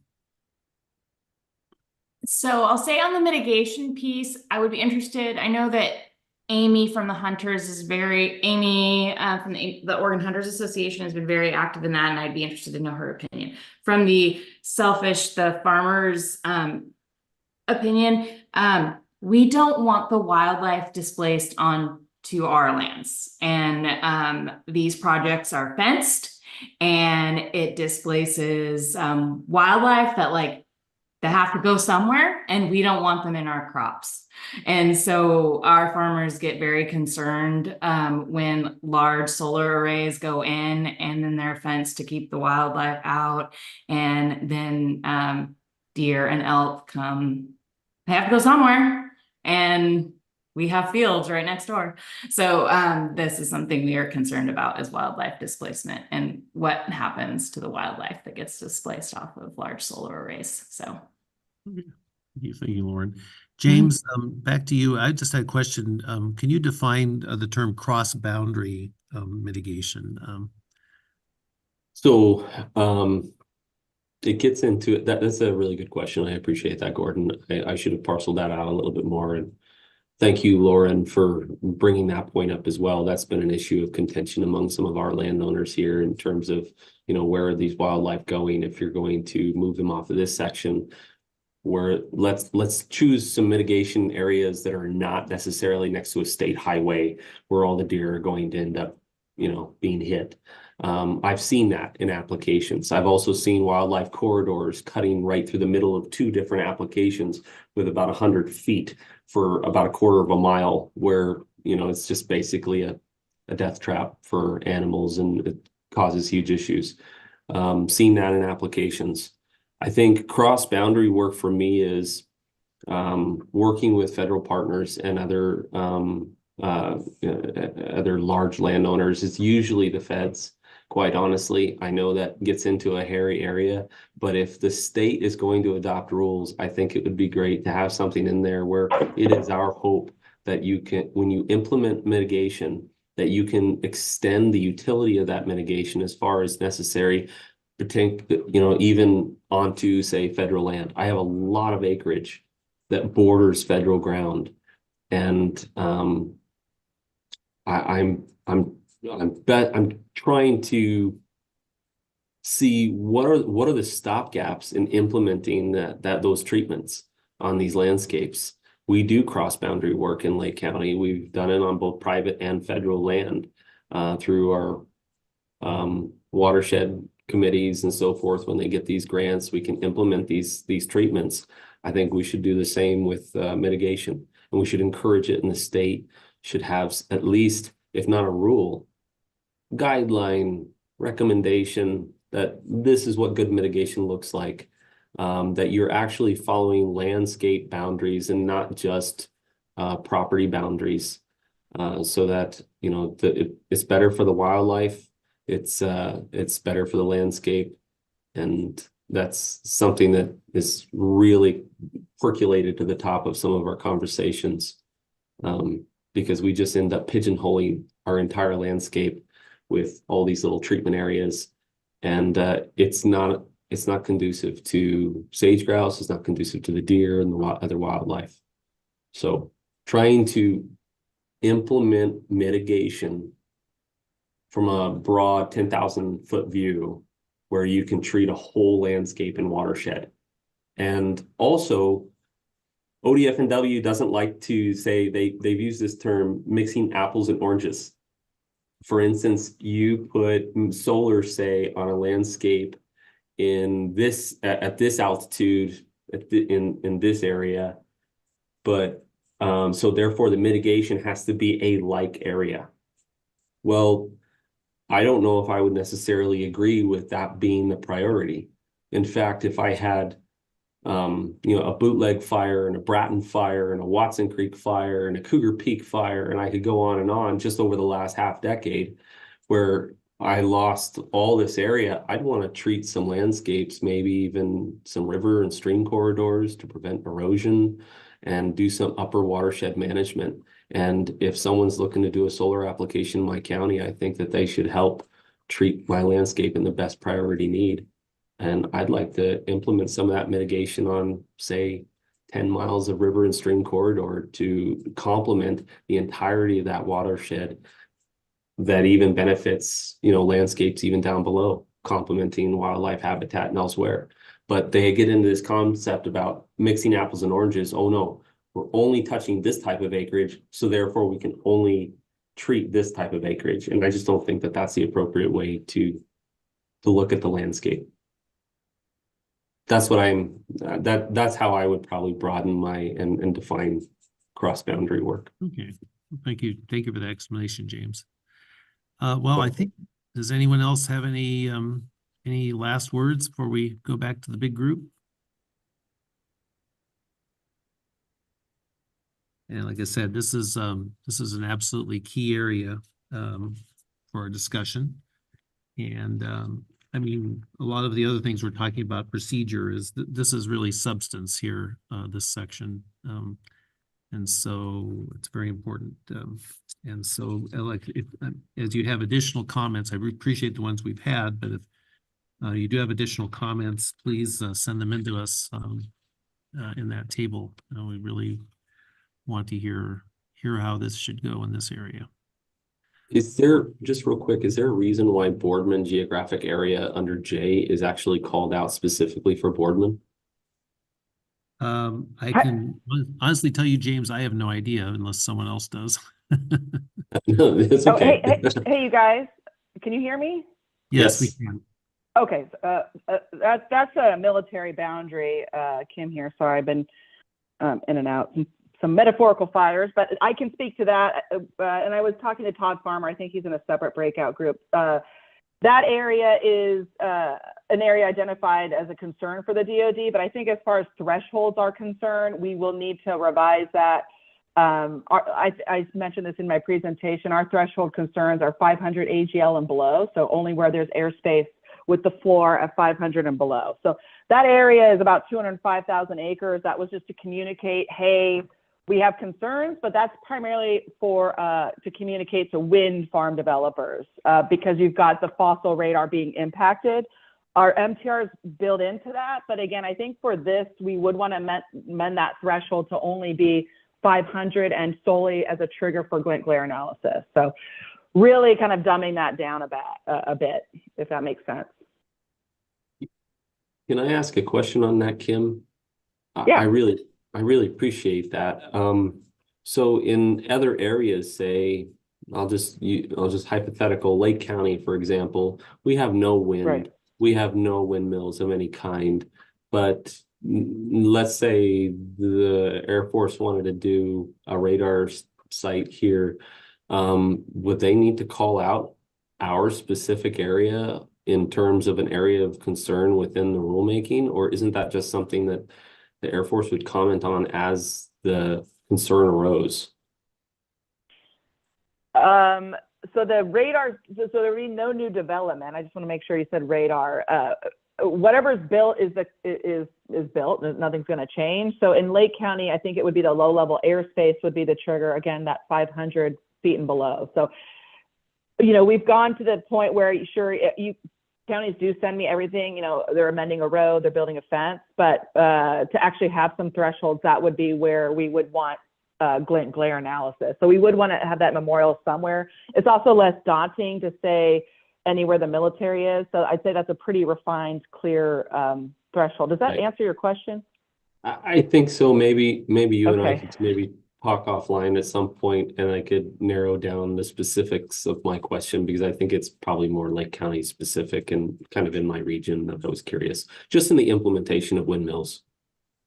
Oh yeah, wind, yeah, right. A little different there on that front. I don't think we have the radar level concern, but we would still have the obstruction for airspace. Okay, thank you. Yeah, but yeah, happy to talk offline as well. Dan or Zach? Yeah, hi, Kim. I guess I misunderstood this morning your comments. What a glint and glare analysis, what do you learn from that? That actually tells us if there is glint and glare. And that was kind of when I was talking about red, yellow, green.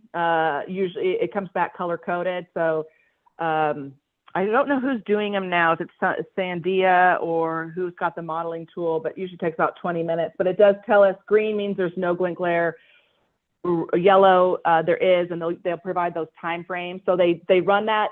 Developers normally run that for airports, but they would run it for the military airspace as if it was an airport, and then that comes back with that red, yellow, green. Yellow being certain times a day, and it's listed in that report. And then red, I think the threshold is still burning your retinas. I'm not sure if that's changed.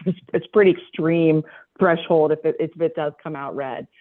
But we're mainly looking for when we get feedback on yellow. That's the most likely, and we are seeing with majority of solar project, there is some degree where whether it's 3 months of the year or for an hour or whatever that might be. We just want to, again, that's where I was mentioning taking that back to the pilots, and then they mitigate either visors down or just awareness as they're turning, depending on what they're doing, what their training is. So the results of the glint and glare analysis would not affect whether a solar project goes forward or not. It would simply affect you want to know where it is, and then it would affect how you guys respond to it in the cockpit. Exactly. I mean, if I've never seen it where it's, there's scenarios where we'd have asked for the angle to be changed during certain times of day. I've not seen that personally up here in the Northwest in the 9 years I've been here. It's pretty rare, but I know in that Navy region Southwest, there have been requests to the developers on the angle, but obviously a little different environment down there. Okay.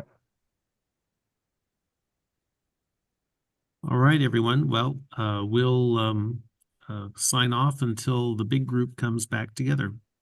Thank you all. Thank you.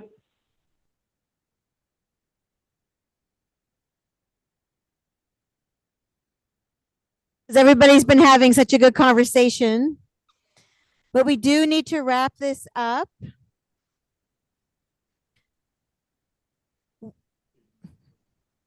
We've got about 15 minutes left in the meeting. Hey, Gordon, how is your group doing? Are you ready to wrap up? Oh, there you are, Gordon. Yeah, well, I'm gonna ask the group. So here's what we're gonna do in our last 15 minutes. Just finish up your last thought. It looks like Jim's got a last thought. You guys are good. They're quiet. You're good. Online is good.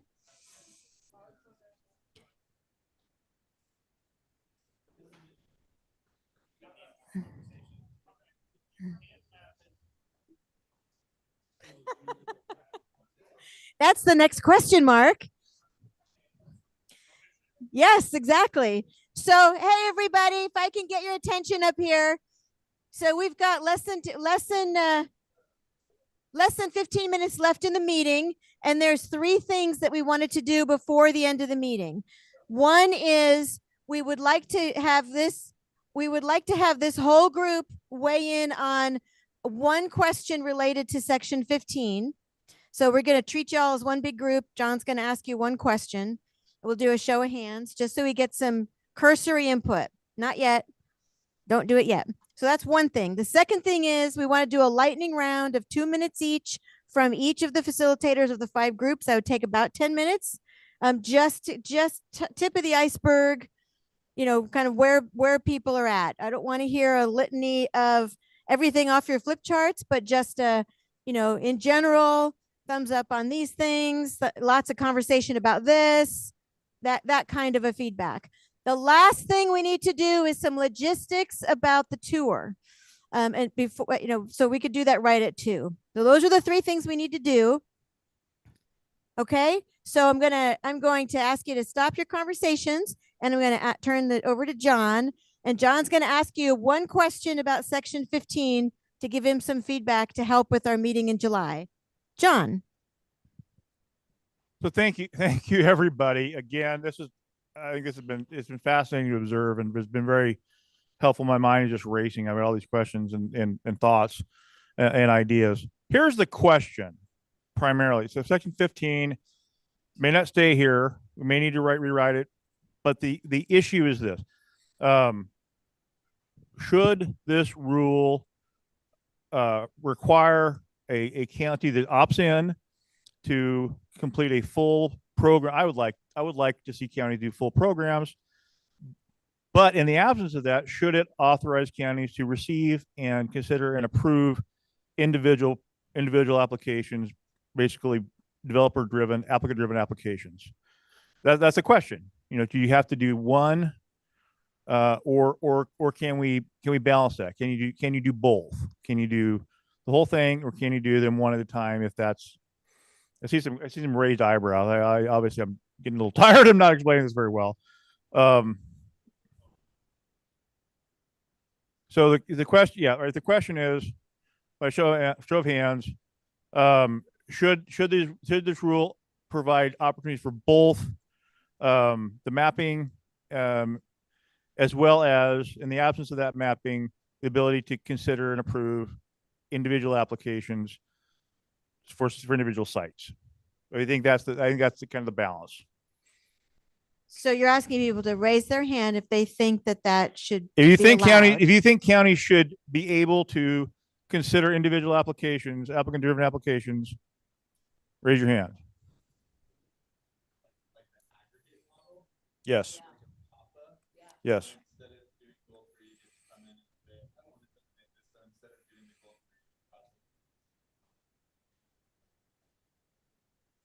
I think I would say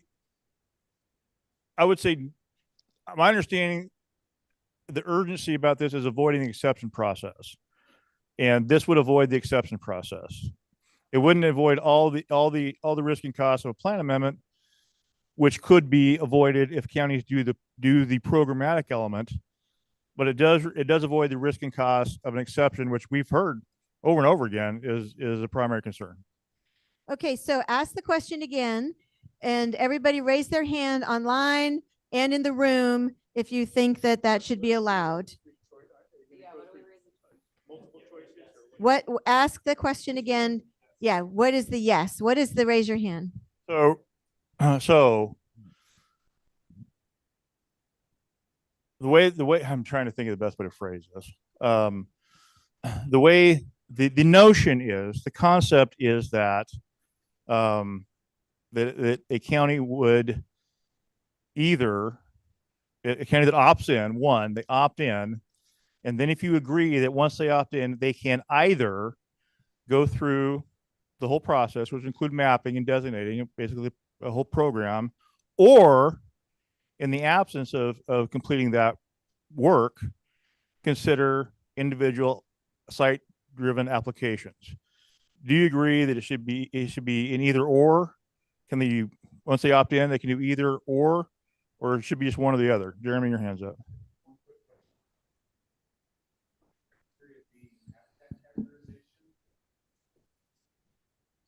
So,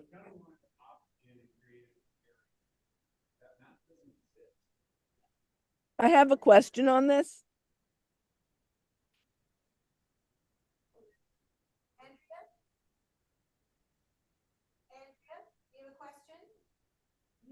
Andrew, do you have a question? Yes. I thought we didn't want to actually draw maps. So I think that is part of the question. Right? I thought that was a discussion we had last meeting, was that if you draw maps, you immediately, number one, raise the property values of what's within the map. So you create immediate winners and losers rather than letting the burden be on the applicant showing, yes, none of these things are present. So I think that's, so that is part of it. And that would be a choice if we choose to offer a rule that provides for both opportunities. That would be left to the counties. The counties could say, we want to do this upfront planning. We want to do this proactive planning with the benefits and investment that entails, or we're going to allow applicant-driven applications that demonstrate they meet the criteria. To Jeremy's point, ODF&W will need to somehow interact and help people know what category habitat there is. If that's not available, then we probably should stop talking about that. I don't hear anybody encouraging that, but there's going to need to be a level of participation by ODF&W to help identify what categories of habitat that are out there on the ground that are being talked about. So John, is the question, would it be more aptly framed as, does anybody want a map? So I think, well, we can ask that. I think it's, okay. I mean, that is another option, I guess. Again, I think that, yeah, sure, that's an option. Again, to map or not to map, or something in the middle. It feels like, we felt like, something in the middle is the best of both worlds. But do we want to write a rule that says you can't have a map? I would feel weird about that. But yeah, I see that. We've got 3 hands up online, or 2. Dan, go ahead. Hi there. Yeah, I just wanted to say on this question of like to map, not to map, who does it. So I'm a GIS person by day, so I think about this in terms of it's really hard to form a decision about that until we flesh out those criteria in subsections 5 and 6, because like, are we going to map? Who's going to map them? I feel it's difficult to reach an opinion about that before deciding what exactly those criteria are and how it would be most appropriate to map them. So that's kind of a nebulous comment, but it's I think it's hard to reach a decision on this mapping issue without more clarity on the specific overlays. Thanks, Dan. Commissioner Williams? Hi, thanks. I really don't want another map. Not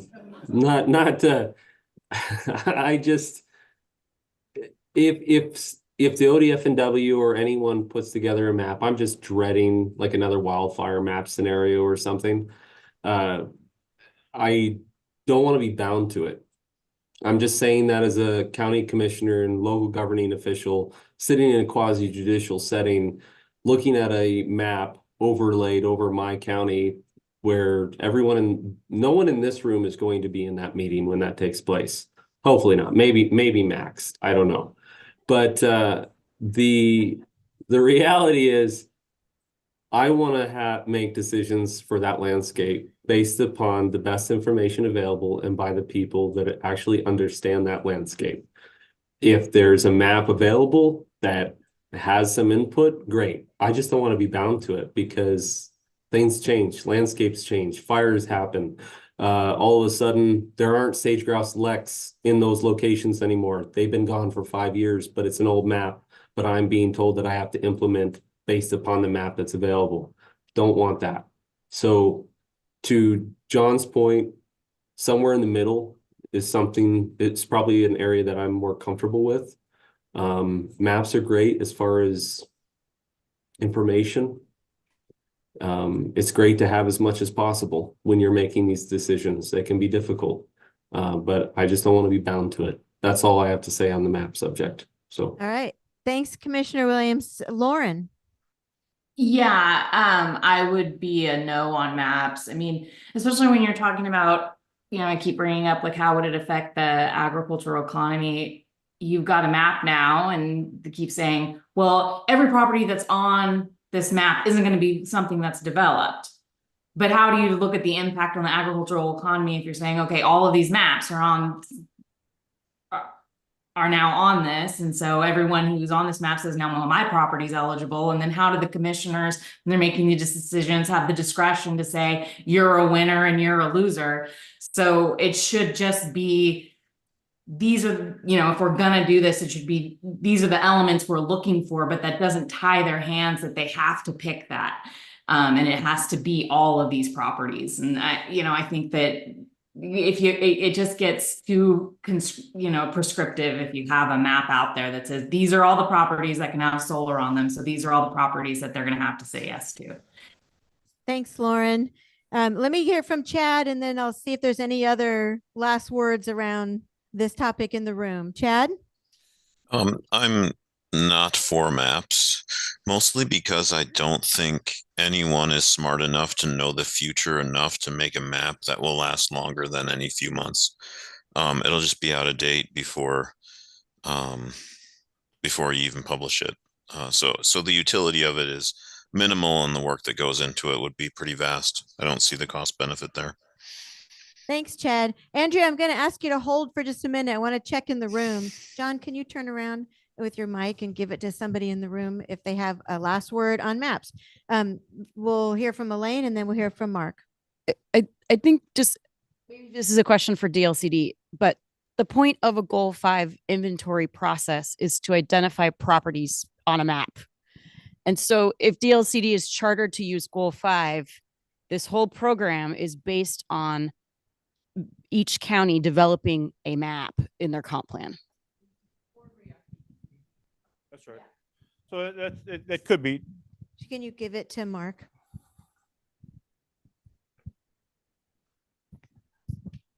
I may be alone on the ag side and wanting a map, but my concerns about not having a map are two. One is the solar gold rush is happening, right? The question about it in terms of understanding impact is, where does it happen? There's broad spectrum real estate speculation happening now. Narrow real estate speculation means that the impact and benefit of that happens in finite areas where we know and can understand it. If we don't end up with a map, I don't understand how we would assess the potential impact or even understand the impact. And the reality is we will have a map. The question is whether or not that will be a regulatory map or not. And so, you know, I hear your point, James, but that things will change and they will change, but at least a map gives us some level of certainty in terms of determinations. And in that quasi judicial role that you were mentioning, to me, that's a simpler question. Is it in the map or is it outside of the map? You know, I like certainty. And if we have some certainty, then everyone can move forward. It may not be a perfect map. It's definitely not going to be a perfect map, but the map in and of itself becoming a regulatory boundary gives certainty for all parties involved, so long as the map boundaries are drawn well. And that's what I would say. Thanks, Mark. Yeah. So this was a short-changed, large group conversation about Section 15. More to come. This was not meant to be a vote or anything like that. John just wanted some feedback because what's going to happen next is all the input that we've received today on the worksheets and the small group conversations. It's all going to John and his team to come back to you with a next iteration about what this looks like in Madras in July. Yeah, thanks. So thank you, Jamie. Hey guys, thank you so much for this. These are the kind of these are hard. We're starting to be hard conversations, right? That's what it's going to take. Okay, and so we welcome that. I appreciate your patience. There's going to be more to come. I've got some ideas. I think we can look at different options. We're not going to press forward. We're not going to press forward. You know, it sounds like there's different feelings and thoughts about to map or not to map. We're gonna recognize that and try to help come up with right ways to look at things, or different ways maybe that hopefully can help us turn the corner on that. So who's ready for a tour? hopefully we're there. Jamie, go ahead. Yeah, I was just going to say what we didn't do is the lightning round of any kind of gauge of where each group is at. We could take 10 minutes to do that, or we could, you know, we're going to summarize all of this as a part of the meeting summary, and you could put it you could read it. All right. What would you guys like to do? You want to do a lightning round? Or? Sure. I didn't, and I apologize. I was an oversight on my part. I didn't mean to cut that out. That's why I'm here, John. I know. That's why I brought you here. So I think it is helpful to close out. And again, please, facilitators, do not read from your lists. We just want to get a sense in a minute or two of, you know, here's where the group is at. Thumbs up around this, thumbs down around that. We need lots more conversation about this. And we'll start with, let's start with Gordon with your online group. Here comes the mic, Gordon. Okay, there's no way I can cover everything that was brought up, but the few things I do want to bring up. The first one, does an individualized decision on a one of these have to be a plan amendment, or could it be just a quasi judicial conditional use permit, which is less work? Secondly, why are we considering any limits under Section 5 with changing technology and local variations? There's a question, you know, if technology changed, what would happen in the future? Does a site mean more than one ownership? There's some language in our rule regarding that. The impacts on the agricultural economy are more complicated than soil type and need some more work. The forestry proposal, we had a couple comments, was too restrictive as written. For Eastern Oregon, there are special factors in play. We'll get into all those. Wildlife mitigation must be cross boundary by watershed rather than property boundary for those issues. And agrivoltaics could change a lot of things in all of this discussion. So those are a very, very brief summary. Okay, thank you, Gordon. Let's go to, let's work backwards. Well, unless Dawn, are you ready? Oh, okay, let's go with you. Dawn, go ahead. Group 1. Oh, I can project loud. Okay, so for introduction, we had a comment here, look to existing Division 23 language. So that's be similar, tracking similar to wetlands riparian, not having that be mandatory and changing some verbiage to may. And then another big concern was scale and scope. So general public may think that all solar is included in this in these provisions. Regarding definitions, Ensuring that it's all encompassing, not no inconsistencies. Basically what I stated up here. Definition identifying goal 5 resources may want to add to the introduction. And then we also had substitute some in section C, specifically substitute lands economically viable for solar energy. Caution of drafting clear and objective language, just kind of figuring out what that definition means. There were some comments about it being vague. And then concern over private owners not interested in being included in like an overlay area. Sorry. Whoops, there it goes. I knew it was going to happen. 3 local governments may amend their acknowledged comprehensive plan. Just needs to relate back to the definition. So we need some cleanup on that. And then designating resource areas, adding to existing inventories, not new. Number 4 is rather than using a standard process, basically adding significant to our definition. Number 5, quality, quantity, location. We just really didn't like much of that at all. So removing A and C, definition of slope is that average, that needs to be defined better. And then distance measurement from transmission line needs added specifications, where to measure from. And then we just had some general comments about the first set was assurance to open these opportunities for all solar projects, big and small.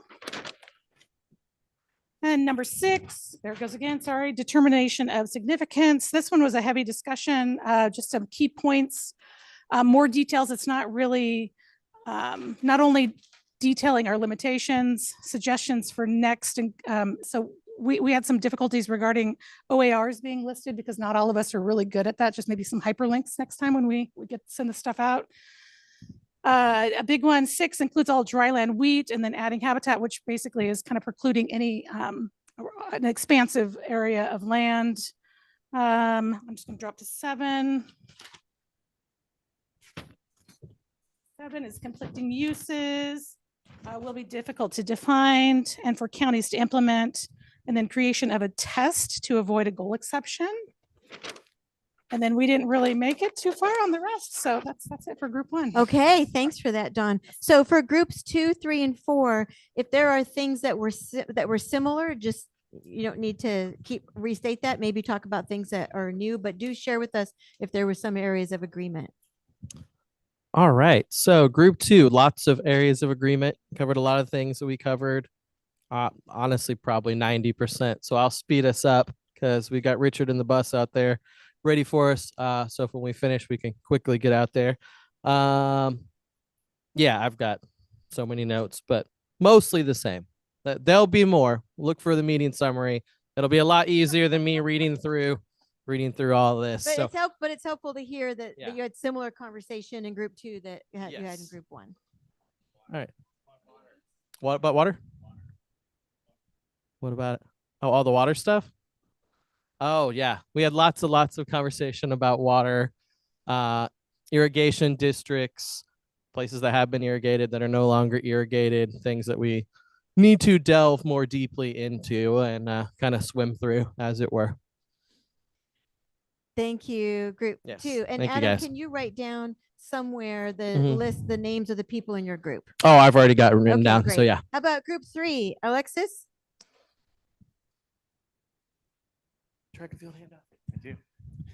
So group 3, I think we covered some of the same ground. I'll just highlight a few things. Basically thumbs sideways on nearly everything. We need to have a lot more detail and conversation.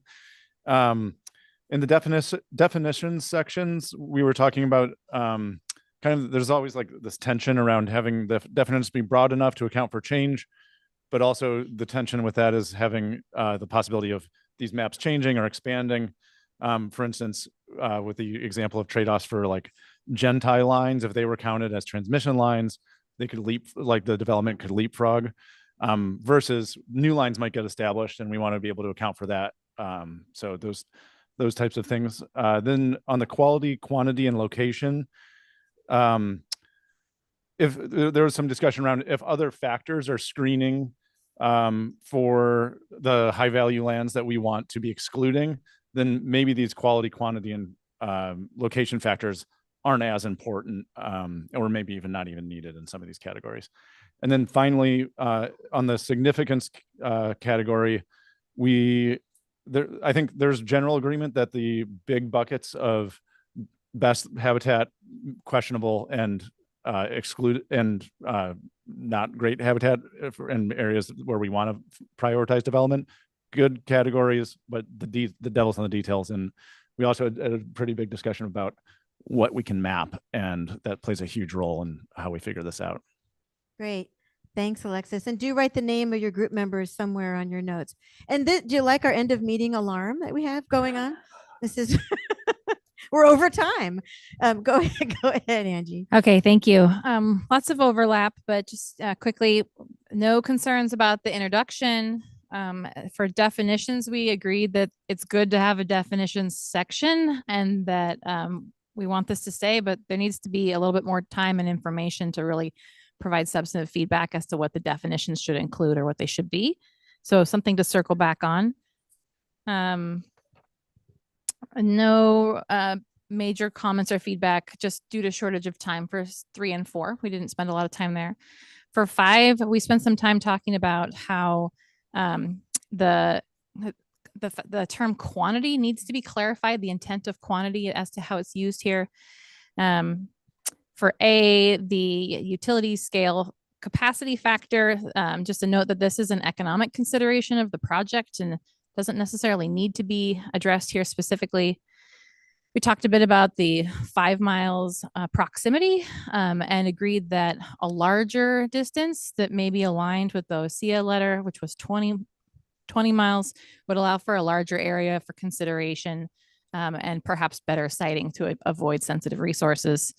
And then there was some concern about slope of 15%, and not necessarily the 15% metric, but just clarifying whether it's maximum slope, average slope, or what exactly that intends to capture. For section 6, we spent a bit of time. We want to confirm how cultural resources are going to be addressed, so we could circle back on that. We talked a bit about how the categories 1 through 4 habitat aren't mapped, and to Jeremy's point earlier, that there is a process that needs to happen with Fish and Wildlife to confirm that. Jim gave us some great information that he wrote down that I can convey to Kearns and West to get into the notes about the benefits of relying on soils instead of areas, so that we are not necessarily precluding projects that had, like, if there was an area that had good soils on half and lesser soils on the other half, you wouldn't necessarily throw half out, right? Like you wouldn't not be able to site your project, but you wouldn't also negatively impact farmland unintentionally. Let's see. Todd shared that he and Kim are going to replace some language about the military applications. And sorry, going through my notes here. I think that captures most of it. Did I miss anything? Did we talk about water? Just joking. So a lot of shared sentiments and concerns and opportunity. And I think we have some good notes in writing to convey for the meeting summary. Great. Well, thank you for that lightning round. We're at about 2:15, so appreciate everybody staying just a little bit longer.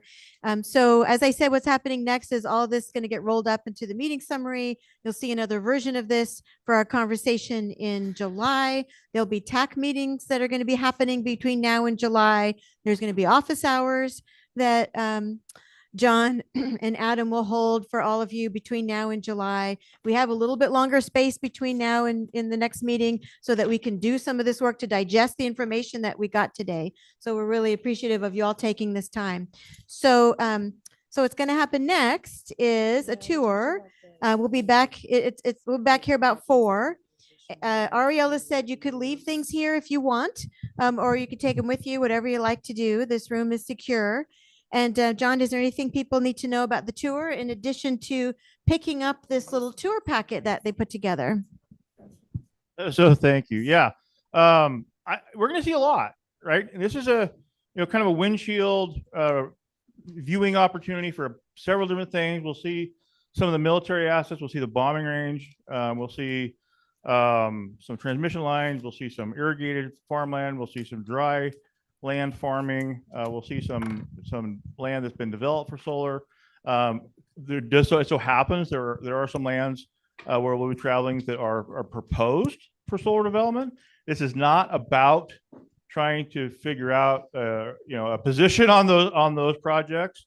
It's not about that at all. And we're very grateful that the folks that are involved with those projects have been so willing to participate and be helpful. But we're going to see some stuff, and we're going to see some things that fall in line with the characteristics, such as they are, right, that we've tried to offer as